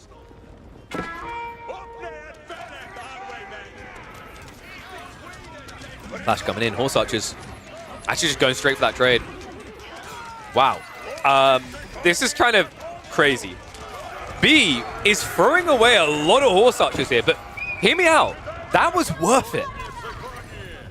You guys realize why it's worth it, right? Scarlet can't afford to replace Lombos. Look at it. Look at the cam right now. Even when it was a bad trade, it didn't matter because B is just zerging him. Can't get away from his StarCraft roots, right? It's obnoxious how effective this is. And this is the problem that we were taking with Scarlet's strategy, right? Is like he was just going in to Longbow Blob without having Olive Grove set up. So he can't actually continue that. And that's the problem. Scarlet, like, you know, if he wanted to do this play, he should have done it in Age 2. It doesn't make sense waiting until Age 3 to initiate this plan. You just basically gave your opponent everything you wanted. Boys Fortitude coming in is going to guarantee these trades never go well for him. And I thought he needed men-at-arms before. Now he definitely doesn't. Horse Archers are wood heavy. Damn. It's just a shame that there's just not that much wood on King of the Hill. I mean, like, do you guys look? There's 1, 2, 3, 4 trees here, 5, 6, 7, a small bunch here. I mean, what's a boy to do to get wood on this? Oh, that's right. This is why Roos feels so good. It's not just the hunting cabins. It's the ease of just massing Horse Archers. Like, damn. Are we going to run out of wood anytime? No. Okay, let me just break my finger and get carpal tunnel mashing the win key. Well, low from Scarlet. Cockley saying, I got the 5th relic here. GG. 3-2 split. I mean, in fairness, Scarlet's economy is better. It's just like how he's leveraging it is worse, right? Which is kind of sad for the idea of like unit diversity. Just watching mass Horse Archers work like this kind of looks very depressing. You're like, wow, all the units matter. There are situations where you can just do one thing and one thing only. Ash comes in again. I mean, he switched to crossbows, which is even worse than Lombos. He's at least focus firing down the Horse Archers. I just don't think it matters anymore. This game is over. Scarlet is running out of food fast. He has no real standing army. He hasn't fully walled himself in. And B has a Sacred Site timer that's never going to stop ticking. Where the Cataphracts? Yeah, Jigglypuff, like, is right to ask that question. He's wrong to always think about it by default, but it is actually correct in this matchup. Katas would have done so much more work. This was all about who could damage whose economy first. And yeah, Scarlet delayed B damaging his economy, but there's no denying it's about to happen. Wouldn't going Javelin Throwers be better considering how Roos play? Yes, no.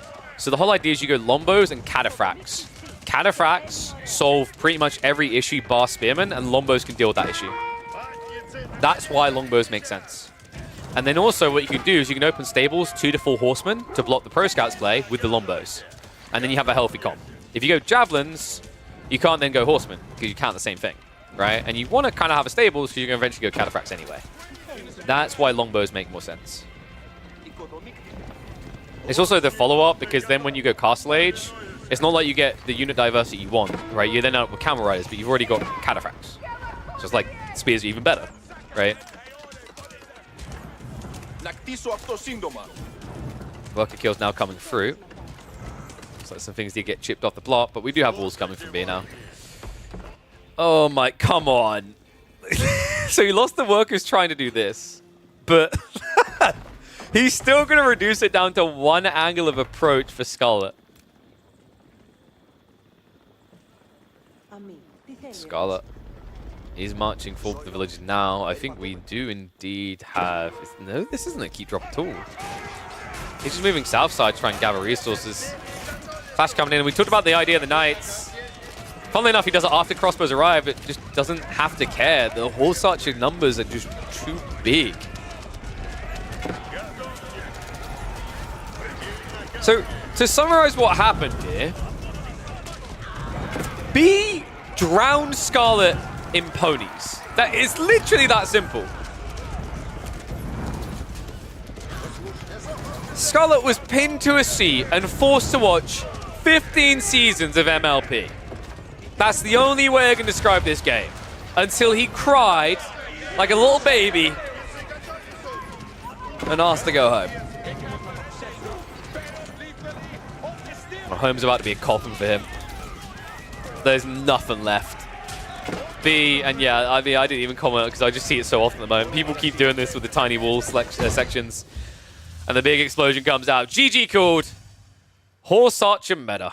Man, cool to see back up first. Can we start to get some unit diversity, Roos? Please? Maybe in game number 2. It's not going to be Roos. Let's see what he's got in mind as we get ready for the second game with his best of 3. Oof. Whoopsie. So game 2, French versus Delhi.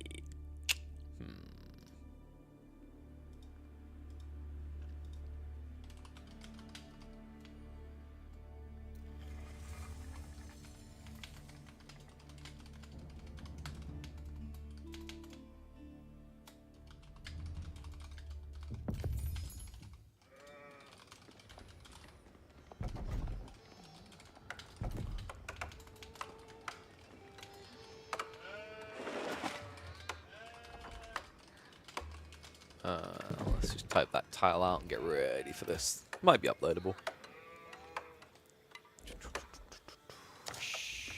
Alright, and then we need to flip, don't we? Got away with Pro Scouts, and there was no counteracting greedy play from Kel. I mean, like I said, you go for the Horseman opening. How do you see the high trade house? I think we said 269, right? Pretty good.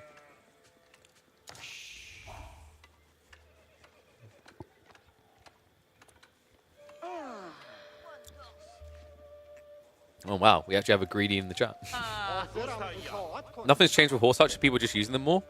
I mean, they got nerfed a long time ago and then just left. It's just because, it's actually because the fast castle meta's back. Like, Horse Archers are good because Pro Scouts is good. Yeah, Horse Archer is good because Pro Scouts is good, and whoopsie, looks like we've got civs that could potentially Pro Scouts here. Scarlet Devil going to the French. He got the Delhi. Uh-oh. Yeah, this is a pretty good matchup for the Delhi. I think it's still skill-based. I'd say like 55-45. But that was before we started seeing Dome of Faith builds. Ever since we've seen these Dome of Faith builds starting to come out, I think this is skewed heavily towards Delhi. What used to be like a 55-45 has, based on recent results, been more like a 70-30. It's not the French can't do the kill, but they need to be very all-in oriented and strike very, very cleanly. I'll just see if Scarlet Devil's capable of that. Looking at spawn, it's definitely one way you're going to have to play aggressive or go Pro Scouts. Everything is forward spawning for both players. There are berries at least behind for one. Scouting is looking a bit rough. Yeah, he's about to run into him. He needs to bypass and go the other way right now. Scarlet. This is bad. He has to drop off the sheep. If he tries to mirror the rest of the map, he's going to run out of food. This is one of the worst situations to find yourself in against a berry gathering civ. Because if you now just continue to mimic, you're not going to have food, right? Like, how many are we left here? Scarlet Devil, he has got 3. He's down to 60 here. He's at least slowing down the drain rate by going the tech up. But if he continues all the way, there is going to be a gap without food. So what Scarlet's probably going to do is branch off south side, come back around. But that's going to leave slightly more of the map for B. Well, it doesn't guarantee RNG is on your side, as we're seeing here for B. But Scarlet, it's got to be counting his lucky stripes that didn't go worse. Yeah, but has it gone better? Because I'm seeing a lack of sheep. Like, there's literally nothing down here. Meanwhile, B is going to find 2 up here, probably like another 2 beyond that. Yeah, more on the back. Scarlet got an okay quantity of sheep. It's just the problem now is in a game where both sides are probably going to be going cavalry and aggro, you will have to come out sooner.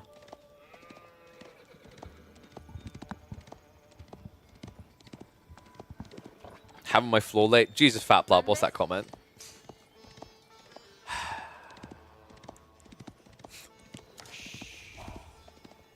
Be even more epic if I had a co-commentator. As cool as an idea that is, Faddy, the problem is that comes with a cost. Maybe with scale and time we could start doing that, but I don't make money doing this, right? Like, I'm not making thousands and thousands of dollars, and I would feel bad to bring people in to cast and not be able to pay them. Or maybe in the future. Just got to keep growing. It's easily possible. trade-off, of course, is when you have a co-commentator, you can't talk to the chat as much. Will Aussie Drongo join without pay? I highly doubt that. Definitely not frequently. So tech up's complete. Nothing out of the ordinary so far. Ah, we've got pro scouts. I think this is playing into the Delhi hand, though. If you're pro scouting, you're not actually blocking sacred sites easily. You're also giving an opening for your opponent. He can mirror pro scouts. It doesn't take him too long, right? It's 4 minutes for free, and obviously he's going to be scaling scholars to make that even faster. Try AD and KP, it would be great. Well, Aussie Drongo? I mean, you also got to keep in mind the time zones are not good for Drongo to even entertain that idea. Like I said, it's something that will come with time and scale. If the channel continues to scale, then income goes up, and then you'll be like, hey, let's get guest casters each week for grand finals. That was the original idea, it's just there's not enough budget for it.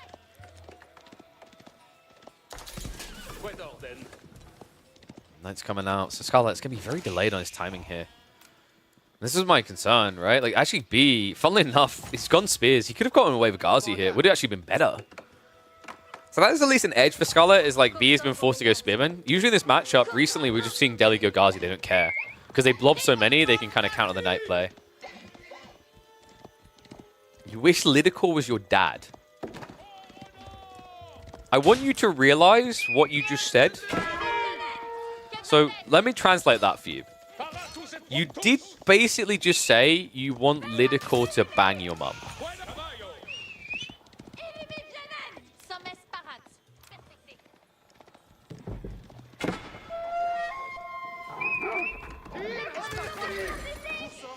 Yeah. Don't naughty KP. I'm not the one who said it, okay? I don't think people realize this when they're like, I wish blah blah was my dad. It's like, that would mean that they nailed your mum. See? I'm trying to think how that would... No, I don't even want to imagine how that would go down. What remind the words Lidicor says wrong. I just imagine he'd whisper them into her ear. Anyway, we've got Pro Scouts pulling the resource back, but B is just blobbing spears like crazy. It's kind of spooky, right? Because now that he's seen the archers, he can switch Ghazi. Pro Scouts is coming soon for him as well. Why are we getting into details? I don't know! Like, I'm watching a guy just spam spears across the map. What do you want me to say? Of course I'm going to get distracted by this. Shifts out. This isn't good for Scarlet. Like, he can't afford to actually skip on Knight production. Because he has to know there's a second unit transition coming, right? And there it is. B already starting to set up the stables. He also has the blacksmith, so undermesh on the way. At which point, a small blob of archers actually won't counter mass spears. It's kind of obnoxious how effective the undermesh can be. Oh, wait, what? Scarlet? No! I don't think he got much food back, guys. Like, I actually think Scarlet Devil has maybe 2 deer maximum here. He's down to 4 sheep. This is bad. He's going to run out of food. The good news is he's at least building archers, which will give him efficiency, right? More wood than food. The bad news is I just don't think it's going to matter at this rate. Sacred sites are now being locked in, so offsetting the advantage you've got from the extra villages on the TC. Some spears have been sacrificed, but Scarlet's definitely taking quite a pummeling for it as well.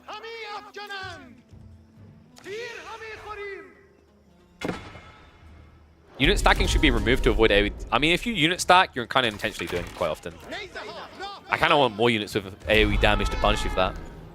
Not just the salami slice of land snakes.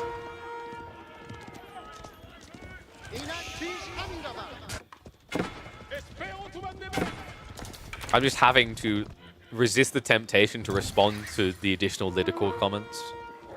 It's really difficult to not just... I'm the person who will take it too far. We're going to move on. We've got Sacred Sites being locked in. I think Scarlet Devil has shown you exactly why Pro Scouts is kind of a bait in this matchup. Aggro would have felt a lot better. It's weird as well, because like B doing Spearman, you'd think it would actually be better for Scarlet to have done Pro Scouts. You at least want to get that initial Knight to do damage, right? And Scarlet didn't, right? He built 4 scouts before building a Knight. It's a huge difference in timing. Like, just think about the maths involved in that. Scouts take 21 seconds to produce out of the School of Cavalry. You've delayed your first night timing by over a minute extra.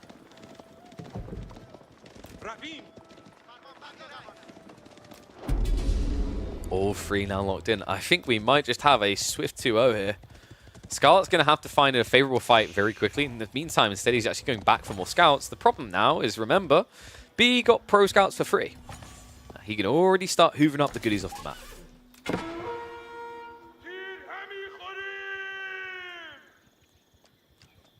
Is pro scouts meta now? Yes. It's like everywhere. But I also, as I just said, I think sometimes it's a massive bait. You know, people are so focused on getting maximum efficiency on pro scouts timing, they sometimes forget how important it is to do something first, right? And, you know, it is true that the longer you wait to do pro scouts, the more easily it is countered, because your opponent will have more units to counter you with. But there's also situations where, you know, sacrificing your aggression just enables your opponent's greed. And I really think that's what happened here.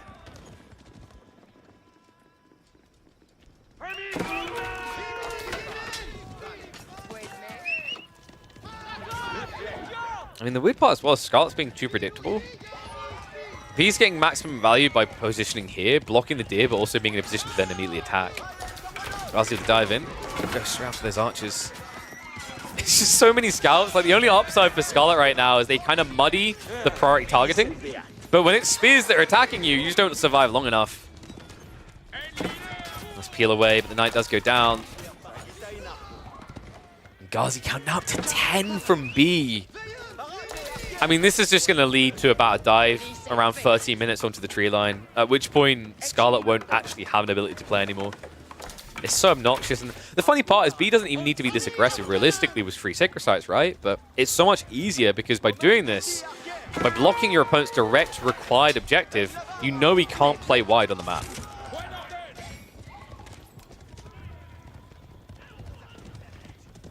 Gamba for life series. You know the rules.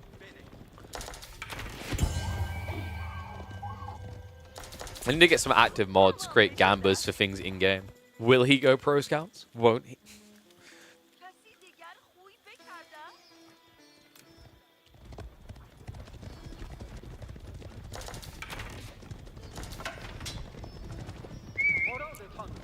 So, Scarlet's coming out for the decap. He's holding a lot of extra Ghazi in reserve here. And he's feeling out the fight. He sees it's a good one. Commits in. Targets down those spearmen first. I mean, there's already undermesh, right? So these archers just not able to snipe the Ghazi fast at all. They're going to get mopped up, trying to go for the decap. It's just so obnoxious when the spearmen are able to get wiped like that. And the stupid part is, like, B still has so many Ghazi that aren't even here. He has 15 in total in the battle right now across the map. Only 3 of them actually turning up to the fight in the center. Yeah, a little bit weird in that regard. Decap does come in the west side. So actually, good state of execution from Scarlet. I think B is showing a bit too much respect here. His army is substantially better. He's just not leveraging it. I don't like this from Scarlet, though. This was a good start on the decap. Pushing too far forward could easily backfire. He only has 3 spears. I don't think Scarlet realizes how big the Ghazi mass is. Maybe this was intentional by B. He didn't want to reveal how good it was.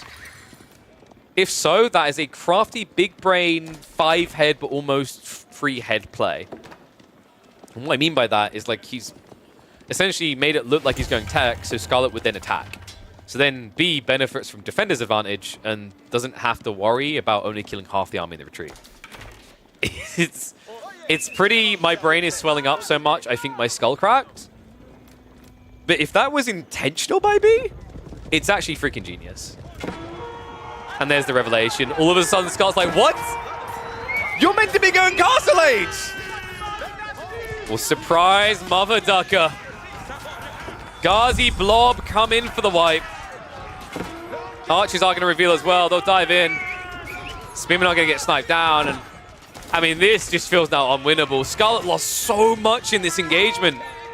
B just has so much to now push with while also still diving into the enemy base. The Ghazi were holding in reserve. Now pounding down upon the base. Scarlet practically losing all of his villager lead. B just playing this so well.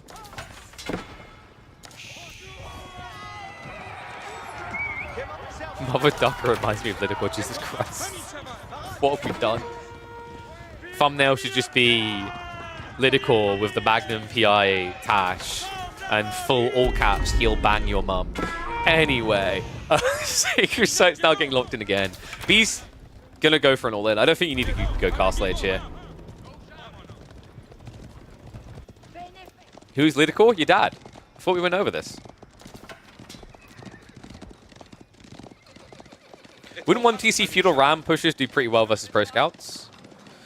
Fairly well. It's like, it's a bit tricky though, because you need to scale enough Rams. And in the early game, adding in 3 Rams is insanely expensive. Like, think about the maths involved in adding in 4 Rams, for example. 4 Rams is less defense militarily, right? Like, that's 10 less military units. Or less attack, rather.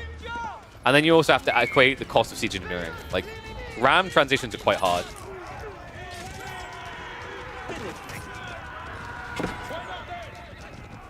I've unironically created a new law. Oh no. Yeah, so I expect the fanfics on Reddit by Saturday. Okay? And we're expecting, like, I want to see Sonic fanfic levels of writing quality, you know? Really commit into the this doesn't make sense. Create 15 different versions of Lydical, just all with different dyed hair. Be all you can be. Or just BB. House of Learning down the way. I don't know, man. This part of me wants to upload this for the commentary. I like the unhinged commentary, but at the same time, like, this was quite stompy. This isn't the Scarlet Devil I was expecting, man. Then again, we mentioned his most recent games have just all been team games. I think that hurt him. He needs to get back on the 1v1 grind, because if this is the Scarlet that's going to turn up the EGC qualifiers, I think he's going to have a problem.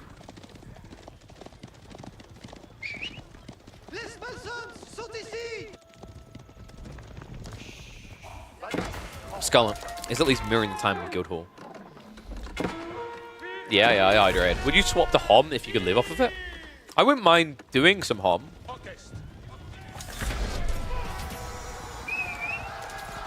Like, I think after you commit to one game, the dream is really to be able to do multiple games. It's tough, though. Not as tough this series. GG comes out. It's a 2-0 in favor of B. Now, the question I have, the thing you need to respond to in the comments, and it's a very important question. Would you let Lydical bang your mum? I'm so sorry. Oh, there we go.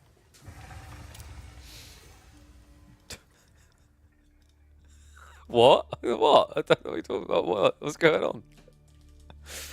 Poll? Oh no, dude.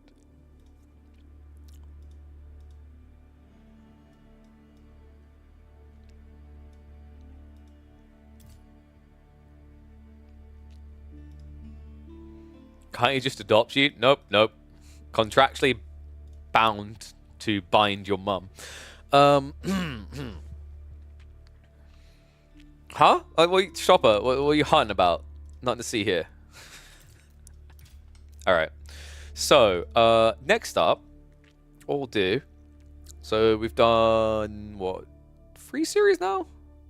Yeah. What we can do is... Let me have a look. Do you guys want to see Give You Anxiety versus Stopper? That was actually a round of 32. We could do Give You Anxiety versus Stopper. It's actually fun to watch those two clash. Yeah, let me get that up. So we're going to do Give You Anxiety versus Stopper next. Reset scores.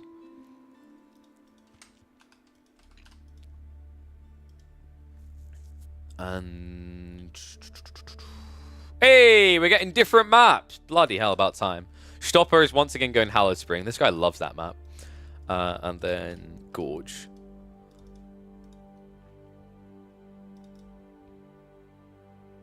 Imagine if KP's mum watched this. She's watching it right now. What the hell, Slug? My mum is... Okay, we've reached the oversharing point of the broadcast. Love it. Well, you know, I'm sure Lidicor can satiate your lovely mother. And you get an extra father figure in your life. It's a win-win. It's a win-win. I'm gonna go ahead and just type in KillerPigeon's eye now and go to his profile and move on. No, you really don't want to get to the true details, okay? The true nitty and gritty. You don't want to dive too deeply into that poontang. Once upon a time, I had dreams of being a child-friendly stream.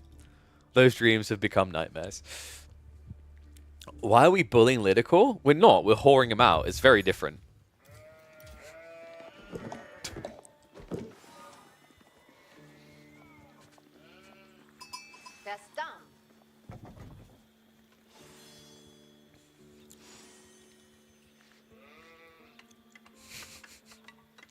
Do I just need to get a Lidicor bang emote? Glimpse of peak B in the last few weeks? Yeah. Still needs some ironing out, right? That Louis MT series was rough. Do we get money for this? For what? Oh, for whoring. No. I mean, I might. Maybe. Let's look into it. Give me a sec. Sorry, I'm just double checking chat. I think I got bumped about something.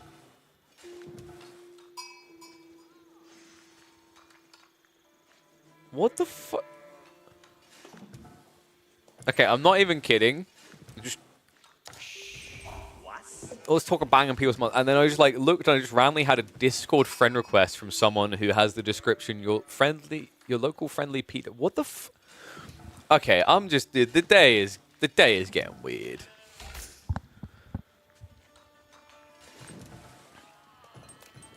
I just this is like the most unhinged day of the year so far. We are early, but yo, let's spin it different. Instead of talking about Lidicor banging everyone's mums, how about this, guys? This actually might be the most balanced spawn I've seen of King of the Hill, at least from the terrain. The resources are outrageous. I want to stop it to just bring his Arcan out here because we've got a fun one. These two are hilarious to watch clashing. We've got Stopper versus Give You Anxiety. That's right. NA Pride could not accept that the Canadians were better.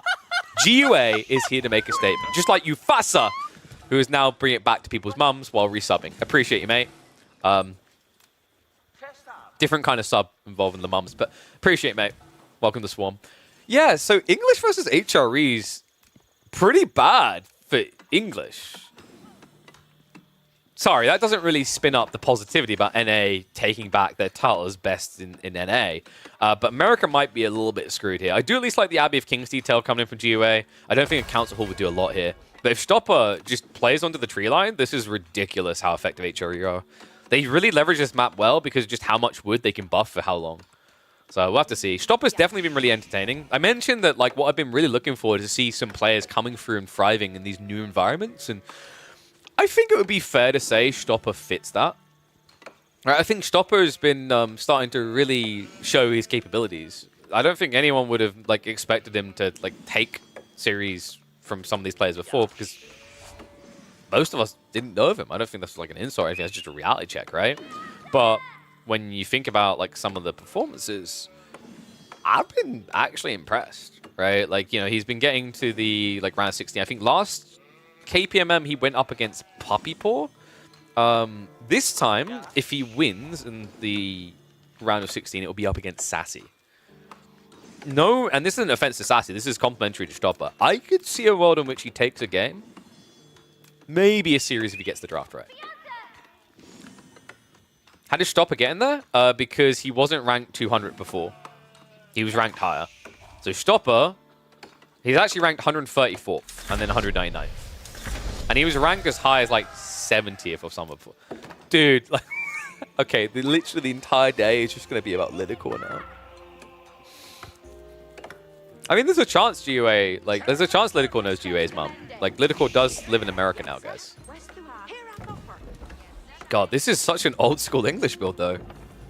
Super early farms. I mean, the sheep count is like terrible. Wow, 18 sheep for HRE. GUA got out-scouted. Big time. This is pretty grim, actually. I mean, having to go farms this early is now a necessity rather than a desire of your build. And that's just great for Stopper, because now you can just pull the sheep over. He really should be bringing those sheep back towards the Archon. Wall off up here so you can't be raided. And then just love life as you get the 40% buff everywhere. And that's kind of the crazy thing, is you can always just take the sheep this far out. It's risky, sure. But at the point in the game where the king's arriving, you should have those walls already up. Stopper actually going in for the spears. Usually kind of a taboo thing to do against English, but definitely necessary here. Right? Like, you're going to need that blocker. The cool thing is you can always transition to men-at-arms if your opponent starts adding in longbows. Farms as well from Stopper. I mean, he's just kind of loving life, right? He's like, oh, I don't have to care. All right, if you're going to go for farms, I can just mirror it, and my farms are going to be substantially better. Not 40% admittedly. It's only going to be, what, 20%. Still an edge.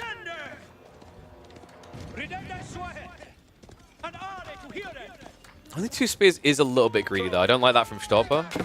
I feel like 4 would be a lot better. The king can then just actually risk getting braced and killed straight away.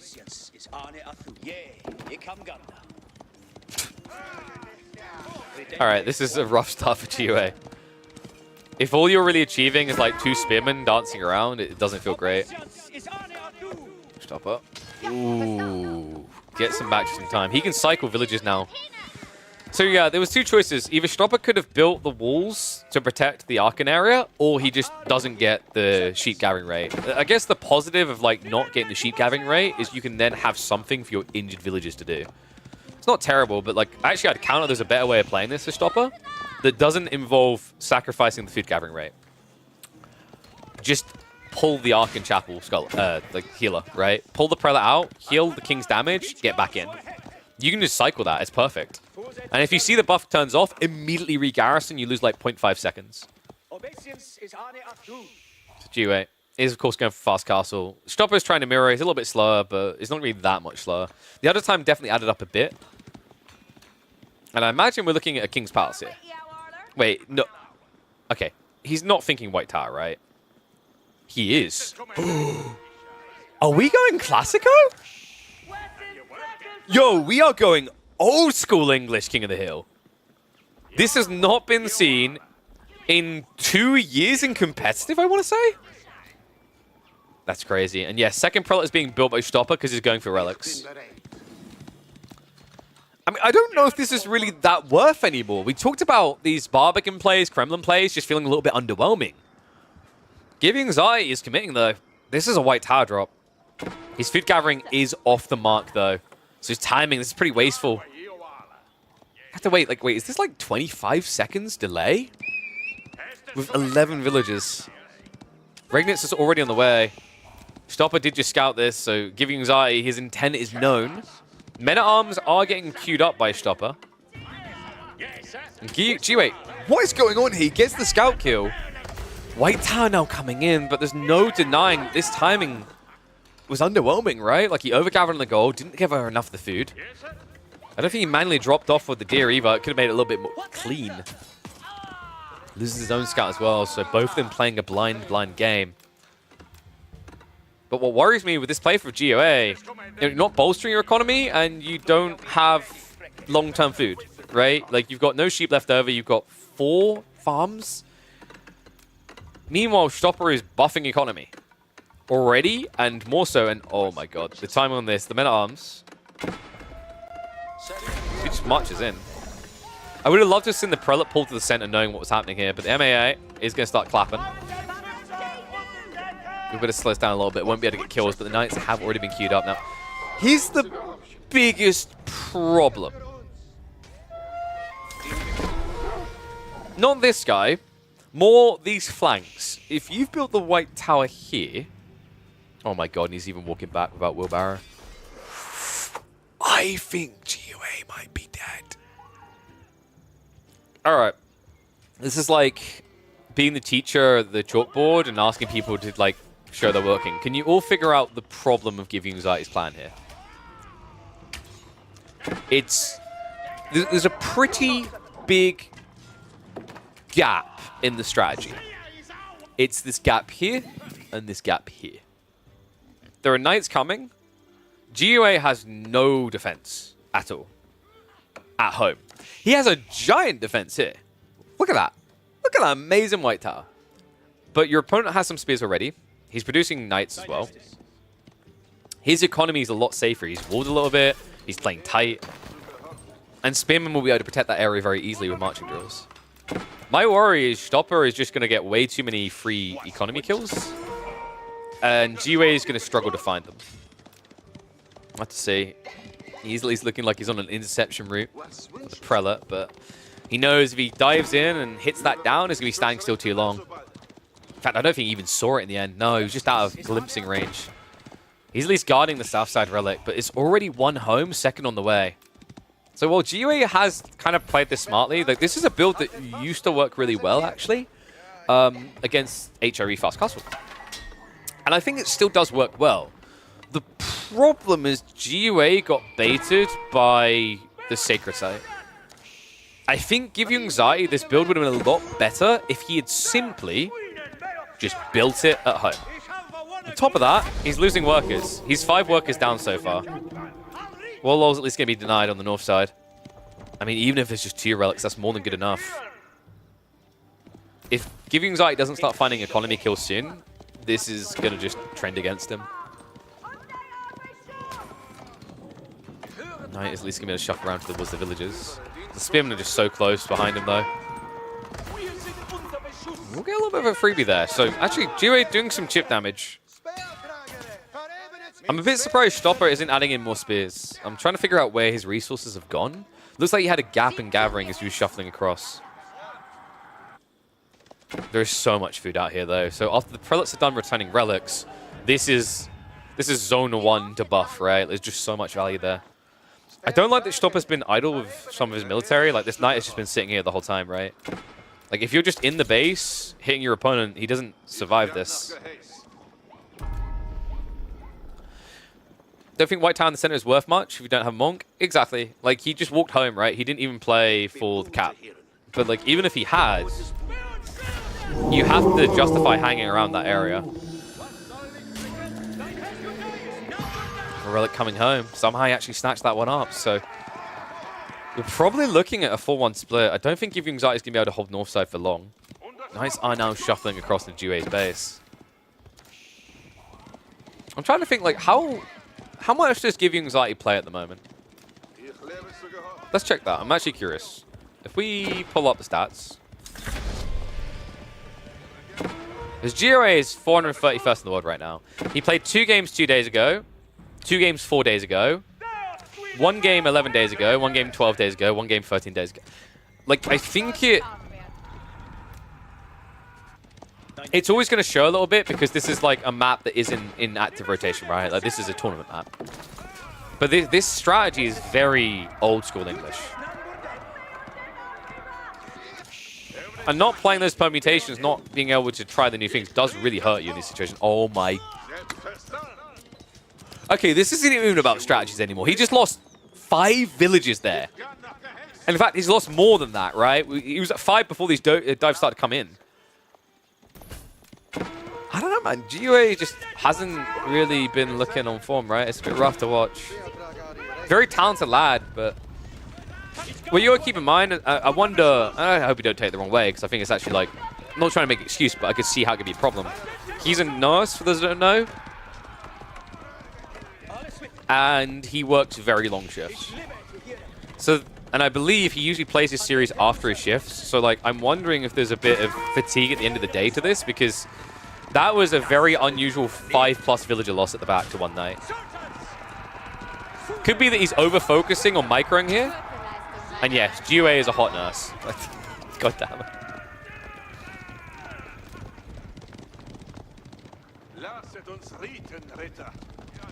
He's going to be nursing quite the win from this one.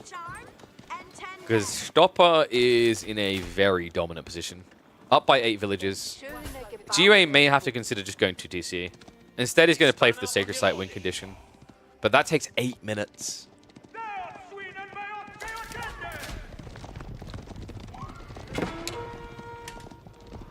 Exactly. Lidicore definitely has some competition.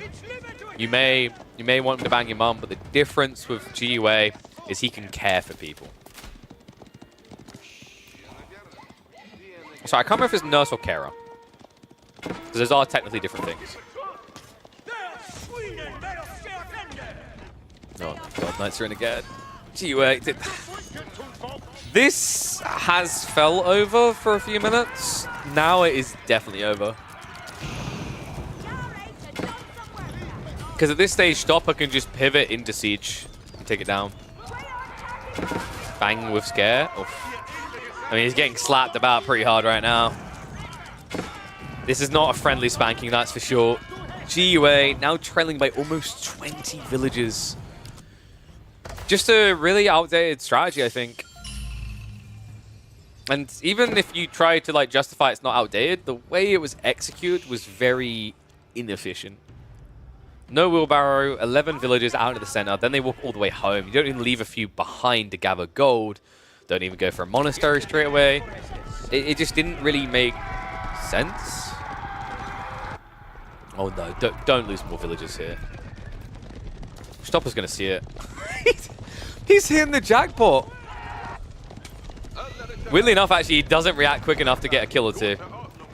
But giving anxiety is going to go for the Walk of Shame. And it's starting to look like Fast Imperial. Wait, dude, he's going to build a bark. He's building a bark ship. Are we getting the double defensive landmark? I believe so. Stopper's going to need quite a few traps.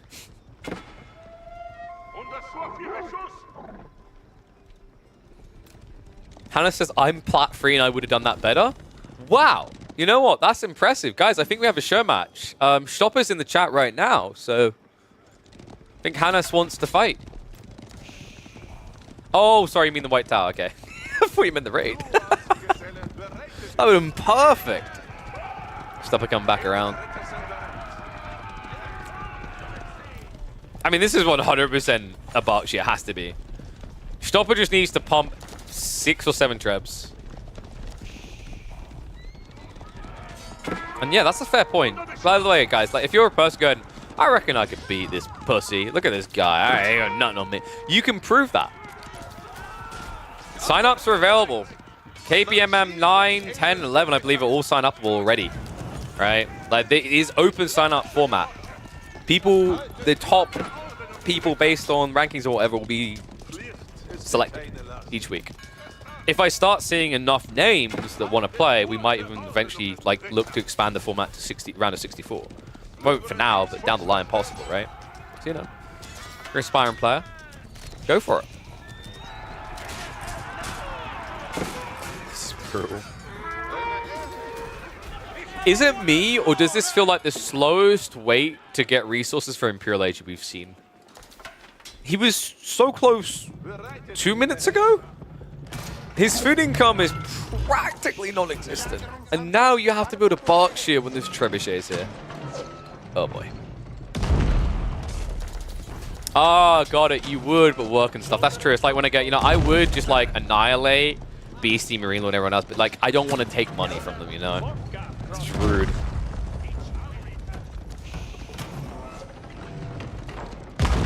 Berkshire's coming up. Stopper doesn't know about the Berkshire. There is already triple treb though. And you've got 4 minutes you need to hold with a grand army of 9 military units. Then again, guys, check this. Mass melee, he has got a Wallow. And he will definitely convert the whole air around him. You are not king of this hill. Dive coming in. Berkshire is at least about to complete, but this many troops can just stand here for the decap. No, Wallow. No. Hell. Stopper's like, woohoo! 5 relic game, baby. Alright. I mean, GUA, he's just trying to have fun with the depressing reality of this game now. GUA's getting this weird sense running through his body. He's like, this isn't 2022. What is this map? This isn't how this is played. What do you mean I need a time machine to win this one? Sorry, sir, we don't sell time machines here. We're a small, humble indie tournament organizer. But I can at least offer you a second game. Oh my god.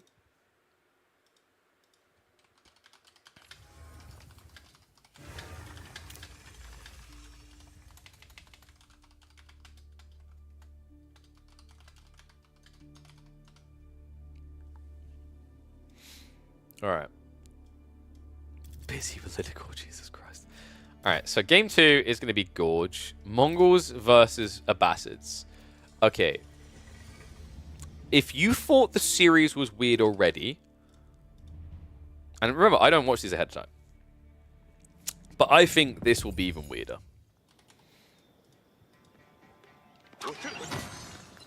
Let's get that right side win up. Oof. What's that thing on the liquid cooler? That is a Centaur Captain from Heroes of Might and Magic 3, baby. Whoop, whoop. Perhaps we gamble? We save that for the live series. In fact, I'm keeping an eye on the chat just in case the live series is coming up. We might have another one today. Not guaranteed, but possible.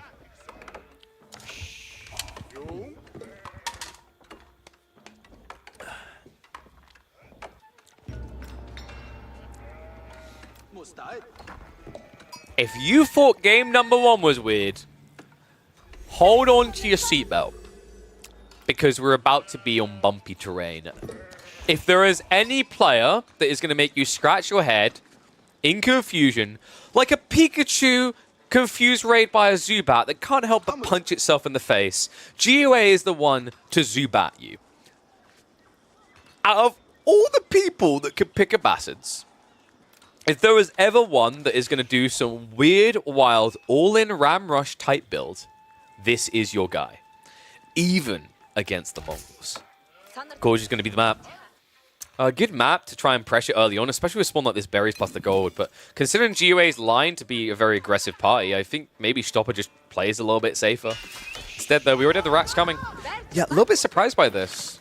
GOA's done the correct thing in this matchup. Like, this is one of the very few matchups where you don't want to start berries necessarily. You can do it for the mill and the initial gathering, but the reason he didn't do it is because it's a forward gold and forward berry, right? It's kind of weird playing Mongols sometimes, right? Like, even when you know it's probably not the most valuable play, you're still going to do it. So we are going to get the racks, we're going to get the spearmen. The reason it's not the most valuable is, like, even if you have the stone, passive production, you're still going to spend 160 raw resources on spearmen, 150 on the racks, and then 100 on the tower. That's 430 wood. Or 430 resources, rather. GOA can counter that just by picking military wing and building a ram for 200. You could argue that if you don't do this, your opponent doesn't do the military wing. But then you remember that you're playing GOA. A man so unhinged, he will always go military wing. Tower rush plus trade. Okay, one's in chat if you think that Silver Tree is overrated. I need to test this. This is very important. Twos if you really think Silver Tree is the way. Because we watched a lot of Mongols recently. And I'm shuffling my tile like a smug git, being like, we were right. So we said it for a while. Silver Tree just doesn't feel right on the majority of maps anymore. You can still trade, even if you go Silver Tree. The difference is that Deerstone earns the trade. Silver Tree does not.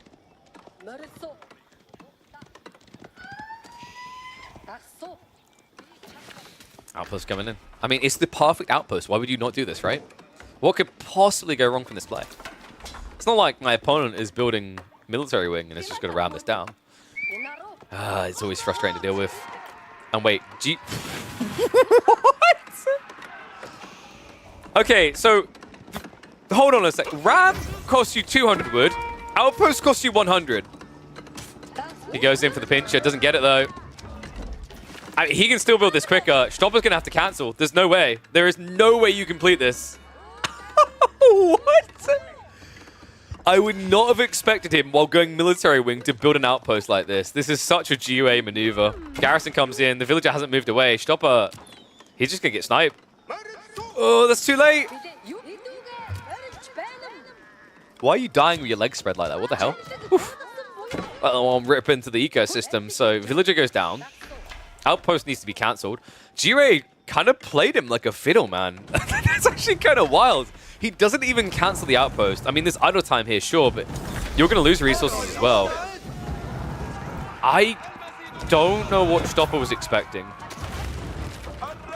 I think he got outplayed, 100%. Like, GUA, I don't know if this was 100% intentional. You never know if your opponent's definitely going to outpost rush you, but it feels like this was intentional. Especially the cockiness of, it's like, yeah, I'm just going to drop the mill. The confidence of it is like, really straight away knows that he's ahead. And archery range now coming to try and extend that lead. Big advantage here. Remember, Stopper doesn't have H2. He can't build archers. Also, double spear is going to prevent you from just immediately going Keshik.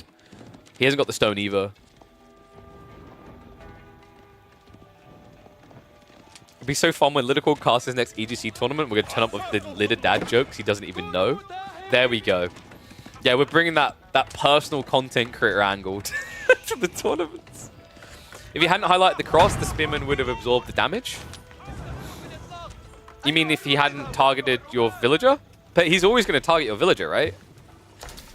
Like, he would have to ignore your villager for, like, what, 15 seconds? Which is very unlikely.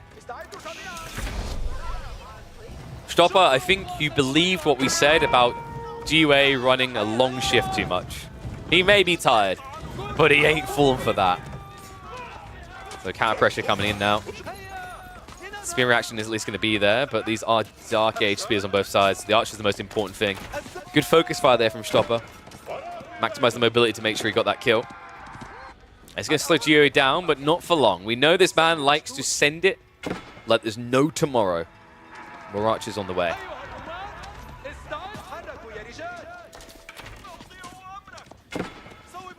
So, Stopper, what I'd say, like, feedback-wise on what you've done here,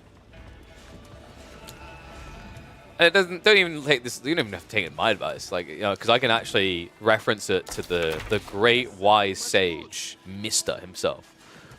Mister really, he broke this down phenomenally well in an Abbasid Mongol matchup, actually, about a year and a half, 2 years ago, where he pointed out that as a Mongol player, you think that you want the best outpost placement possible, but you don't. You want an outpost placement that makes their life hard but not impossible. Because if you make their life impossible, they're going to react overly aggressively, like pulling 20 villages, right? I think the play here would have just been the outpost back here.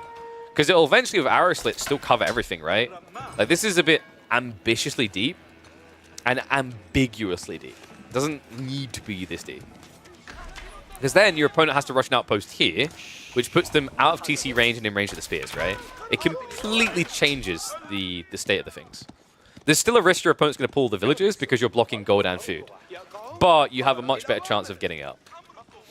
Didn't play much for the Mongols. Yeah, Mongols is like a very elegantly complex civ in a weird way.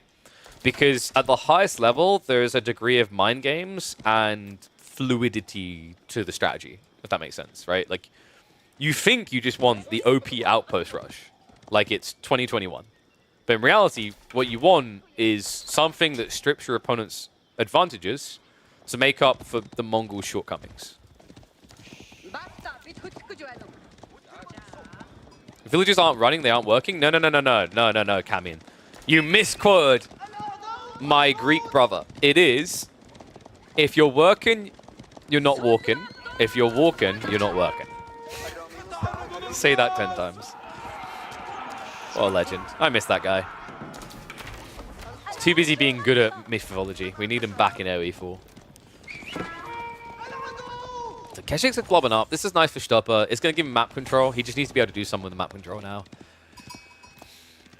It's kind of tough, right? Like, if this had been Eco Wing, Stopper could have just went infantry, mass archers, and destroyed his opponent. But, like, when you talk about Abba Millie Wing, you can't really just go mass archer blob. You'll lose.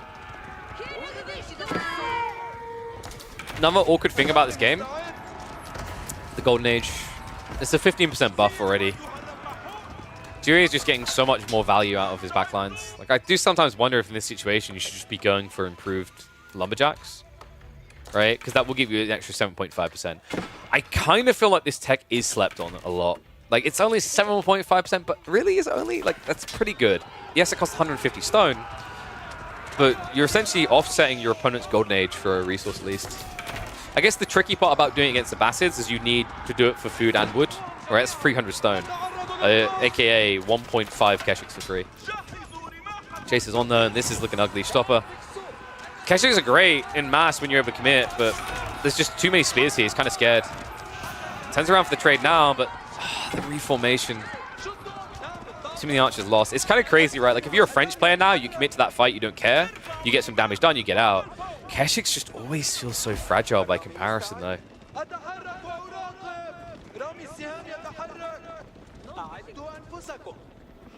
Just go trade since it's aggressing. It's a hard map to trade on. Like, everything is front spawn, right? Like, you're not able to hide the play. He also just doesn't have enough units yet. You're seeing the blob that's coming from GUA. If you're against a different player that was going 2TC, I'd agree you trade. You can't trade against someone like GUA because he's just going to blob. Like, when was the last time you saw Give You Anxiety build a second TC? No, never. Oh, no. This guy loves his all-in strat too much. I bet Give You Anxiety was one of those people that played team games at release with free Bassid players. You know the ones I'm talking about. Where they just Dark Age Spearman ram rush on your teammates. I bet he was that day.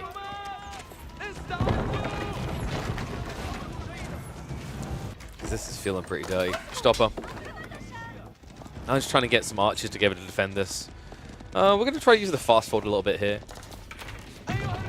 GUA doesn't have an immediate win condition, but he's in a very dominant position. He also does have the Steeled Arrow coming, which is huge. Yeah, especially when you try and dive. That was such bad timing for Stopper. The moment he came into the base, the upgrade came in. Although GUA, what was that? I'm surprised he got away with so little casualties. That was insanely greedy. Spears are here now, so it will be a full retreat. I think GUA is maybe overreacting. The reinforcing spears are enough to shut this down. You want to keep pressure going. I mean, you could argue it doesn't really matter because he's that far ahead. He is and he isn't, right? Like, your opponent still has neck-and-neck economy. He's not dead. So if you just kind of slip up, don't keep the pressure going, and he gets the transition correct, you will lose. It's bloody hard to lose, though. 26 archers and 19 spears.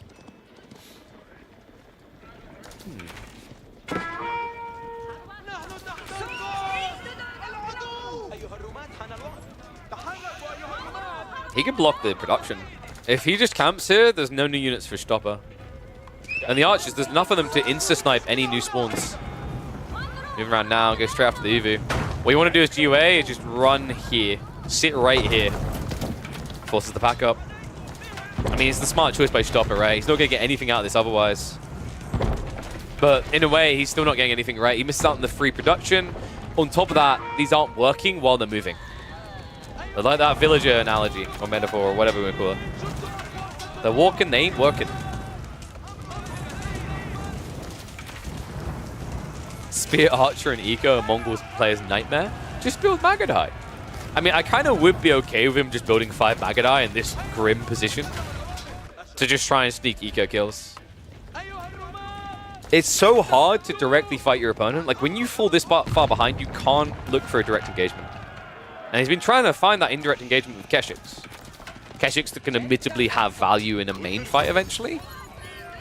I'd argue it's easy to do damage with 5 Magadai and then just blob archers. Magadai is such a risk in 1v1s. It is, but here's the thing. If you're losing a game and you refuse to take risks, do you know what happens? At least at the high level, you lose the game more. Right? It's all about escalating advantages. It's the extrapolation of an edge.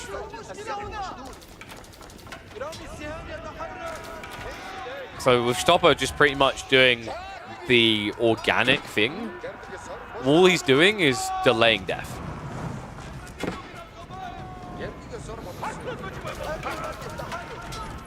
You miss 100% of the shots you don't take? Exactly, like that guy earlier who said he wanted Lidakor to be his dad.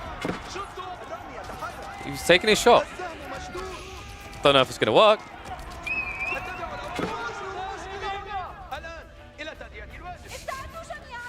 And now I bring it back to him. Anyway, this game is fairly over. Stopper's pretty much just playing on the logic that the Keshiks might be able to scrape him back in. But I think we're at the dive point. Actually, no. I forgot who we're dealing with. It's give you more rams. We're at the ram point. Build 4 rams and go in. You have a big enough military lead that you don't have to worry about your opponent catching up on raw mass from spending 800 resources that way. Nice denial as well. What? Okay, that was perfect timing. The Blacksmiths is going to go down at 15 seconds until Steeled Arrow is complete. Wait. What? Oh my god, Stopper has to commit. Because the Keshiks, right, if they don't go in, the Blacksmiths goes down. So, credit to him, that was really crafty. He does get the level 1 range tech. However, GUA is getting a little summon himself. It may not be give you more rams, but he's going to be giving you Castle Age. And that should give Stopper even more anxiety. Ugh. So in hindsight, looking back at this game for Stopper, we talked about the outpost play. That can still be justifiable. It was just too aggressive. And because it was too aggressive, your opponent never had to commit to a ram, which meant that he had the wood to go directly into an archer range, right? That difference in timing is huge. Because at that stage, your opponent is a mile ahead because you're still teching up. You can't even mirror the units, right? So that was step 1, which was a mistake. Step 2 was just not going for attacks. I think Stopper needed to be poking the flanks to force GUA to always defend, either with Magadai or the Keshiks. But instead, GUA just kind of got to exist in his base. There was that one dive, but it was so direct that I'm surprised it got the 1 kill it did. In fairness, like the Keshiks should have never got anything there. It was just kind of more on GUA being greedy and Stopper exploiting that.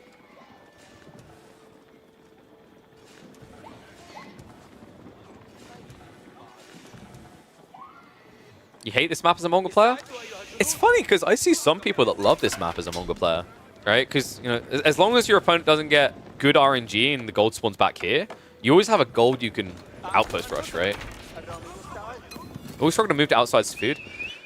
Do you feel like that is more on you needing to practice Mongols, though? Does that make sense? Like, because that's something a Mongol player should be quite confident to do, right? You're hoping for France at this map? What, from GUA? Yeah, I could see where that would make more sense for you. But that's the thing. Give you anxiety. Like, the thing that makes him very polarizing as a player to play against is the way he uses Abbasids. We cast a game between him and Voldemar, and it was some of the oddest stuff between Abbasid and French, right? He's a very unorthodox in his Abbasid approach. Yeah, my advice, like, Gorge is really just a map of understanding the flow of when you can move out and how you can move out. The tricky part as Mongols is if you can't keep aggro up, then you suffer more than other civs. Because most civs, when they want to move out for the deer here and the berries and whatever, they just wall. You can't wall, right? What you can do is build an outpost. Very important. Outpost, deerstone, Bob's your uncle. Is that Abba French game uploaded on YouTube? I can't remember if it got uploaded in the end. There was a big backlog, so maybe it did, maybe it didn't. It's tricky as well, because I really need to get someone involved in the YouTube side. As there was someone coming in to help, but they have disappeared. Unorthodox, aka bad? No, I don't think it's always bad. You could argue at the highest level that it'd be seen as bad because it's not the meta. Unorthodox can mean many things. Like, unorthodox can actually be very good because if you're not playing the meta, you're playing something that is less understood, right?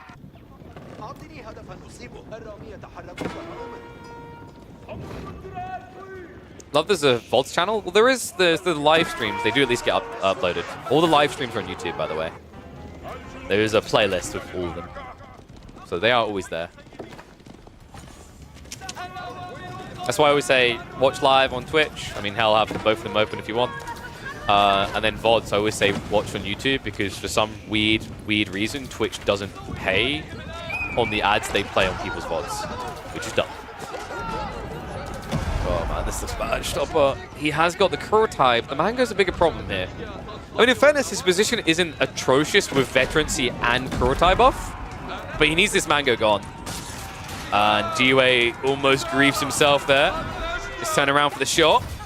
Could be a big one. Wait, it didn't shoot. Oh no. No composabos either. GUA, is he throwing this game away? New Mango comes out, completely misses the first shot. Catcher count is low though, and I think Stopper, despite what looks like it should be a good fight, the raw maths of it doesn't lie. I actually think GUA, this wasn't clean. Stopper, if anything, had an entry point that shouldn't have existed. But numbers really are going to dictate this. Yeah, it's kind of crazy. GUA really skimped on a critical detail. Composite bows is massive in this matchup. It offsets the Kurotai value. Stopper got a much better fight than he should have. Almost had a breakthrough there. That give you anxiety, proving that Abbasis is all about numbers, whether it's building loads of villages or building loads of military.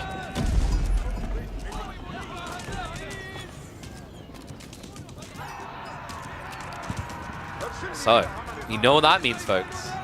Game 3 is happening. Dude, we've got a tight round of 32. A little bit one-sided in the flow of this game. I felt like it was always trending GUA, but I mean, Stopper right at the end made it a little bit nail-bitey. But the American GOAT cannot be denied. Stopper is going to have to admit defeat. We are going to a game number 3.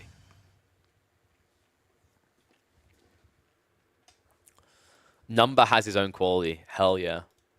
And our boy GUA likes the big numbers. So, that is going to be ABBA versus Mongols. So that leaves Hallowed Spring. Oopsie. JD French is available to GUA, which is pretty good. What do we have? Stopper has... Oh god, wait. He still has Byzantines, actually. And I'm a little bit surprised by the Byzantines and HRE both being allowed through. Roos as well. Yo, what's up, Agent Walcott? Thank you very much for the Prime sub, mate. Welcome back to Swarm. Thank you, thank you. Don't forget, guys, get those Prime subs in. I know you've got them. And you got to remember, guys, they do not auto-renew. So you actually have to come back and do it each month. That's right. You have to come in. It's just mandatory. Gold build in 20? You can do it. I think Stopper's going to do Roos, though. I know what kind of... Oh! I was about to say, I know what kind of player he is. So far, I think Stopper has exclusively picked Roos on Hallowed Spring. But Leopard can change their spots. He's going to be going Byzantines. I like that. Like, you know, if you go Roos, French can hard cripple you. And on this spawn, potentially Jean as well. It is going to be French versus Byzantines. So let's get to it.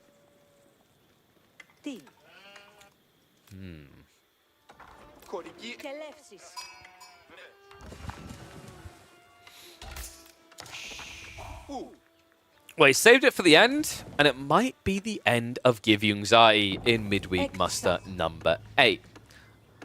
Wait, why does that say Stopper? I didn't decide that yet. I don't know why I've typed Stopper in. I actually don't know the outcome. I didn't look. That's one thing that I love doing, is just like not glancing the outcome. By the way, Doves, if you are watching this, please add a spoiler-free element to AoE 4. It'd be nice not to know the outcome of games when you want to watch them. I don't know why that isn't a thing with AoE 4 yet. But let's see what the outcome's going to be here, because Stopper has got a killer pick. Byzantines, really just as solid against practically everything GUA has. He had French or Jeanne d'Arc. He chooses French. I mean, there are ways that French can play this matchup to a win, but it does require the Byzantines to be a bit lazy, I think. If they play the pressure, it's going to be a big problem. Put tape on your mono. Oh, yes, the golden solution to spoilers. I mean, it's kind of, like, is it not a little bit weird that after this many years of AoE4 being out, we still don't have, like, a spoiler-free element? I don't know, maybe I'm just expecting or asking too much, but to me, like that doesn't seem like it should be that big of an issue, that difficult of a thing. It's such a nice and simple change as well. But let's have a look and see how this one's going to play out. We're going to be on the 2 times to the early game. GUA, how do you want to approach this? It's probably just going to be French Knights, and more French Knights. Which worries me, because if Stopper just builds a few Limitane and plays for Castle, Cataphracts can raid very well. I mean, you could even just do pressure play Limitane Javelins. That's really good, because the transition point is harsh for French. The reason is that you get camels on Castle, right? At which point, the camel on ease just really screws over the French in this matchup. Crazy how far behind this game is compared to SE2 when it comes to replays. Okay, I'm going to do one better. Crazy how far behind this game is compared to Dota when it comes to replays. Maybe I'm biased on that, but I always felt like in terms of all the replay elements that you have to use in-game, Dota 2 definitely set the highest standard for me. Valve were very good at regularly snatching things the community created and putting them into the base game. So Tech Up's coming out. I think we are going to be seeing jabs here. Limitane has to be built first. Like, the Rax is mandatory. It's not optional. Where's his extra berries as well? They are north side. He's got kind of a cool wall point here that's fairly efficient if he wants to go for it. No fishing, by the way. I feel like GUA could have actually done that and it would have been okay. It would have given him the extra economy he needs to actually contest the Byzantines. Perhaps one of the world's most popular games has more developer investment. Okay, but so here's the thing I always say is like a counterpoint to that. You do know that, like, if you do the maths on it, Valve could just make more money by not developing things for, like that for like Dota and CSGO, right? You know that. Because of how much money they make just running Steam. So, like, there is an element to be highlighted of what kind of money could you make through your efforts elsewhere. Does that make sense? Right? It's the same logic that all game devs go through. Like, is it worth more for us to now make a sequel or make a DLC? Oh, we don't have many players left, so it's actually better to make a sequel. And there is 8 fish. So 4 per player, Kiljadi. This is Himeyama 3.0 on crack cocaine. Very strong. Limitane doing a decent job of shutting this down. GUA yet to get a villager kill and once again gets denied, but also gets baited in range of the TC. Limitane not quite able to get that final spear stab in. Stopper was starting to send the villagers out, needs to be careful about that. I mean, GUA is getting villagers close to death, but the price is way too high here. This is awkward because now these guys are just dead weight until you get Chivalry, which is going to be about another 3 minutes at least. Meanwhile, Stopper already has the first javelins on the way, guaranteeing that anytime a knight gets that low, they're going to die.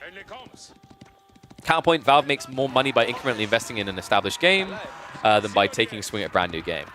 Yes, because Valve, as we know, have definitely not decided to punt and build brand new games semi-frequently. They've never done that. Like, you know, that they wouldn't make a card game or like an auto chess game. That'd be silly. They definitely wouldn't make another FPS. Oh, sorry, third-person shit. I mean, that would be silly. Wait a second. So, little thing about Valve, and it's bad from a business perspective, but I actually respect it because it's what development in a lot of ways should be. Valve kind of just do what they want. You guys, like, anyone who's been in the Valve ecosystem will know this. They do things because they want to. And as unprofessional as that may sound, I actually think more developers should be like that. Some of the best games ever made have been literally that. Like, we were talking about Minecraft earlier. Why was Minecraft made? Because Notch decided there was a game that he wanted to play that didn't exist. That was literally it. It was never, like, the psychology of the gamer, right? It was just, oh, yeah, this is the game that I want.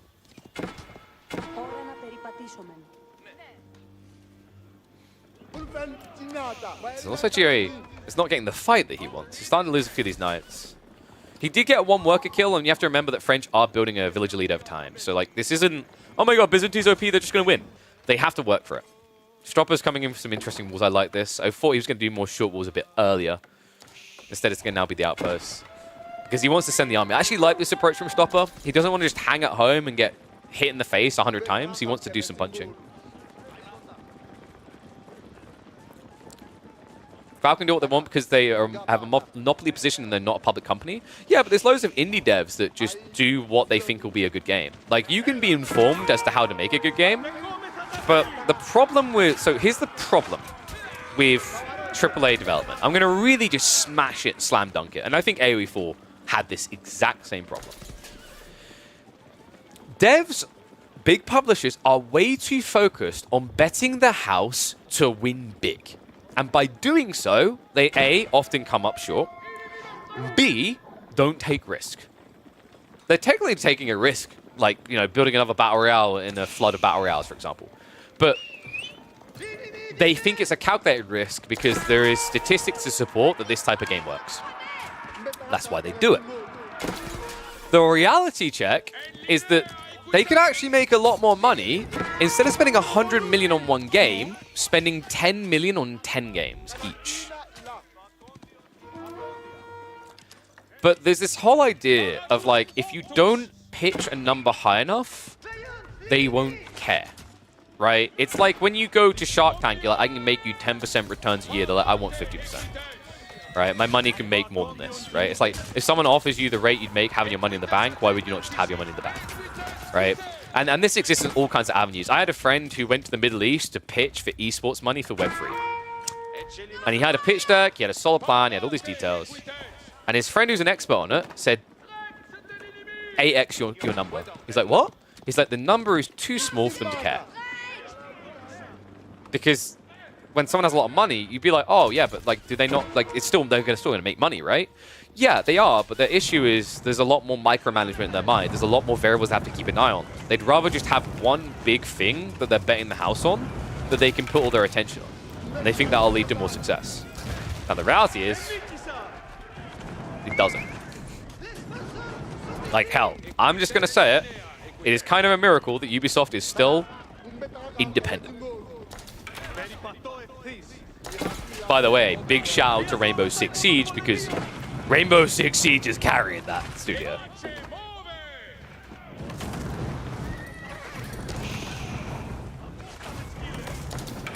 So, focus on the game though. We do have a nice burn free come from Stopper. I actually like this. GUA went full Knights. 14 Limitane shouldn't really be able to win this fight, but it's got GUA hesitating about even taking it. Goes in for the trade now. Limitane are going to stab through this. The archers, there's none here. He's got 2 archers in total, which means you can drop the shields and stab him in the face. Big problem. That is a mop-up. Look at the night loss. Unbelievable. G-Way hoisted on his own petard of Love and Knights a bit too much. And that's crazy. Like, Stopper, man, he outplayed him there. The reason he outplayed is, if you think about it, if there had been 14 javelins there, it's worth a commitment from GUA so you can kill that many javs. There wasn't that many. It was barely worth it from that perspective, so you're basically headbutting a counter unit the entire time. Stopper now with 25 spearmen. Does not care.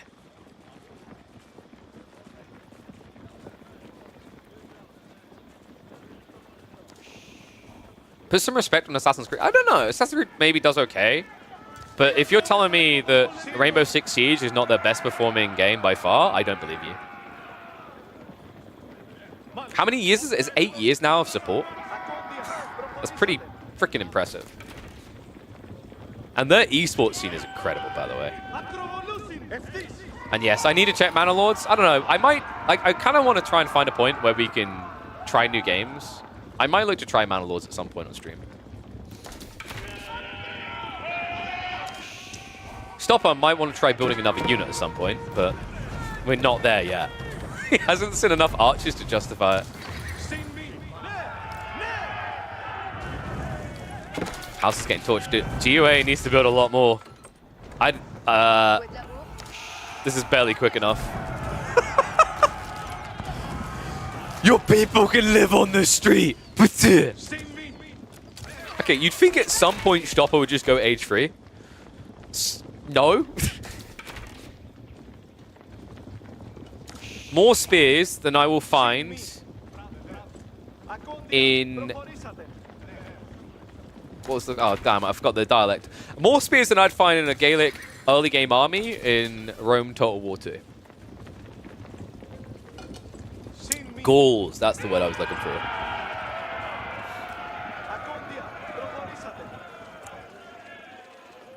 Do you guys ever think that like AoE4 is progressing the right way?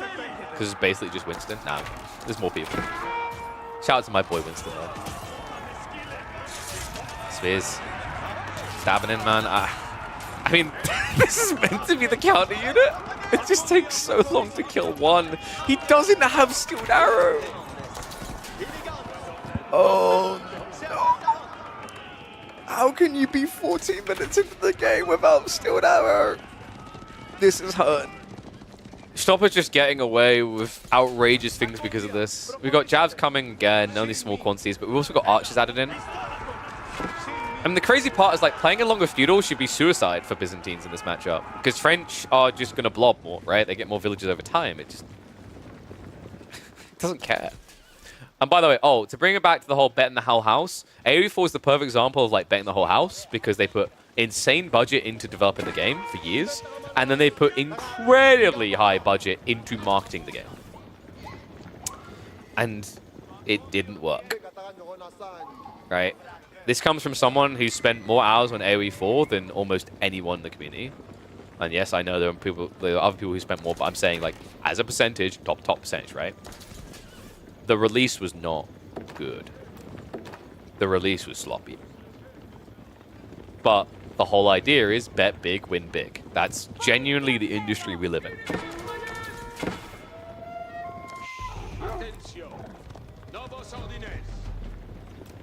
How many in-game hours do I have? I'm technically in-game right now by watching. Good old 2.5k hours on AoE4. Don't mind me. Jesus, 2.5k hours. I need to touch some grass. Maybe if I just get close, can I just maybe touch this here? Does it? No, it doesn't work. I tried. GUA. Now chasing north side. These villagers are not getting home, right? Like, I don't think there's actually a route for them to get out. Just Stopper? No? I mean, he's in the mill, so he suspects, right? Hunter's on. Admittedly, would benefit from having a scout. Ironically enough, actually, the villagers... Are they going to get away with this? No. Stopper's playing this perfectly. Look at this. He's got a small group just waiting here with open arms to receive the villagers. Well, he does see him now, but he needs to get the rest of the army here. The archer reaction was quick out of GUA. Microing away, just snipe 1 or 2. Stopper, I believe we do now have a dot play coming. This is very slow. Kind of intriguing at this point after he's drained the safe resources at home, right? Needs more food to keep blobbing Limitane. You can even take risks going out the flanks when Knights are going to find you, or you can go for fish. With the investment in some best-selling DLC. So the problem with like the best-selling DLC element is there are variables we don't know, like what was the cost to develop it? And I guess the other big problem is like...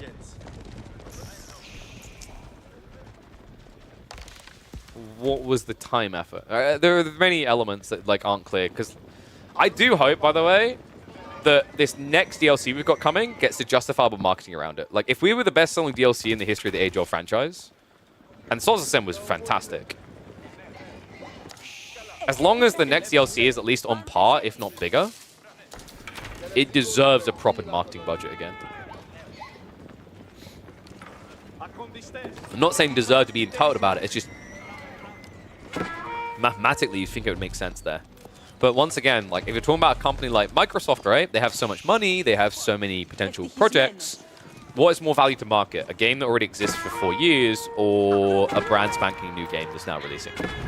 That's the tricky, sticky part. And I think that's the easily forgotten part as well, right? The reality is, launches are the biggest hype window that games will get. Like, I still haven't played No Man's Sky to this day. They recovered the game, though. Most people are happy with what the game is now. But did it get, like, this big hype around its recovery, or was it just a gradual thing over time, built its audience and whatever? Right? Like, I don't think No Man's Sky ever got a second marketing maneuver, from my understanding. I never saw it marketed again. But it does phenomenally well for itself. Like, Rust does phenomenally well for itself to this day, but outside of, like, a Twitch Rivals tournament, like, what's the marketing endeavor around Rust? It's kind of weird when you think about it that way, right? Check this. Kind of a weird moment. GUA actually on the offensive after being forced to turtle for a long time. And this march in could be big. Nice shuffling in, stopper. Seek shelter. Spinman are on the way across. Meanwhile, it's now going to be pressure on the west side. But he needs to be faster than this. He doesn't know about the landmark. He doesn't know that Stopper's about to get a big edge with age 3. Remember, with the system level being up to 4, the tech speed unlock is going to be absurd. This is where you really have to fear for him. If the Dialector's switch comes in, it's only going to take about 24 seconds to get veterancy. And he walks away. No. The one move you can't afford right now. A back away. Knights are going to keep roaming, but that means the Limitane can now easily guard.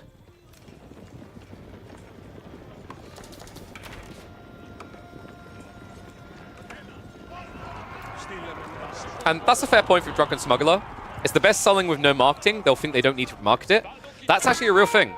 So, I don't know how many of you guys have, like, worked in an environment where you get you're privy to info around budgeting, for example.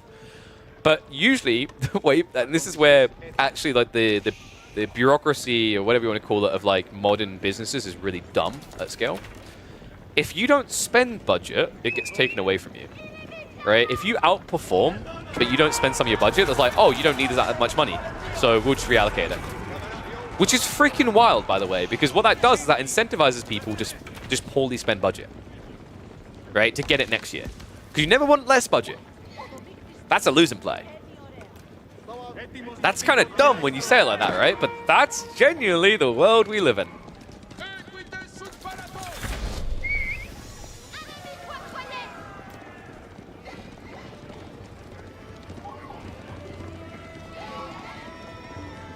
It still baffles me to this day, really.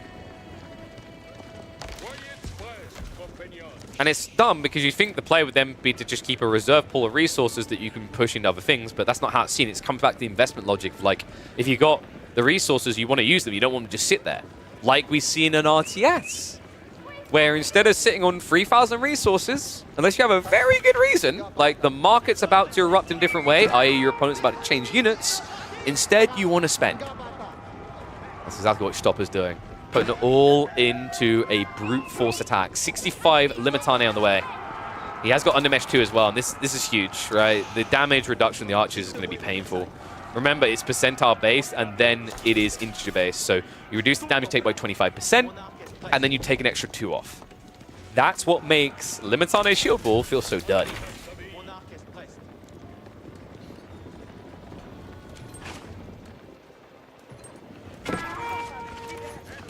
Oh, Killjadi, I'm aware of the whole teams are not helping each other save their own budget.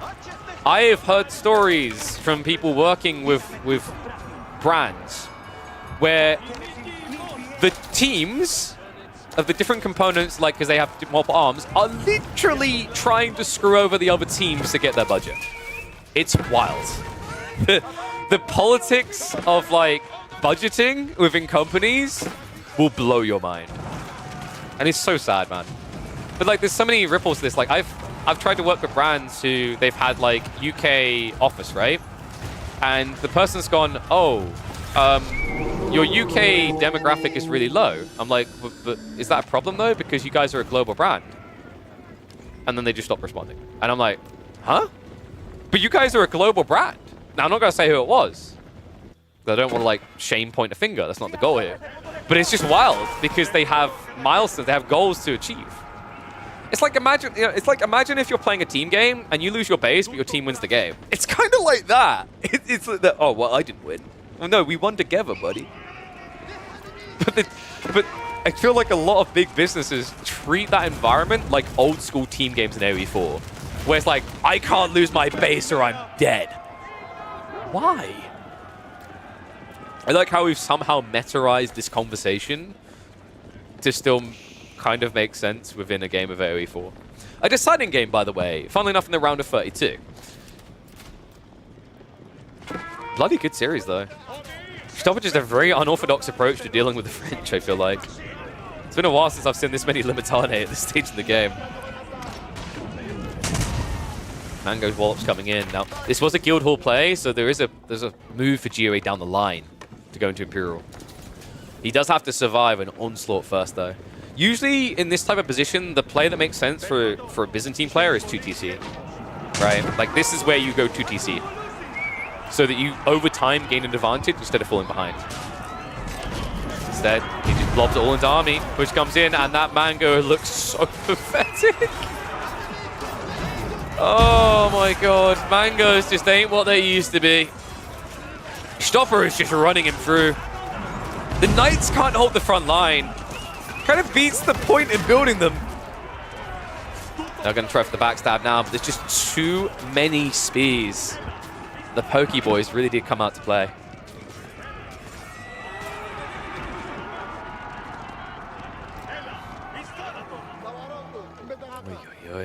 I'm struggling to see the way now for GUA. We have got a Horseman switch coming in, but that doesn't feel desirable against this many Limitane. Shield Wall's quite a thing. A thing of beauty. No, it's ridiculously obnoxious. What's GUA's other options? Survive, drop a Red Palace and pray. Because if you don't have a Red Palace, this many Limitane are just going to burn all your landmarks. In fact, this is what Stopper should be realizing. If he just goes in and gets torches out, the game is over. Because either GUA lets his base die, or he has to come and fight you. Moves in, but funnily enough, actually doesn't go for the landmarks at all. There's a backstab attempt coming in. There's a problem though, guys, and that problem is the camel. Today we're going to learn about the letter C.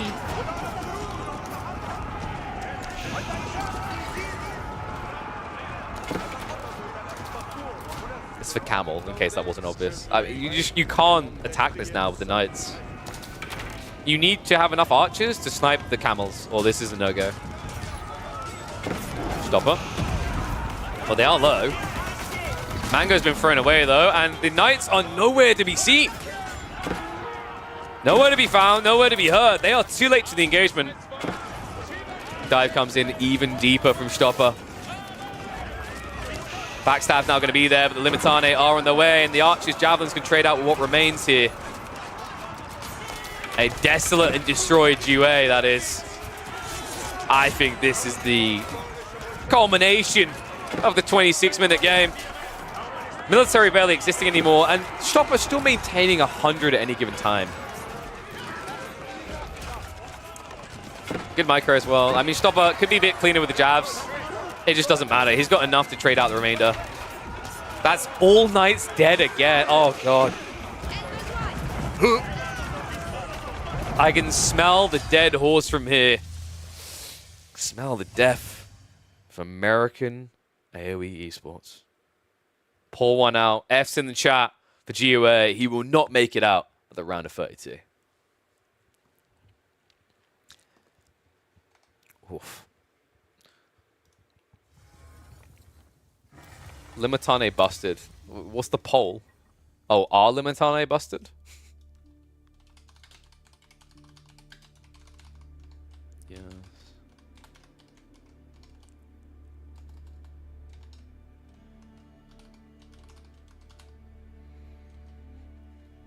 There you go, have your poll.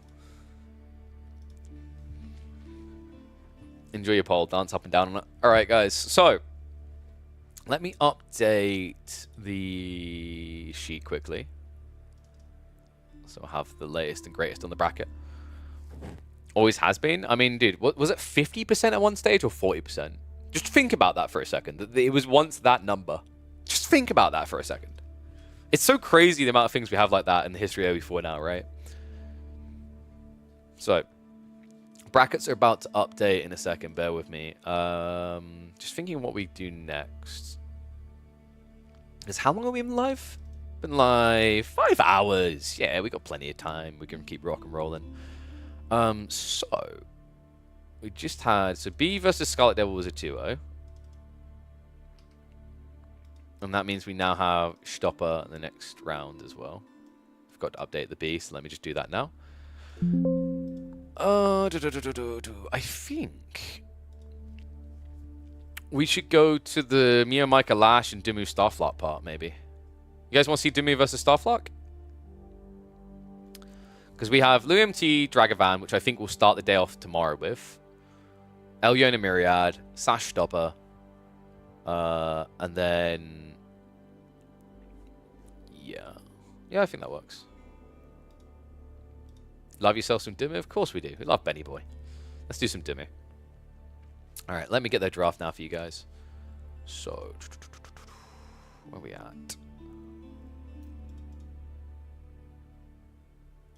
Oopsie.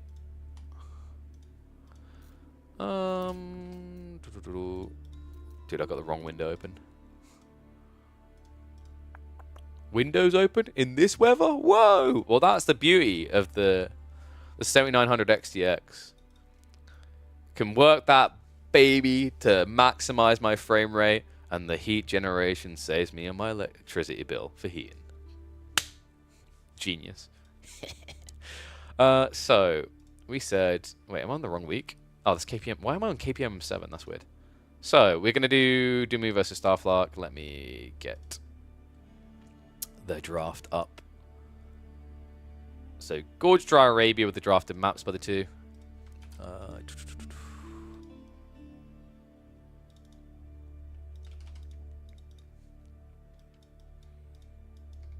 So King of the Hill,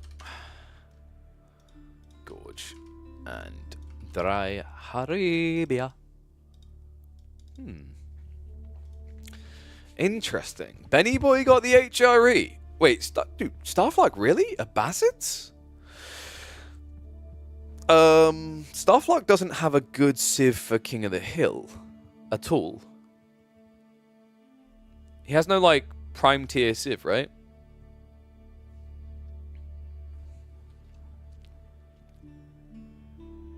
Just catch up and chat quickly. Wait, what was the poll result? View results. Yes, 8-4. Not enough nay-nays. Gonna have to watch us whip. So, wait, we forgot to give the Kill Johnny win from before, didn't we? Yeah. Totally forgot about the predictions. I'll pay that out now. Keshik shouldn't have horses either. Dude, we should just have... It should just be... what's it called? Dragon Throne. Battle for Redcliffe. Where when the cavalry units fight, the horse dies and then they fight on foot, right? Abba seems okay on King of the Hill. Really? Elaborate. I'm not sure about it. Like, if you think about high pro picks, HRE, Byzantines, Chinese, Rus, English, probably the best. Delhi can work quite well as well. It's not that Abba aren't okay. It's just that they're not a top tier pick, right? Like Dimmu got English, he got Delhi, he got HRE. He has 3 picks that can work really well on that map. Ah, true. We just need to build max TC on this. Actually, guys, pick Mongols, King of the Hill, build on the top.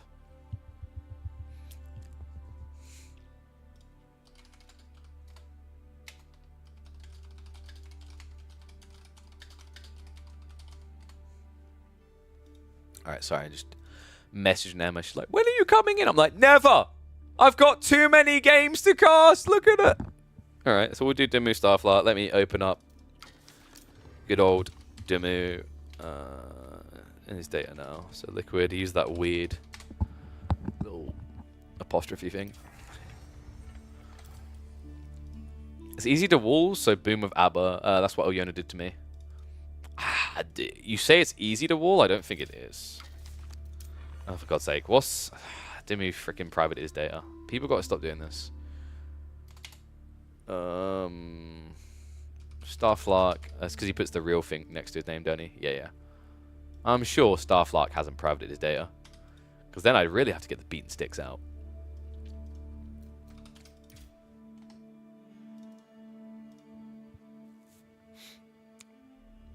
Won't be like France on water for Dimmu? Wait, what? Poor Ben. Nani, why are you doing this to him? So, let me get the data. Oh, please tell me they haven't played too many games. I'm going to be annoyed if that's the case.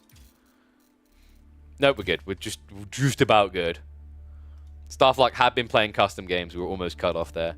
So game 1 is going to be a Bassett versus English. Seen this series? Well, now you get to see the full picture instead of just one side. Hey, I tell people if they don't want to spoil it for themselves. Gotta be waiting for the coverage in the KPMM.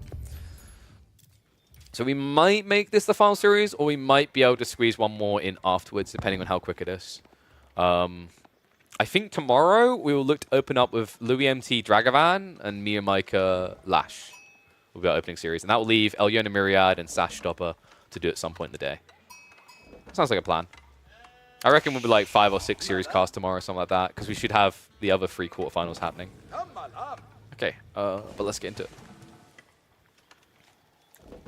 Yeah, sit back. You know, if you've seen the series already, sit back, unwind, chat with people. Theorycraft. There's plenty of things to do.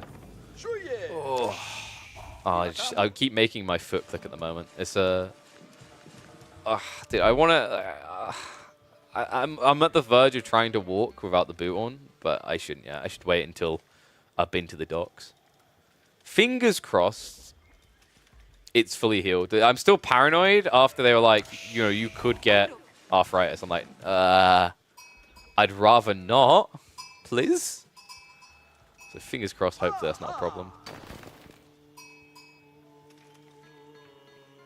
Foot stuff still going on? Yeah, dude. I broke the most complicated foot in my ankle. Like, you know, complicated foot? Complicated bone in my foot. And my ankle, right? It's like a very complicated bone in the center. So yeah, it was 6 weeks in a cast and then 6 weeks in like a support boot. But like, I meant to be on partial weight bearing, but I've technically been full weight bearing because I'll like walk with the boot on. But it doesn't hurt, so I think I'm good. I hope I'm good. Speaking of good, damn, look at this guy. The British pride living in the Swedish mountains. It is Team Liquid's Dumu in KPMM number 8. His opponent is going to be none other than the wonderful Starfluck. SA Pride, rise up. We've got a weird pick here. This is the first time I've seen this. We brought back King of the Hill, and we're getting a Bastards. That's kind of funky. English versus a Bastards. English definitely like considered one of the S tier picks, one of the upper echelons alongside things like Delhi, Rus, Chinese. ABBA, it's not that they can't function here, right? ABBA can function practically anywhere. It does feel insanely greedy, and he is going to feel very pinned in the corner. The thing I'm worried about is Eco Wing on this map against an aware opponent equals starvation. The good news for Starfluck is that starvation is going to come late. 18 sheep already compared to just 10. Feet take a long time to heal? Yes. Yeah, like, I mean, I broke it, what, end of October? I mean, there are some foot injuries that aren't too bad, right? But, like, because the one I broke is in the middle of my ankle, that means there's risk with pressure as you try to walk again or whatever, right? Like, that's the tough part about that injury. Like, I remember, was it Emma's grandma was like, oh, I was in my boot walking around and no time at all. It's like, yeah, but you broke part of your foot on the top, right? Where there's no bearing pressure. So yeah, we're getting there though. I'm hoping to get back to climbing mid-February, late February, if things go well, hopefully. And I might start streaming it. I don't know.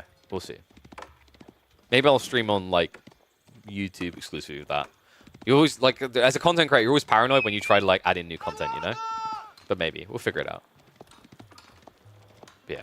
I'm excited to get back to it. I've definitely missed the climbing. It just, if you haven't tried climbing before, I definitely recommend it. Be safe, but definitely give it a go. It's very refreshing. I don't know. It's a really fun way to work out because if you're like me, you probably don't like gyms. I'm not a big fan of gyms because I think it's very tedious workout. Whereas climbing, bouldering is like a full body workout where you also get to solve puzzles. It's fantastic. And who's Starfluck? Starfluck's a very capable guy, actually. He's been top ranking for a bit, right? He had, I think it was, at one point, I believe he was something like 33rd, 34th. Currently, he's ranked 71st in the world. So he's a player, a wonderful, I believe it's Chilean player. In fact, I'm just going to double check that. Was I right? I was. Yeah, from Chile. Very capable lad on the ladder. It's just not been able to translate fully into tournaments yet. We'll see how things go. I think these are the type of players where this environment is critical to nurture the next generation.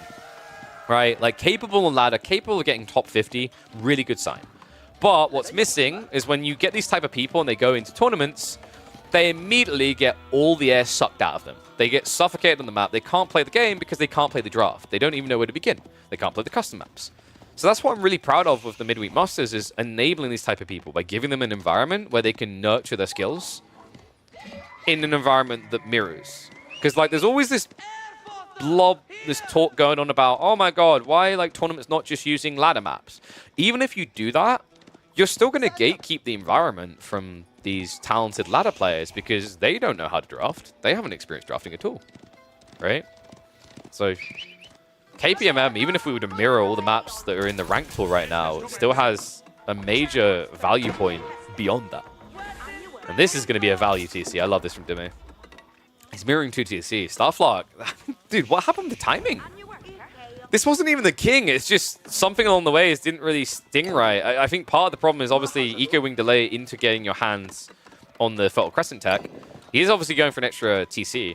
Duma will definitely stop at 2, but with this TC, he secures all the food he needs. Remember, the big issue Ben had in this game is he didn't have sheep. His opponent has 18. So these deer are not only going to fix the food issue he's ran into, they're also going to give him the necessary resources to go Castle Age. And what's cool about this TC placement is it now puts him a hop, skip, and jump away from the sacred site and going for that white tower win condition. I just talk about my OnlyFans launch? Nah. We're talking about launching Lidicor's career as a dad. Okay, now I'm doing it. Jesus Christ, you guys have done this to me. Do I have an auto belay system, or do you go with humans? Neither. Dynamite Shield. So like when you do the bouldering is typically no harness or anything. Bouldering is like free climbing. So the walls are usually about 10 feet tall, is it? Maybe? They can be up to 10 feet, 12 feet tall. And you free climb. There are bouldering gyms that also have the very tall walls where you will have the auto belay systems though. And look at this, King, man. Absolute nuisance. I mean, Starflock's doing a good job of keeping him low. But Dumu is still delaying this TC timing, and every second really matters here, considering he's racing towards castle. Even baits him before he even touches. That's going to be a waste, though. I think Dumu, he probably could have kept that going a little bit longer. Does overstay his welcome. So King goes down, immediately queues up a new one, giggling to himself. It is free TC now for Starflock. But even with the King reinvestment, Dumu is already about half the way towards castle. All you hope was doing body workouts and streaming it? Yeah, in a gym. Not a sex gym. Wait, is that a thing? I don't... We're talking about climbing. It felt appropriate because you have to climb this giant hill to win. And we're going to look to be climbing again and winnering. I don't know, I'm kind of curious. Like, let me know in the comments. Would people actually be interested in vlog content, climbing content? I really want to get that started in 2025. I actually set that as one of my goals for the year. Alongside continue to grow this amazing audience to 1,000 average viewers. I say with my little finger like this, so I have that full Dr. Evil effect going on. Wall's going up now from Starflock. Yeah, dude, he's playing full hunker down. I mean, I don't think Duma wants to turn this into a camp the sacred site win condition necessarily. It'll be the start of it with the white tower drop, but I imagine he's going to be looking to attack here.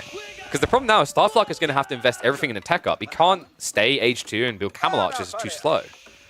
So there's a really golden window here for Dumu to attack. Like, I'd love to see him just build a Rax here, upgrade for the veterancy, and already have the white tower pumping out men-at-arms. Will there be a quarterfinal today? We already had one. It is in the replay, so we did see Killjadi versus Cat earlier. Bloody fun one as well. Excited to see who will potentially be up against. I mean, if you had to look at it on paper, you're probably thinking Dumu versus Mia Micah to like the outcome here. And then of those two, Dumu would definitely have the edge to get towards Killjadi, but I'd never sleep on Mia Micah if he does make it through to that matchup. Guy just seems to have an ability to snatch key games away from the most talented players we have in the roster. The question mark with him is whether he can close out in a full draft. Like, I do wonder if that's what happened here with Starflock, by the way. We said his draft was a bit funky. I wonder if he picked Comfort, and I don't know if Starflock plays the entire roster to the highest level, right? Maybe that was why we saw this very unorthodox draft for the map pool. feel sorry for other people in the gym. You're personally not a fan of other people filming in gyms. I mean, can I just say the other thing? Get over it. I get where you're coming from, but like, I think that comes down to the cringe content of person wears gym yoga and squats and isn't actually working out. It's very easy to seclude people from your content. If they end up in your content, that's more on them for not learning how to walk and where to walk, right? I don't know. Doesn't seem that big of a deal to me, and I'm the type of person who tries to be considerate, right? Sometimes I feel like I should be a little bit louder when I'm doing my content out in public. I'm like, I'm just trying to be respectful. Like, I get where you're coming from to a degree, but I don't think some content creators encompass all content creators, if that makes sense. So, Relic's coming in. Dimu's in a pretty good position here, snatching these away. Starflux has triggered the military wing, but this is slow, and there was my big worry. We've hit the eco wing point of the game. This is what I didn't want to see, right? Like, you know, where you have to switch into farms.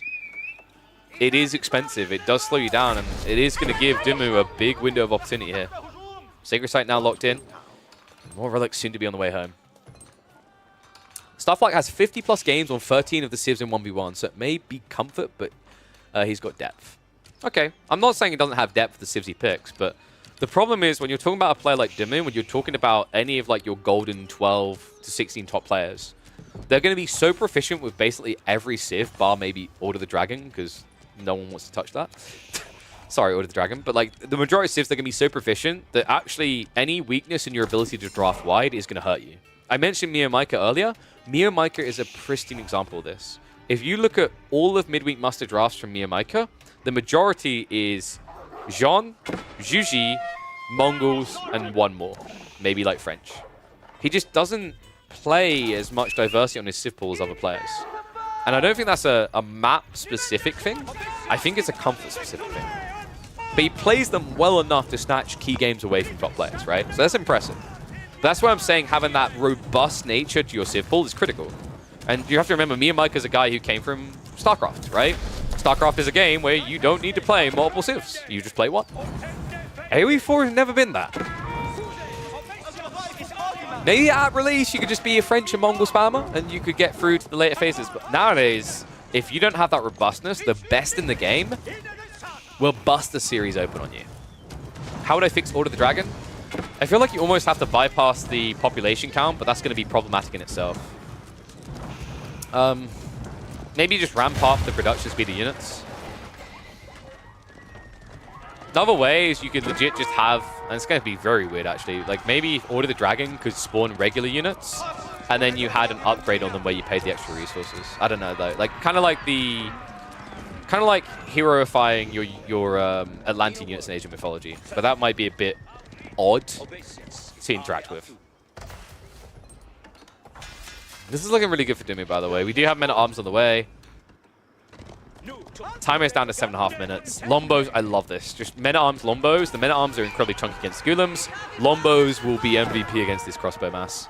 Starflux is realizing an economical advantage over time, but the time isn't favorable for him here. We're talking about a 5-relic game for Ben, right? Which equates to be worth about an extra 10 villages.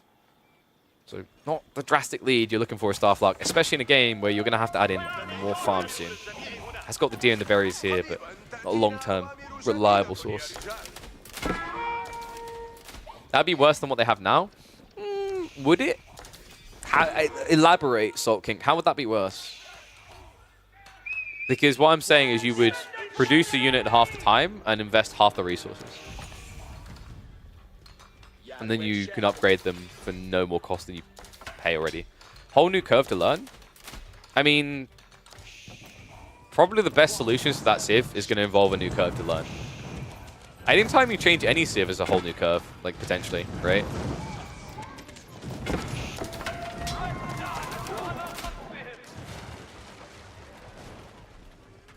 Like, I don't think that would be worse from a balance standpoint. You can argue you think it would be worse from a playing standpoint for a casual player. That's a different type of worse though, right? Ooh, Dimu! Uh-oh. Quick reactions out of Benny Boy. We'll be able to back away, but this might be problematic. We do have pressure coming in the center though, so Dimu is trying to punish back here. But he does need to answer this now. Has reached into his base. Cute with the short bows, just trying to protect somewhat, but that's never going to work against a 270 HP camel. They just need to make houses cheaper and faster. I don't think that solves the fundamental issues of Order of the Dragon.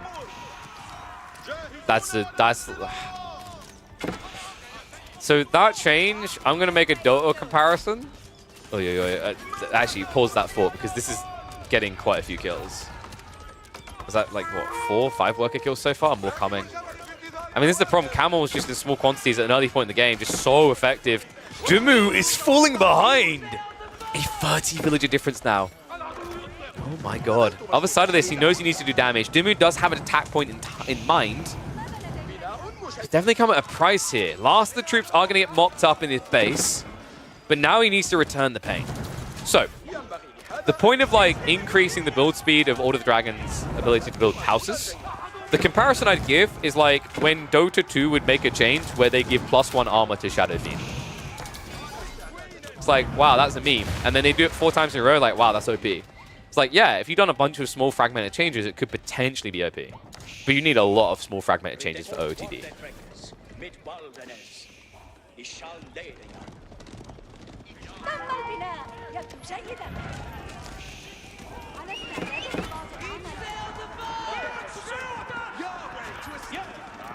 Order of the Dragon's fundamental issue is more than just needing more houses. Think about it this way. Order of the Dragon gets in the late game, and then they just can't compete. But in the late game, they have max houses. So what's the real problem? The problem is that AoE 4 is a game that it can be very difficult to thread the needle on quality over quantity quite often. In multiple stages of the game, quantity wins, because with quantity, I can do more things on the map. As the game goes deeper, I need to do more things on the map. I've seen Order of the Dragon far too often in late game struggle to maintain wide map control because they just don't have enough units. They can't have enough units, right? And in the mid-late game, you need to be in the mid-map. For example, later in this game, you need to be here where all the gold is, right? Same up here. The wood lines could eventually fit to that point as well. So if you're playing like Order of the Dragon, you just can't protect everywhere at once. That's where English are very good. It's where Bastards are very good with their production rate. It's where any civ that doesn't use 2 population per unit is very good. Because sometimes you don't need quality, you just need quantity. Now, that being said, OTD, actually more than housing issue in the early game, where they really struggle, is the opening transitions do not favor them. Because if they get the unit comp wrong, it's harder to address and fix that than any other civ. Because you're spending double the resources on each unit. Nice! Oh, wow. So this is problematic. You're down to 1 trebuchet. Second one's on the way. We're 3 minutes out from a sacred site victory. Now, we haven't really been focusing on the fights because not much has been happening. It's been scaling to this point. The question now is whether Dumu has enough to hold. It's looking reasonable right now. 5 mangoes with that attack speed aura. And remember, he did go for the network of citadels. Knights are shuffling in. We'll be able to find 1 mango, but I don't know if they're going to be finding anything more here. Trebs are now trying to snipe the mangoes. I can't believe this, man. The attack speed buffer has been good enough for a guy who's behind by 40 villages. Damn, an admirable effort by Starflart, but undeniable here, right? He went for that raw eco-inflation, but credit to Ben. He found that succinct, that finite timing, that window of opportunity that King of the Hill can offer up, and he utilized it. I think in some ways that's something I've always liked about King of the Hill. The old meta of Siege made it really stupid. Yes, there's still Siege here, but the concept of, like, instead of macro and boom being your only logical win condition, Sacred Sites making sense is pretty cool. King of the Hill might have an extreme in the wrong direction, but there's no denying that, like, a big issue with a lot of maps in AoE 4, default ones anyway, is that winning by Sacred Site sometimes feels harder than just killing your opponent. High view, that's why we have Pigeon's view, right? Like, there are plenty of maps that follow and track with this logic.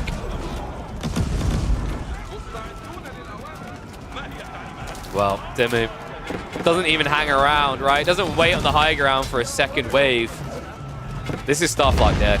I mean, it's just English very good on this map. I think Bastards, the idea, the concept was kind of cool from Starflart, but it's just predictable greed into a linear push. He got an insane dive, and even with that dive into the farmlands of Dumu, it still wasn't enough to get the win. To tell you everything you need to know about this matchup and this map.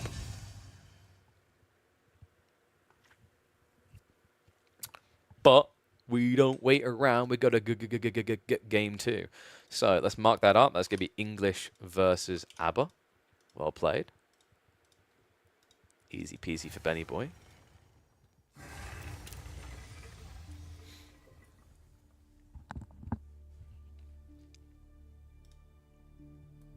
Canadians stop building villies when they hit 80. You kind of have to, and like it's good enough at that stage. You just need the, you really need the numbers.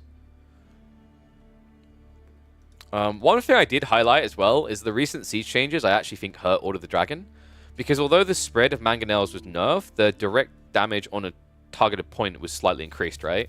Which makes them better against civs that have smaller army sizes, aka Order of the Dragon.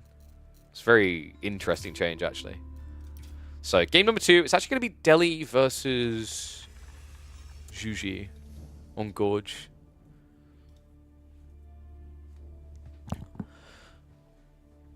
I think Starflight wants Spring Meta to come back, at least for this map. What, because of Bassett? Maybe. Need some fancy LED lighting in my room to match the new PC? Maybe. Maybe. I mean, I need to sort out the backdrop. I really want to get some extra shelving and then just get like some cool merch and whatever stuck up on the shelves. Like we have a few cool things, right? We got like the giant ass edition of Age of Empires 3. We got some old school editions of like Ultima. We've got all the cool little things behind me, so I just had to put the heating on, right? Like we got the World of Warcraft, we got the Pokemon. I've even got like a Call of Duty limited edition stuff. Whoop whoop. So it would be cool to have them up. Need Warhammer in the back? Oh man, I got to dust off my old Warhammer. I don't know where they are. It's been a while. Have like a small Space Marine chapter. I got like some Tau as well. Haven't collected in years. I mean, I wouldn't start collecting again unless I was making a lot of money from streaming, because it is not cheap. And oh my god, what? Dimu, game number 2, and we immediately have all 6 villagers being sent across the map. What? What? We have an outpost rush. I can't believe... I'm speechless. I can't believe this. Of course, he's still producing the new villagers at home to do something, right? No. Wait, what's going on? Ben, please. Timmy, what are we doing? Oh my god, he's nerfing the meditation garden. Like, what am I looking at here? Did someone bribe Dimu? Or like, you know, it's like, I'll give you 10 gifted subs if you don't build villages for the What? No, dude, this isn't desync. This is BM. What? Man, your berries just taste so much better than mine. I mean, that would be a hella misclick. Guys, that couldn't have been a misclick because Dimu didn't know what was there. Remember, it's the start of the game. We are literally less than 2 minutes in. He still has a villager here as well. I don't understand. This has... Wait, I think we've got a desync replay, right? We must. We must... Have we got one of those weird replays where it's not what's really happening? Yeah, we have, because stuff... What is going on? Why has Starflark walked over to the opponent's base to gather wood?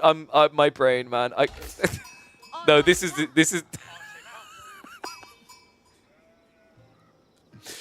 ETC Gorge got updated recently, so I think earlier replays must have broken. I think so. It must be, because we've now got the villagers chasing after the scout with the sheep. Help! This guy looks as confused as me, right? I don't really know what to say, lads. I was meant to be supervising something, but there ain't anything here. Wait, I can't. Why was Gorge updated? And how recently was Gorge updated, Cavayu? like less than 2 days ago. I'm gonna I want to watch this, but I think we have to speed it up. Okay, so everyone needs to flame Kivayu for ruining our replays. GG. Where was the comms? Where was the comms? What the hell? Bro? Sir? This is definitely desynced. But, like, I think we see how this plays out anyway, because we're kind of curious. It's 100% desynced. That would have been the most epic BM, though. Yeah, we'll just AX speed this. Okay, so, bit unfortunate.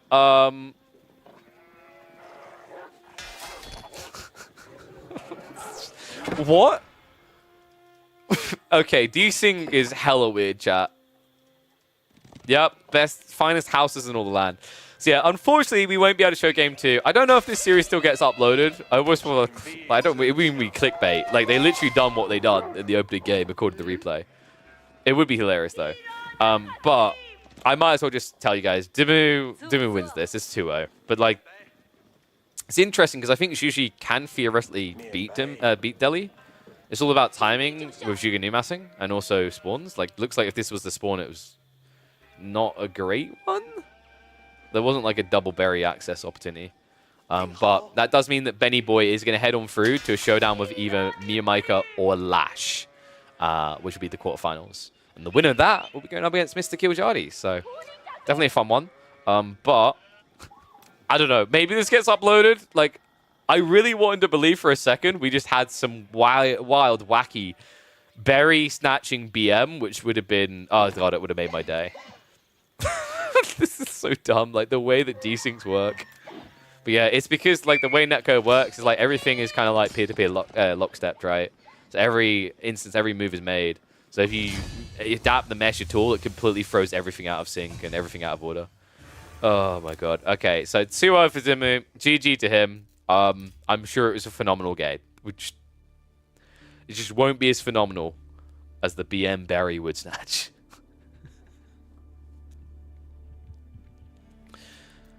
Oh dear. Not even a fight. Thought I was watching a core game. Yikes. I mean, hell yeah. Say it louder. Core seems to want a war with us recently. So I'm just going to nod my head and not disprove. So. Yo, what's up, Dryzer? Okay, I don't know why the sub noise does that sometimes. I should have played a noise. Thank you very much, mate. Appreciate the sub. Thank you for the prime. Welcome to Swarm. So, I reckon we might be able to squeeze one more series. What do we have? I said about Miyamaika Lash. That could potentially be a long series, though. Lash doesn't necessarily play super short games. So there is a risk of a long one. Or... Yeah, okay. You know what we'll do Lash versus Miyamaika. So bear with me a sec. And this will be the final series of the day. Okay? So let me get that up. King of the Hill, Hallowed Spring, Dry Arabia. Okay.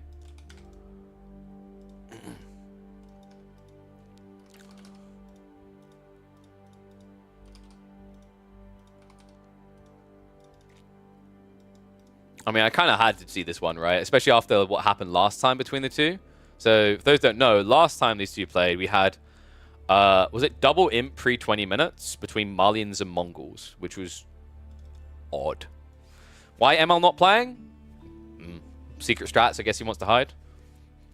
I mean, like I said, I think for a start, the ATR system needs to be revamped to still give value to these things, but also not reward not participating. I mean, I never want players to feel like they have to play every single tournament, every single thing, but it's just like right now, for people who are high ranking, there's literally like, the logic is they stand to lose more than they gain by playing these, right? Which, I get it, it's just silly as well, at the same time the system is that way. But one second, let me just go ahead. And I believe I've updated the brackets now, so yeah. Oh, I forgot to put Dimu in the next round. Oopsie. So let me just quickly do that, and then we'll hop into game.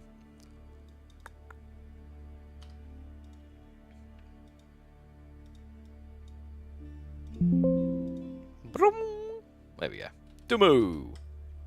Tama. All right, so let me get that loaded up. Game number 1 is going to be Jean versus Roos. I told you guys about me and Micah, right? Like, this is what I talk about with drafts. Mongols got banned out. That's why it's not been picked. Like, he picked Jean, he picked Juji, and then, yeah, we got Japanese. Whoa! Why do we call him the wonderful M. Lord of Dumbo? I mean, in fairness, he does kill everyone crap.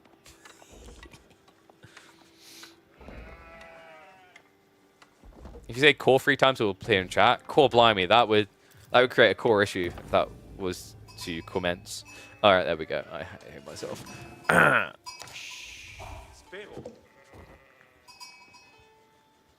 Mia Micah is Vietnamese, I'm pretty sure. In fact, I'm double checking that. I'm pretty sure he's Vietnamese, right? Because he made a name for himself in StarCraft 2. Yeah, Vietnamese Zerg player. Oh, yeah, the Night Slaver who was saying about, like, there must be an earthquake near me, my camera shakes a lot. That is because I have a very silly habit of, like rocking my leg. So, like, my knee is going up and down all the time. So I'm banging the underside of the desk, and then it's shaking things. I don't stay still very well.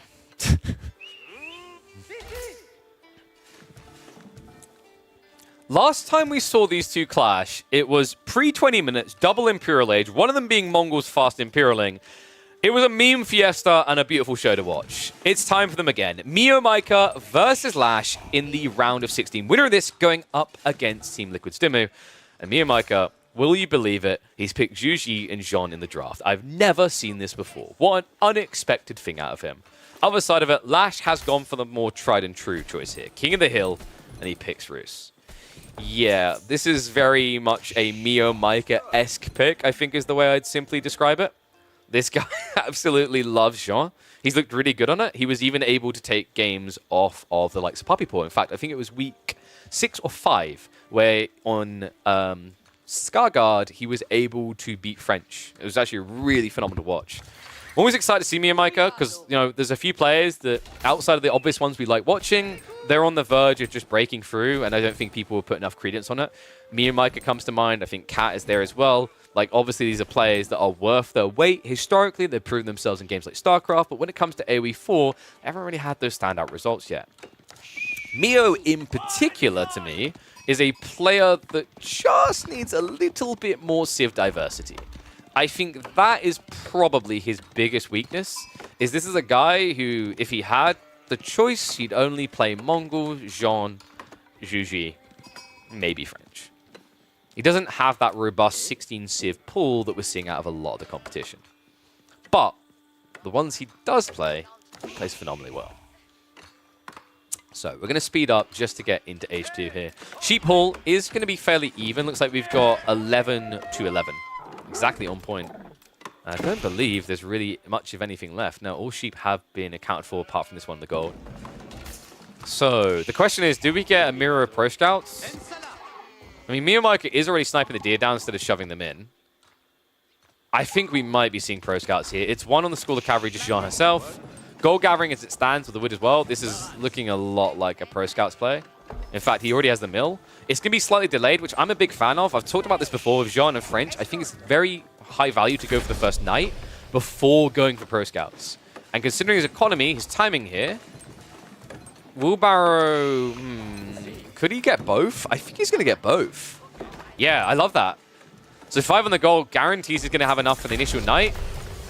And he can immediately then queue up the Pro Scouts. But instead, Mio Micah has no intent of it. Okay, I like this even more, weirdly enough. I kind of just come to accept Pro Scouts is going to happen in most of these games, but this feels a little bit better. You know Lash is likely going for it. He's going to look to punish. First night queued up, and range Jean on the way.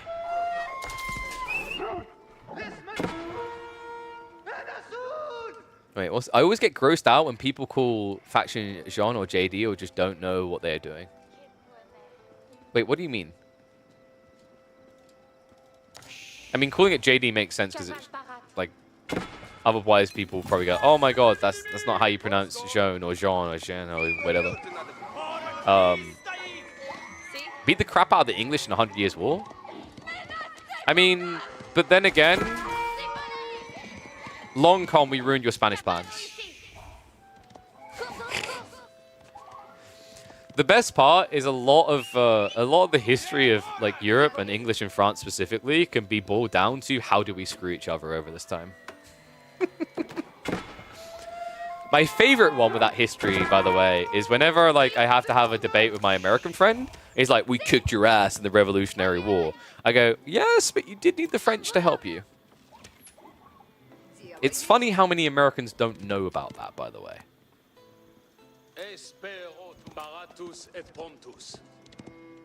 I mean, it kind of ruins the glorification of like your country being amazing if you have to point out that the French definitely helped a lot. Don't know about the French in the Revolutionary War? Yeah, in like training them and providing them with a lot of assistance.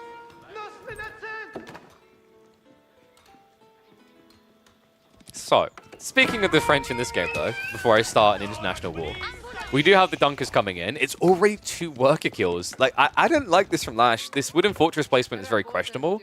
The Lumber Camp, doubly questionable. If you're going to make this play, it has to be on the east side, right? You need the Wooden Fortress as a front point defense. He has at least got the Aristats coming in, the castle turrets as well. But Mimaika's in a really good position. We've got fast castle build to mirror. Lash has already taken notable damage here. Yeah, it's really cool to see, right? Like, you know, you kind of want this because when you sacrifice Jean into the attack mode, you lose a worker anyway. So you need to get at least 1 eco kill to even things up. Preferably 2. Standard education for us here. The thing is, like, most countries focus on their own glory and they don't talk about what other countries done, right? Like, that's kind of an atypical thing.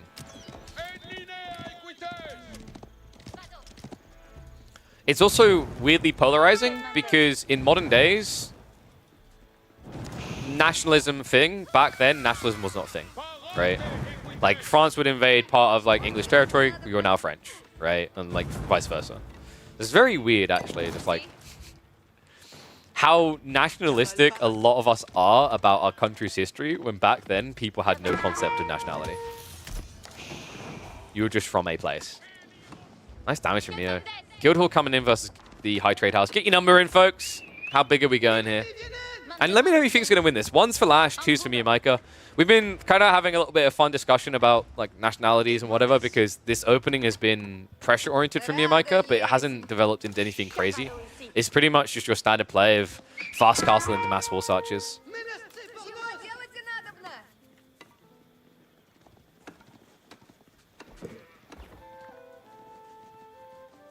Most Americans who speak about a long history, Lamau, you have like 300-year history. Yeah, but then they were Europeans before that, so technically. Yo, what's up, Nod? Thank you very much for the resub, mate. Welcome back to the Swarm. So Tech's mirrored here. And this was Guildhall. Love this from Miyamaika. It's quite a rare moment. Embracing the way of the horseman. But a very smart choice against the upcoming horse archers. Horse archers would gradually disintegrate knights. You just wouldn't be able to scale quick enough. But yeah, it's interesting because the way I was taught about American history, in my studies, the main thing that high school focused on American history for would have been primarily actually around the relation with the Native Americans and Manifest Destiny. That was the bigger priority. No, World War I and beyond, dude, we focus on our own glory because we can. 2 World Wars, 1 World Cup, but like the big thing was the whole concept of Manifest Destiny and how when you learn about Manifest Destiny,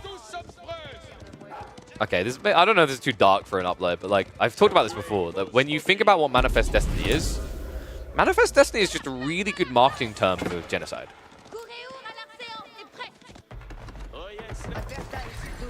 But like a lot of history is that dark crap. It's just we never realized it. You know, like purging people when you invade places, etc. It's like I think I called it like maybe one of the greatest marketing campaigns ever is Manifest Destiny, because no one was like, oh man, we're killing people, we're killing like the natives here. Nah, we're building our nation. It's like it's no different from what a lot of countries done to get where they got. Like every empire is built on the bodies of many. But it's just kind of wild how catchy the term Manifest Destiny became for the whole thing, you know?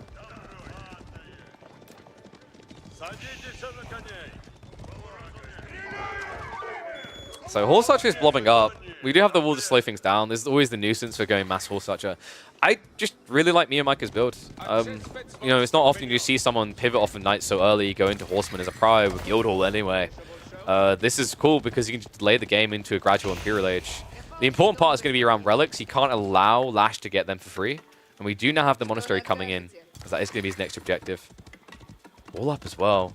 I mean, this wasn't Pro Scouts in the end, so I quite like Lash's approach that he didn't get baited into Pro Scouts. Against Jean, it's a losing play.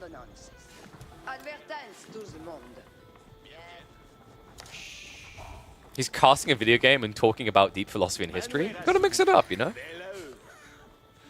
I mean, I've cast a lot of these matchups many times. The early mid-game doesn't necessarily change that much. I find it's nice to kind of mix in this type of commentary.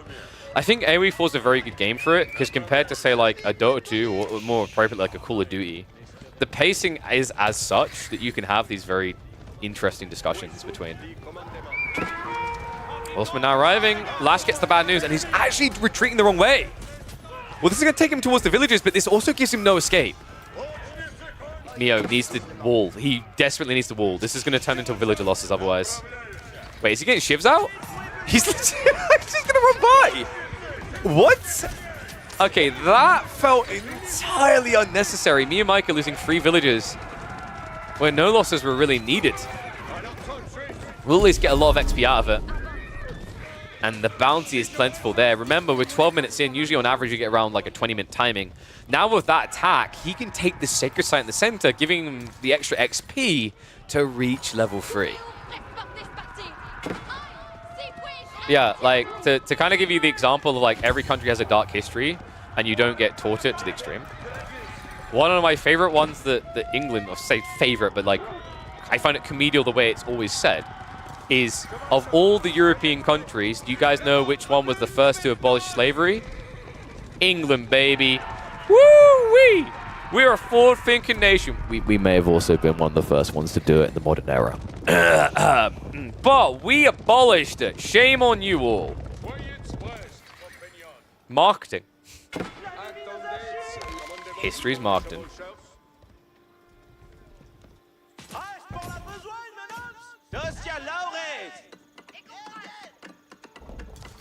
And also the irony of, like, colonizing America, slavery eventually being a problem there, originally, like, being the ones who put it there, but, like, we abolished it. Once again, it's the bias of teaching history. Kind of makes you wonder how certain countries you don't really interact with treat their history and teach their history, right? Anyway, relics are coming home. 2 on the way home for Lash. Pretty good position, but the issue I'm seeing is the Horseman blob. And Jean is up.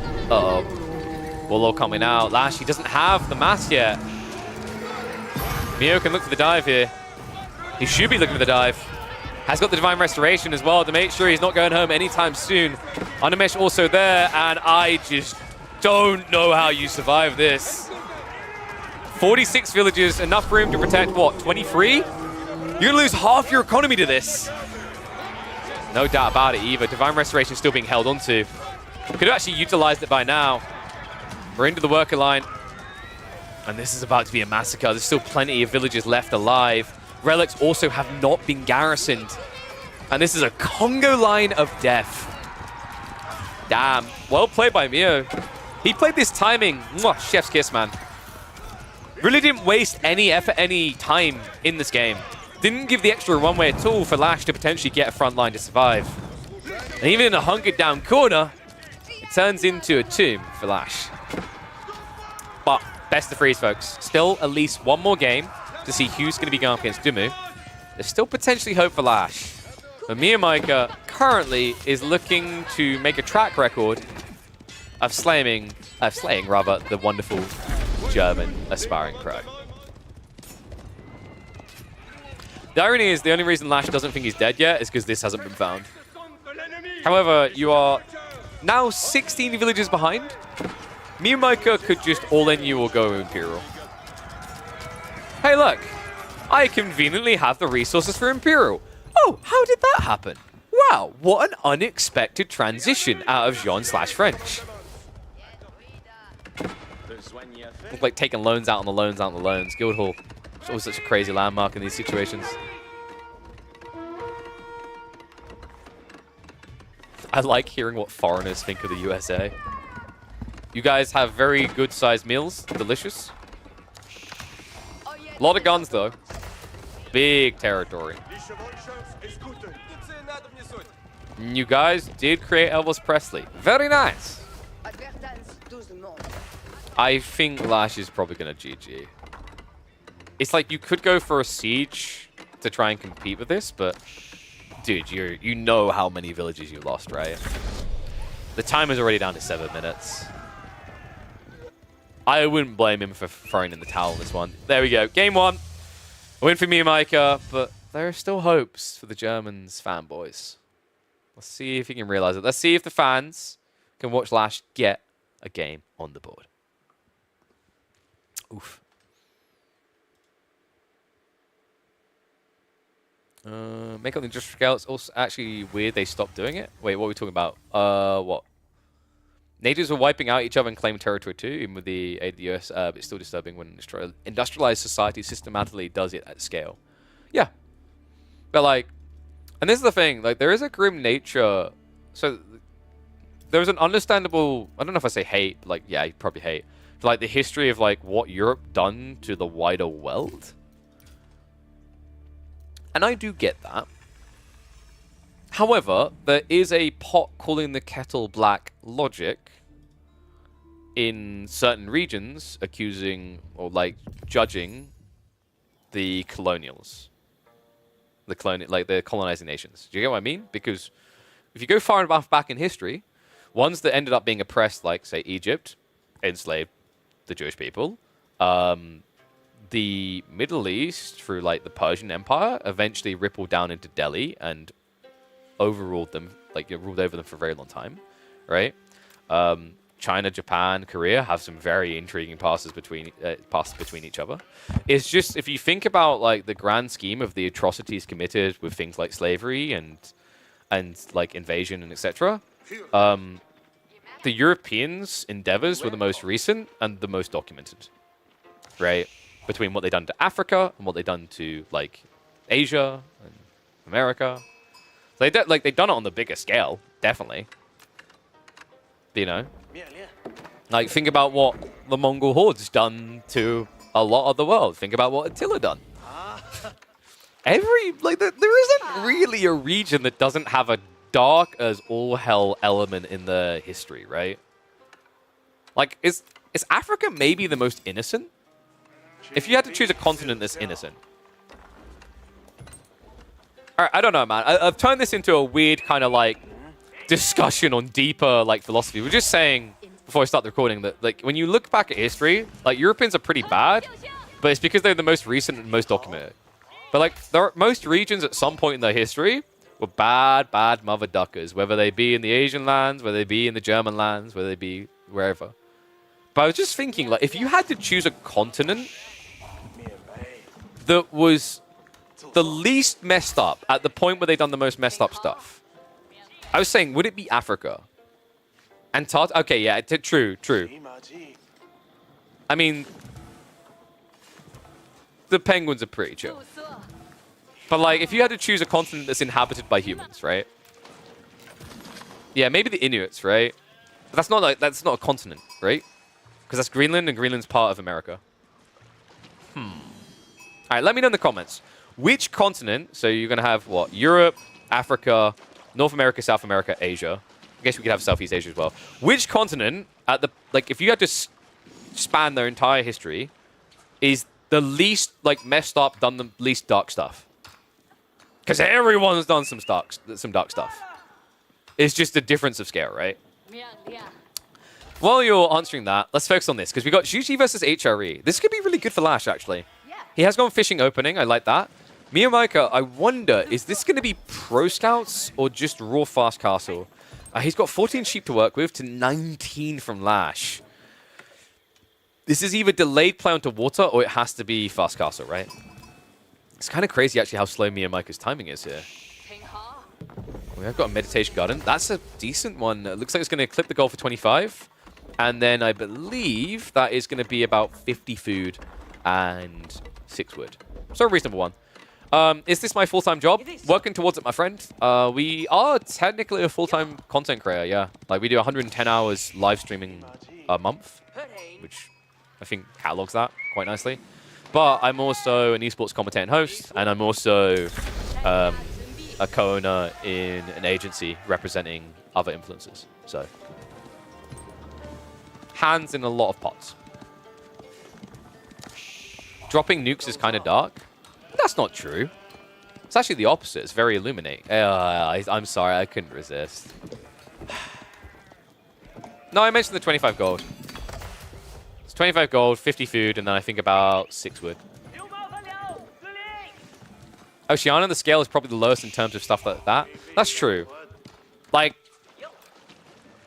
we're talking some really dark stuff. Like, I'm pretty sure there was cultures in Oceania that ate people, right?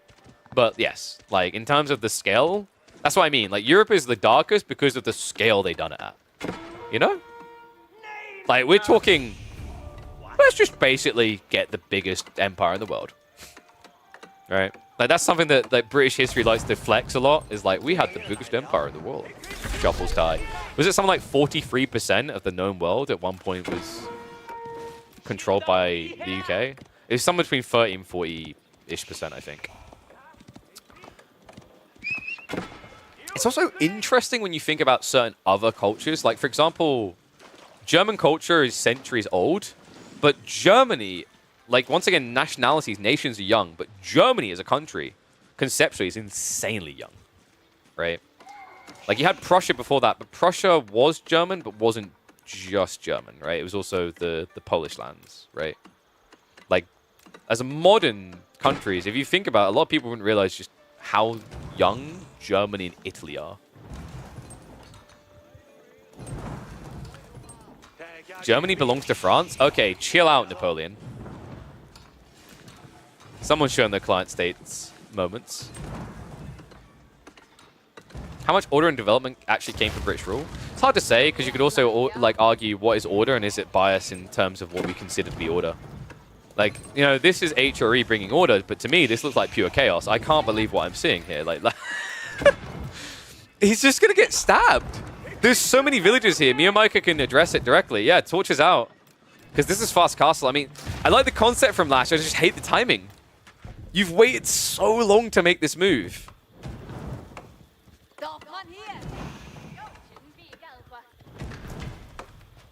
Look at the Gauls and Francia. What? So we're going for like the Charlemagne era, I guess? But like, you know, if you really want to be like that, at one point you were all the Romans' little puppies, you know? That's the polite way of saying you were their dogs. So... Both are coming in, man. I mean, there's no way this goes up.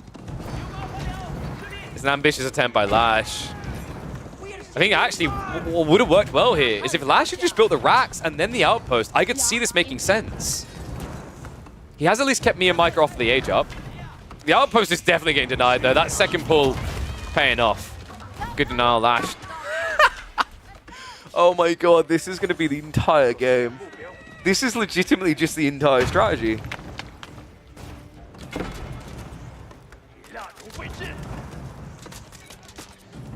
I mean, there's juke now. This doesn't work. Okay, yeah, Lash is just like, it either works or I die at this point. This is such a weird way for this to play out. Mio's about ready to pull the trigger on Castle. This idle time is so good for Lash. Yes, it is very good for his 90 food, 41 gold, and 4 horsemen. Golly, I know you got to look out for your fellow German compatriot, but there's a problem. And the problem is, despite the idle time, it is Juji going Castle Age. Yes, he achieved idle time, but in the grand scheme of things, Mia Micah hasn't been denied his objective. Lash needs a lot more time. Like, fishing realistically can pay off, but it wasn't fishing boats. It's just shoreline fishing. Yeah, which makes Arkan feel weirder. I don't know, Lash, like, the idea of this, maybe it would have made more sense to have gone mine work. Like, I don't know. He has at least got the food gathering at home, but you could have just double preloaded and gone fishing with 16 villagers. Ah, yes. Gully with the backseat drive. He's like, oh, well, I would have won this game. Hey, Gully, why didn't you sign up? This was the week. No puppy paw. Look at it. Miyamaka, he does have the Shallow Monks coming. I just don't see how Lash beats Shallow Monks now. I'm playing bad. Ah, there we go. Sorry, let me, like, I'll give you the vocal version of what that would sound like if Gully wasn't typing and was saying instead. Because I'm playing bad. Oh, sorry, it needs a German accent. Because I'm playing bad. There we go. Okay, so pretty much all horsemen gone. Lash is going for the castle play. But you have no standing units, and if you go Regnits, the monks are already let loose. There's 3 monks. Which makes this Monk S. I mean, he's going to have 5 monks before HRE is even in Castle Age. I hate to be a Debbie Downer, but this one is about as dead as my hopes of being a Korean pop star. You know?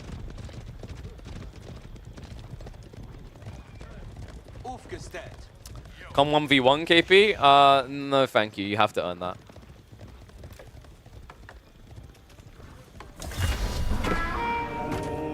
I tell you what, Gully, after being cocky like this, let's say I was to theoretically win. If I won in that situation, would that just make you automatically retire?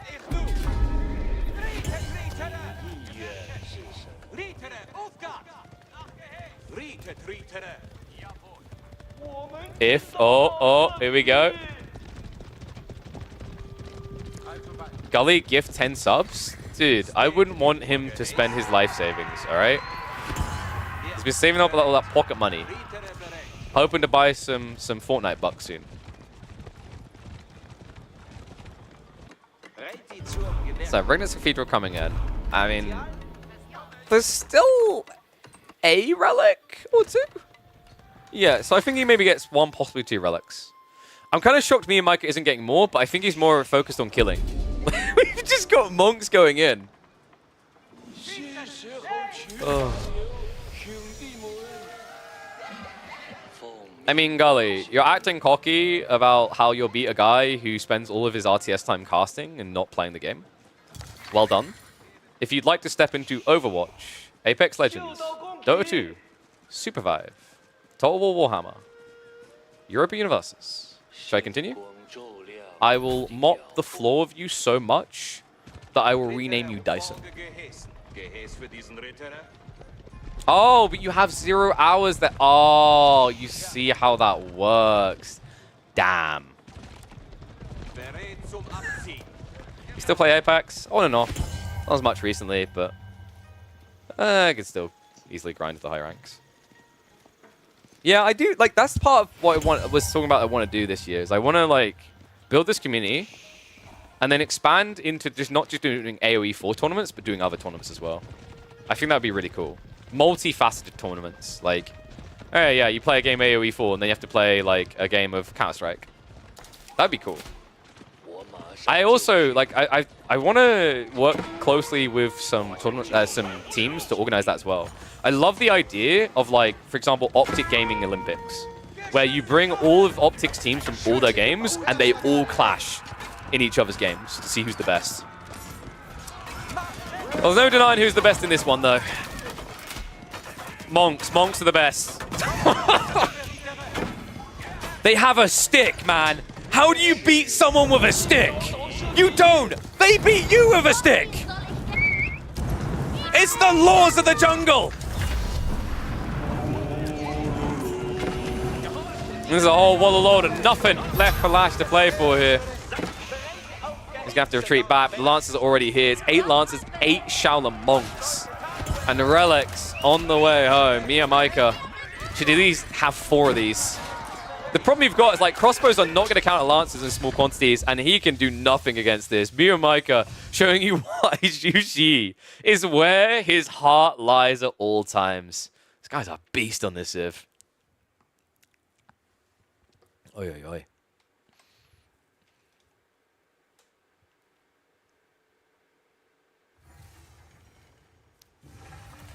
Drongo was quite good as caster. That's because Drongo played a lot of RTSs as well, right? He played a lot of AO3. Like, dude, I spend per month probably over 140 hours on AoE4 commentating. When I have my downtime, I kind of want to play something else, you know what I mean? Which I think is understandable. It's like, I've never really put the grind time in. I think I've said before, and I don't think it's cocky, like, if I put the grind time in, yes, I think I could quite confidently get conk. Because that's not me really putting a cocky statement in as much as, like, I think if most people just practice a build, let's say you just one-tricked a certain civ and you practice that build, I think most people are fairly capable of conk. But, like, I don't really, like, want to spend even more hours in AoE4. It's not that I don't love the game, it's just if literally that's all you do, to a certain point, you then lose your passion for it, if that makes sense. So it's a balancing act, right? If you were better at AoE4, you'd be richer? Wait, you're talking about me or Gully? I mean, Gully's being a player, so definitely for him. But yeah, I don't think so.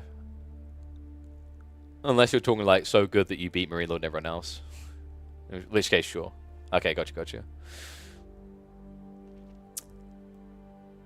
Yeah, what is it with Germans trying to challenge me to AoE4 at the moment? There's Core earlier today, and now it's Gully as well. Like, I don't know. Did I do something to offend Germany recently? I mean, there was that 2 World Wars, 1 World Cup comment, but I mean, come on. I'm only stating history. Love the sound the stick makes. Dude, the stick slap has become one of my favorites. For real.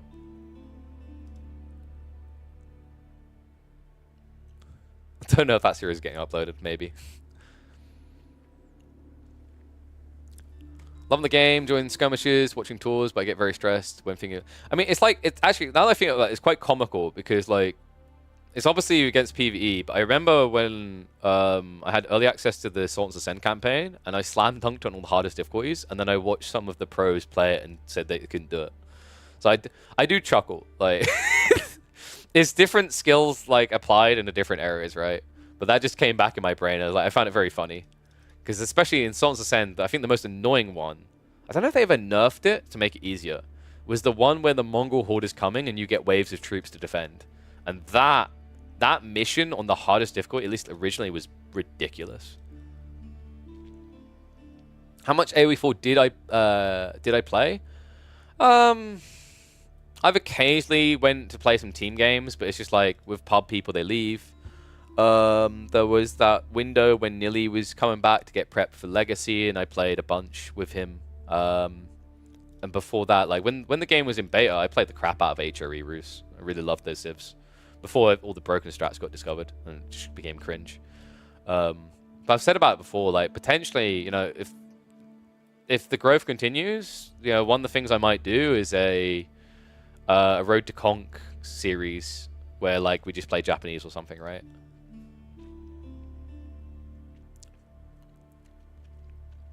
But it's the paranoia of like, that's then you're changing your content, and then the worry is like no one cares, and you end up with like, you know, 20% of the people turning up, and like your goal of trying to trend towards being big enough to bring sponsors into the scene, to build bigger tournaments, and also provide a living for your family, then goes out the window. So like, these are the things that content creators think about all the time. Like I've got one awesome content creator I work with from like Apex, and he's now pivoting into non-Apex content. And I feel for him because it's like, your numbers are definitely going to be lower, and there's the paranoia of switching because like it's a new environment, but like he's definitely making himself like, I'm saying like a lot, psychologically better for it, right? It's a better feeling because he's doing things he wants to. But then the psychological backlash is then when you see your numbers are just like a quarter of what they were, that hits you hard. Becoming a multi-streamer is very difficult because most people that build up their viewership in their game build up their viewership for playing their game, if that makes sense. So there are people who can get away with playing different games because the content arc is different. For example, I play this game with my feet, or I play this game with my mouth, stuff like that, right? Or extra made-up hard challenges. Those are cross-applicable because your content isn't your game. But for example, you know, if Beastie goes and plays, well, he does like WoW, right? If he was to play WoW, he's probably gonna get a fifth of what he gets playing AoE4. That's just a reality check. That's not shade on Beastie. That's just his content is AoE4. You know, same with like Grubby has hit a point where it works, is big enough. But even if Grubby doesn't play an RTS, he's probably gonna see a hit to his averages. So yeah, it's always a balance of like knowing your niche and finding a way of expanding it. Called me in another chat the other day and asked if Twitch, watching Twitch VODs helps, but the uploads are confusing. Do you pick and choose single games?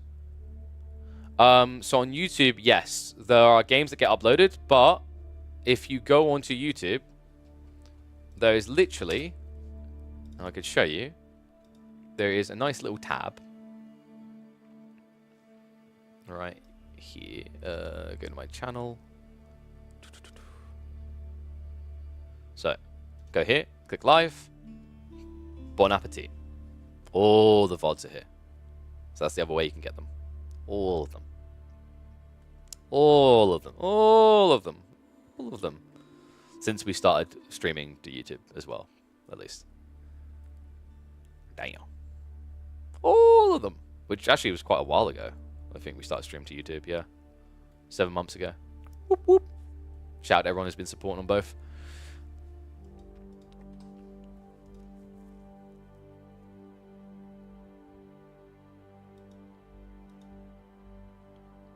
Japanese feudal Yumi all in. Dude, I'd probably do that.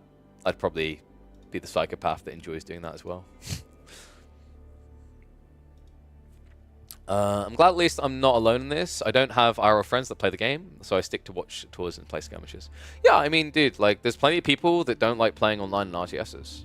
They just like playing bots. I've heard of plenty of people like that. Some games set a high standard as well. Like, AoE2's bots are infamously ridiculous.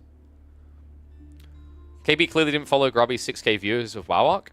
Kamian, would you like to think for a second why a guy who built his entire brand to begin with around Warcraft and then scaled beyond it would be relevant in Warcraft? But, by comparison, for example, if Grubby was to start playing Apex Legends, Call of Duty, he would still have a very loyal audience, and he's earned it. He's built up a big audience, but the numbers would be lower, right? Same with when he went to Dota, the amount of people in Dota who know Grubby, right? So that's what I'm talking about how you naturally expand your niches, right? Like, I think when we played some Battle Aces, our viewership was fairly decent. A lot of people liked watching me play it, apparently, or at least interested in checking it out, because it's an RTS that's comparative. Some people were even shocked. They were like, "Oh, you beat a Grandmaster rank." I was like, "Yeah. Cool." But, you know, for example, if I was to start playing Throne and Liberty on stream, how many people would be interested? I mean, when we last done it, a lot of people were interested, but that's because we had drops. Drops are OP. From my experience, first game is the most difficult to get over. Second, third, actually much easier. What you mean from, like, streaming different games? Sure. But, like, the challenge is to not lose the viewership as you change games, right?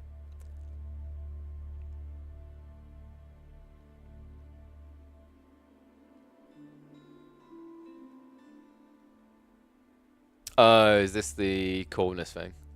I haven't really been paying attention to it. But, yeah. It's an interesting concept. Do you really feel like you want to see more content that can activate people around the game, right? And make them participate? Not even Grubby could pull off streaming AoE4, right? Like, I think at one point he pointed out the numbers were paint drying numbers, which is true. I mean, AoE4, it's interesting that we have as many people that love watching AoE4 as we do, because I've said this before, like, it's... Compared to playing it, it's a lot less fun watching it, right? I mean, maybe not for you guys. You enjoy it, right? But like for some people, I can understand where that comes from because it can be a very slow game. At least it used to be. I think the meta is a lot better now. But thinking back to the meta we had in like year 1 and 2, I'm kind of shocked how many people still watched it. Does that make sense? The storylines made it worthwhile, the players, the journeys, and whatever. But I think the raw gameplay now is in an absurdly better position than it was back then. For sure, without a doubt. Yeah, like walls built quicker. Relics were just too OP good. Outpost rush Mongols every single game. Mass horse archers. Spring olds only. There's so many things. Thank you, Ufasa. Appreciate it, mate. Appreciate all the support as well. Just wish the tournament orgs would pick better maps. What is this in regards to? Like, what is the pick bin that people have a problem with? Is there the specific one in mind for people?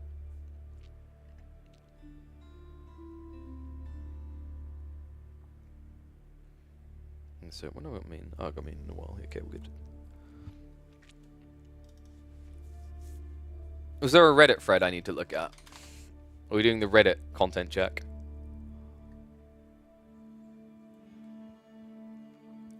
Find land to be much more interesting than water? I mean, sure. Like, I monitored the numbers and saw Archipelago games was sending numbers down, which was kind of sad because the Archipelago games we had in the Midweek Masters were incredible, but still.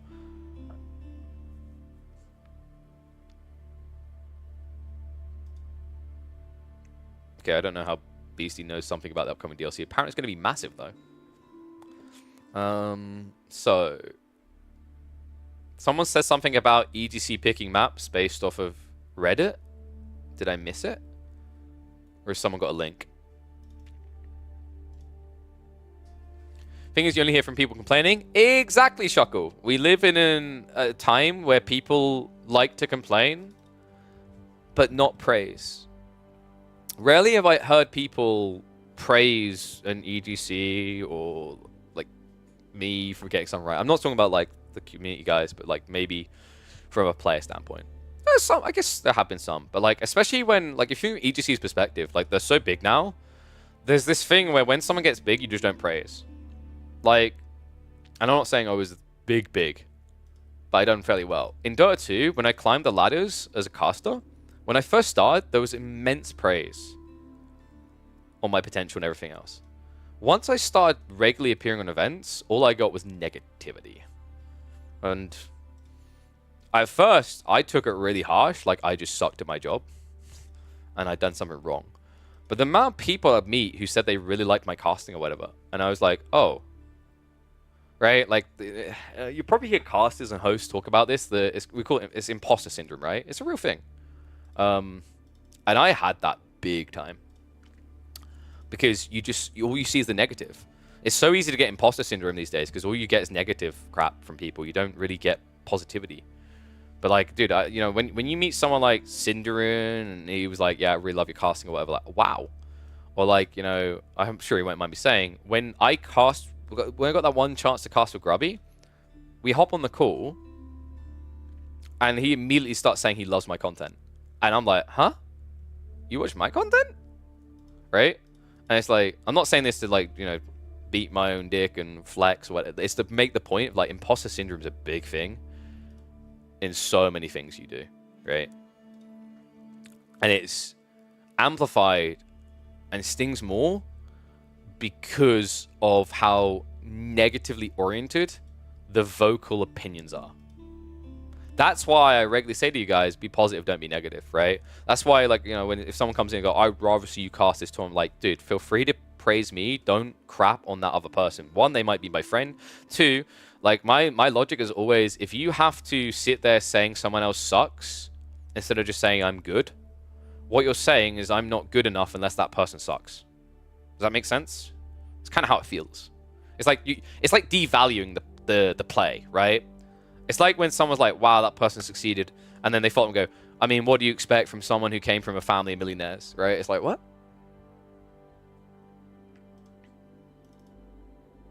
No one hate on my plays even like, play like crap. I like how Gully's gone from like puffed up chest, like, fight me, KP, to like just shooting himself in the face now. Jesus. Turn around. Numbers won't lie as long as you have the viewers. People, it means people enjoy content. Exactly. And hopefully, like I said, we continue to see the growth. I mean, I need to figure something out with Friday still. I'm not sure how I feel about the Friday numbers. In fairness, actually, I think this Friday would have, like, the numbers would have been really good for the stream if we didn't have that weird crash courtesy Windows 11. But at least before Christmas, I noticed that Fridays were doing worse. I don't know if there's a way of, like, making Fridays more interesting from a viewer perspective. But this is what people are talking about, right? So the votes are on. Holy Island moving out, Scandinavia. What do we vote for, chat? I mean, we go moving out, right? Wham looked like he was having so much fun earlier today with that. Scandinavia is just kind of like a... How to describe it? Kind of sometimes feels like an extended Kawasan. I think Holy Island and Scandinavia are not entirely similar, but in a way, right? Look at your comment. Uh-oh. As long as it's not moving out. All right, sold. We're moving out. Do I come from a family of millionaires? No, dude. I come from a working class family, and I'm not just saying that because I'm a politician trying to run for presidency and it sounds really good on a campaign. My dad's a builder. My mum was a bartender.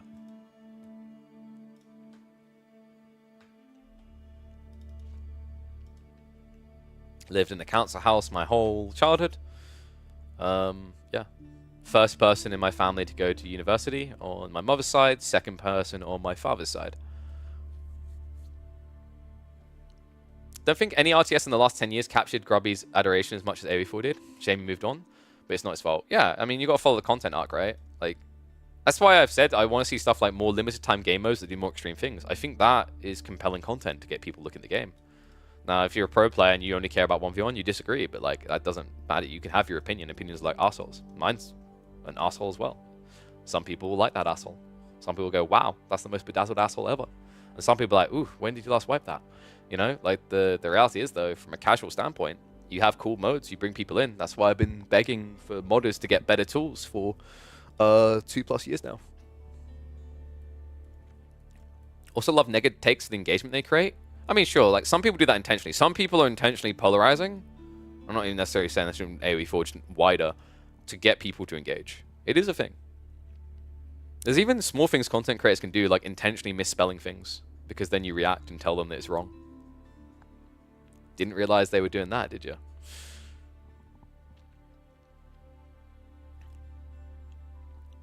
Are people saying the community shouldn't get to pick even one vote for their entertainment? This is the thing, though. Like, so I think the counter argument is like, these are all bad maps, is what some players have been trying to say. Okay, but like, there are certain players that I think would be unhappy unless every single map was Dry Arabia. I'm just going to flat out say that out loud. Because I think that's the elephant in the room that really needs to be addressed. There are some players. There are ones that have a fair point. Like, these maybe just don't see them like compelling maps to them. I get it. But the one thing I made a point of is like, spectacle is really important. Like, earlier on, I was talking about this in Wham's chat, and I was like, the spectacle is important. People want things they want to watch. He's like, I get that. If there was any statistics to support it, can you point to any? He was, I don't know if intentionally more pedantic, but felt more pedantic. And I went, there's no full proof necessarily either way. I could say, like, on my numbers when I've been streaming, I've noticed Archipelago can drive people away, for sure. But I went, maybe do something to prove it. I even literally, I get, like, you know, give me, what's what I'm looking for? Give me a knockback on the idea, like, give me some money back, because, like, I said, go create a tournament where the community can vote on any maps they want. Give them a polling ranking so that if you, like, you know, you vote for the maps you want, 1 through 12 or whatever it is. And then that way, like, even if we only use 7 maps, your vote will still count, because, like, if your vote doesn't make it through, you have that, like, system. Some election systems use it where, like, you'll shift to the next person. So let people just, like, you know, hop onto another vote if, like, if they voted for Lip and it didn't get through, right? So, you know, do something like that. But sometimes I think people would rather just moan about stuff instead of just trying to do stuff themselves. Right? I didn't like that my content just had to be ladder play, even though it could be funny sometimes. I didn't like that the players weren't getting enough opportunities to play tournament games. I didn't like any of that. So what did I do? I created Midweek Muster. Right? Like, I don't like the state of things. There are things you can do to address it. It's not easy, but if you really want it. Vote on the Discord where it is the most likely to have people who read the discussion, or at least parts of it. Yeah, well, that's what I thought they were going to do. Because that's where like they have the Kickstarter people and everything else as well. I think your background shows in a positive way during your streams. Oh, thank you, Camian. Appreciate that, man. Glad. What's up, Nathan? Hope you're doing well as well, buddy.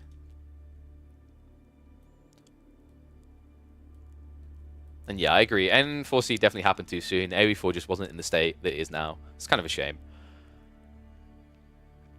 Just like I think the grand finals, unfortunately, at Red Bull World LoL, like it just wasn't. It was going to be very hard for it to do the game justice to this full state it's in. But the individual games definitely didn't help because, of course, the players were scared because, like, well, not scared, but they were reluctant because they didn't know what was right or wrong. And as I highlighted, when you bring two people out from the dark there, they have different ideas. One is just right, one is just wrong. That's just how it plays. Isn't Cal the spectator for EGC? Have him choose the maps? I mean, it's not just Cal that would necessarily be involved in the process, right? Like, I'm pretty sure Chim's involved. I'm pretty sure Lidical's involved. There'll be a few other people as well.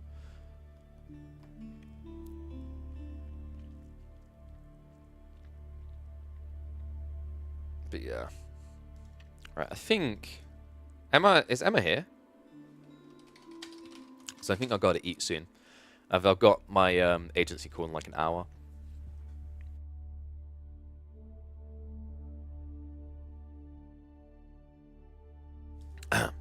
Sorry, I just had to cough my guts up. I think you should... so wait, if past viewers like the action on a particular map, they can get to choose at least one for the next tournament. I mean, yeah, like one map in the grand scheme of things shouldn't be a problem, right? But yeah. I think I probably would have said like all three maps shouldn't have been water for this vote. One should have been land just in case people really want it. Like that is actually a way that you can sample the logic of like, hey, what do people really want? But you know, you may be negative about the map, but one thing I'll say, it's probably too late to change it. One thing I want to at least praise EGC for doing there is they've at least tried to involve the community. You can argue whether Reddit's the right way, but like the argument is this better than just not letting them at all, right? And like at Olympia, I know there's an argument like you want the players to have fun playing the maps. That's true, but also you want to give the audience what they want. So realistically, if like you know there is a map that the audience wants to see, you want to give the audience the vocal ability to say, "I want that map," because the reason is that it's more likely to get them engaging with the content. It is a thing. It seems like full backwards in replay is very hard. A simple hack here would be to save state and load back to the certain checkpoints. Yeah, it's because like these games use peer-to-peer lockstep, so every action is logged and then played out, right? So rewinding that is very difficult. Same reason why you don't get hot joins in RTSs, because you'd have to stockpile all the backlog, which is technically being stockpiled, but then you'd have to give someone the backlog when they join. That's the complex part.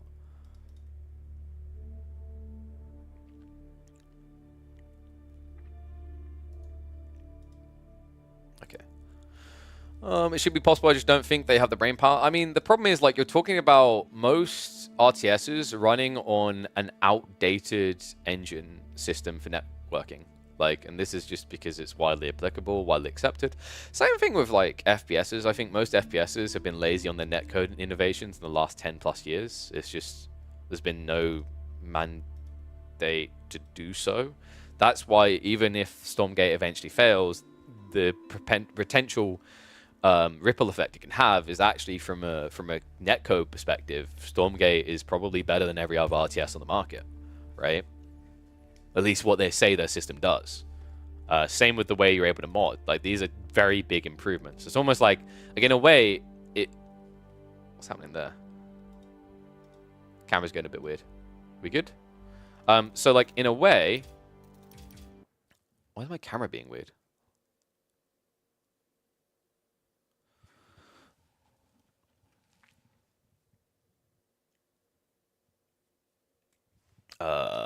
Frames? nothing's capped out on my system. That's very weird.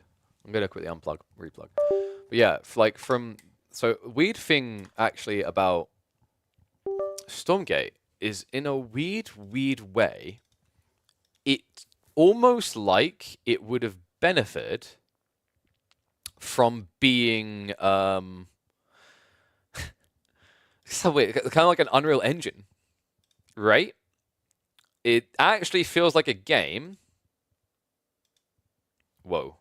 Okay, Elgato, save me. Settings are wrong right now. It's gone a bit weird. I don't know what caused that. God damn Windows 11. Yeah,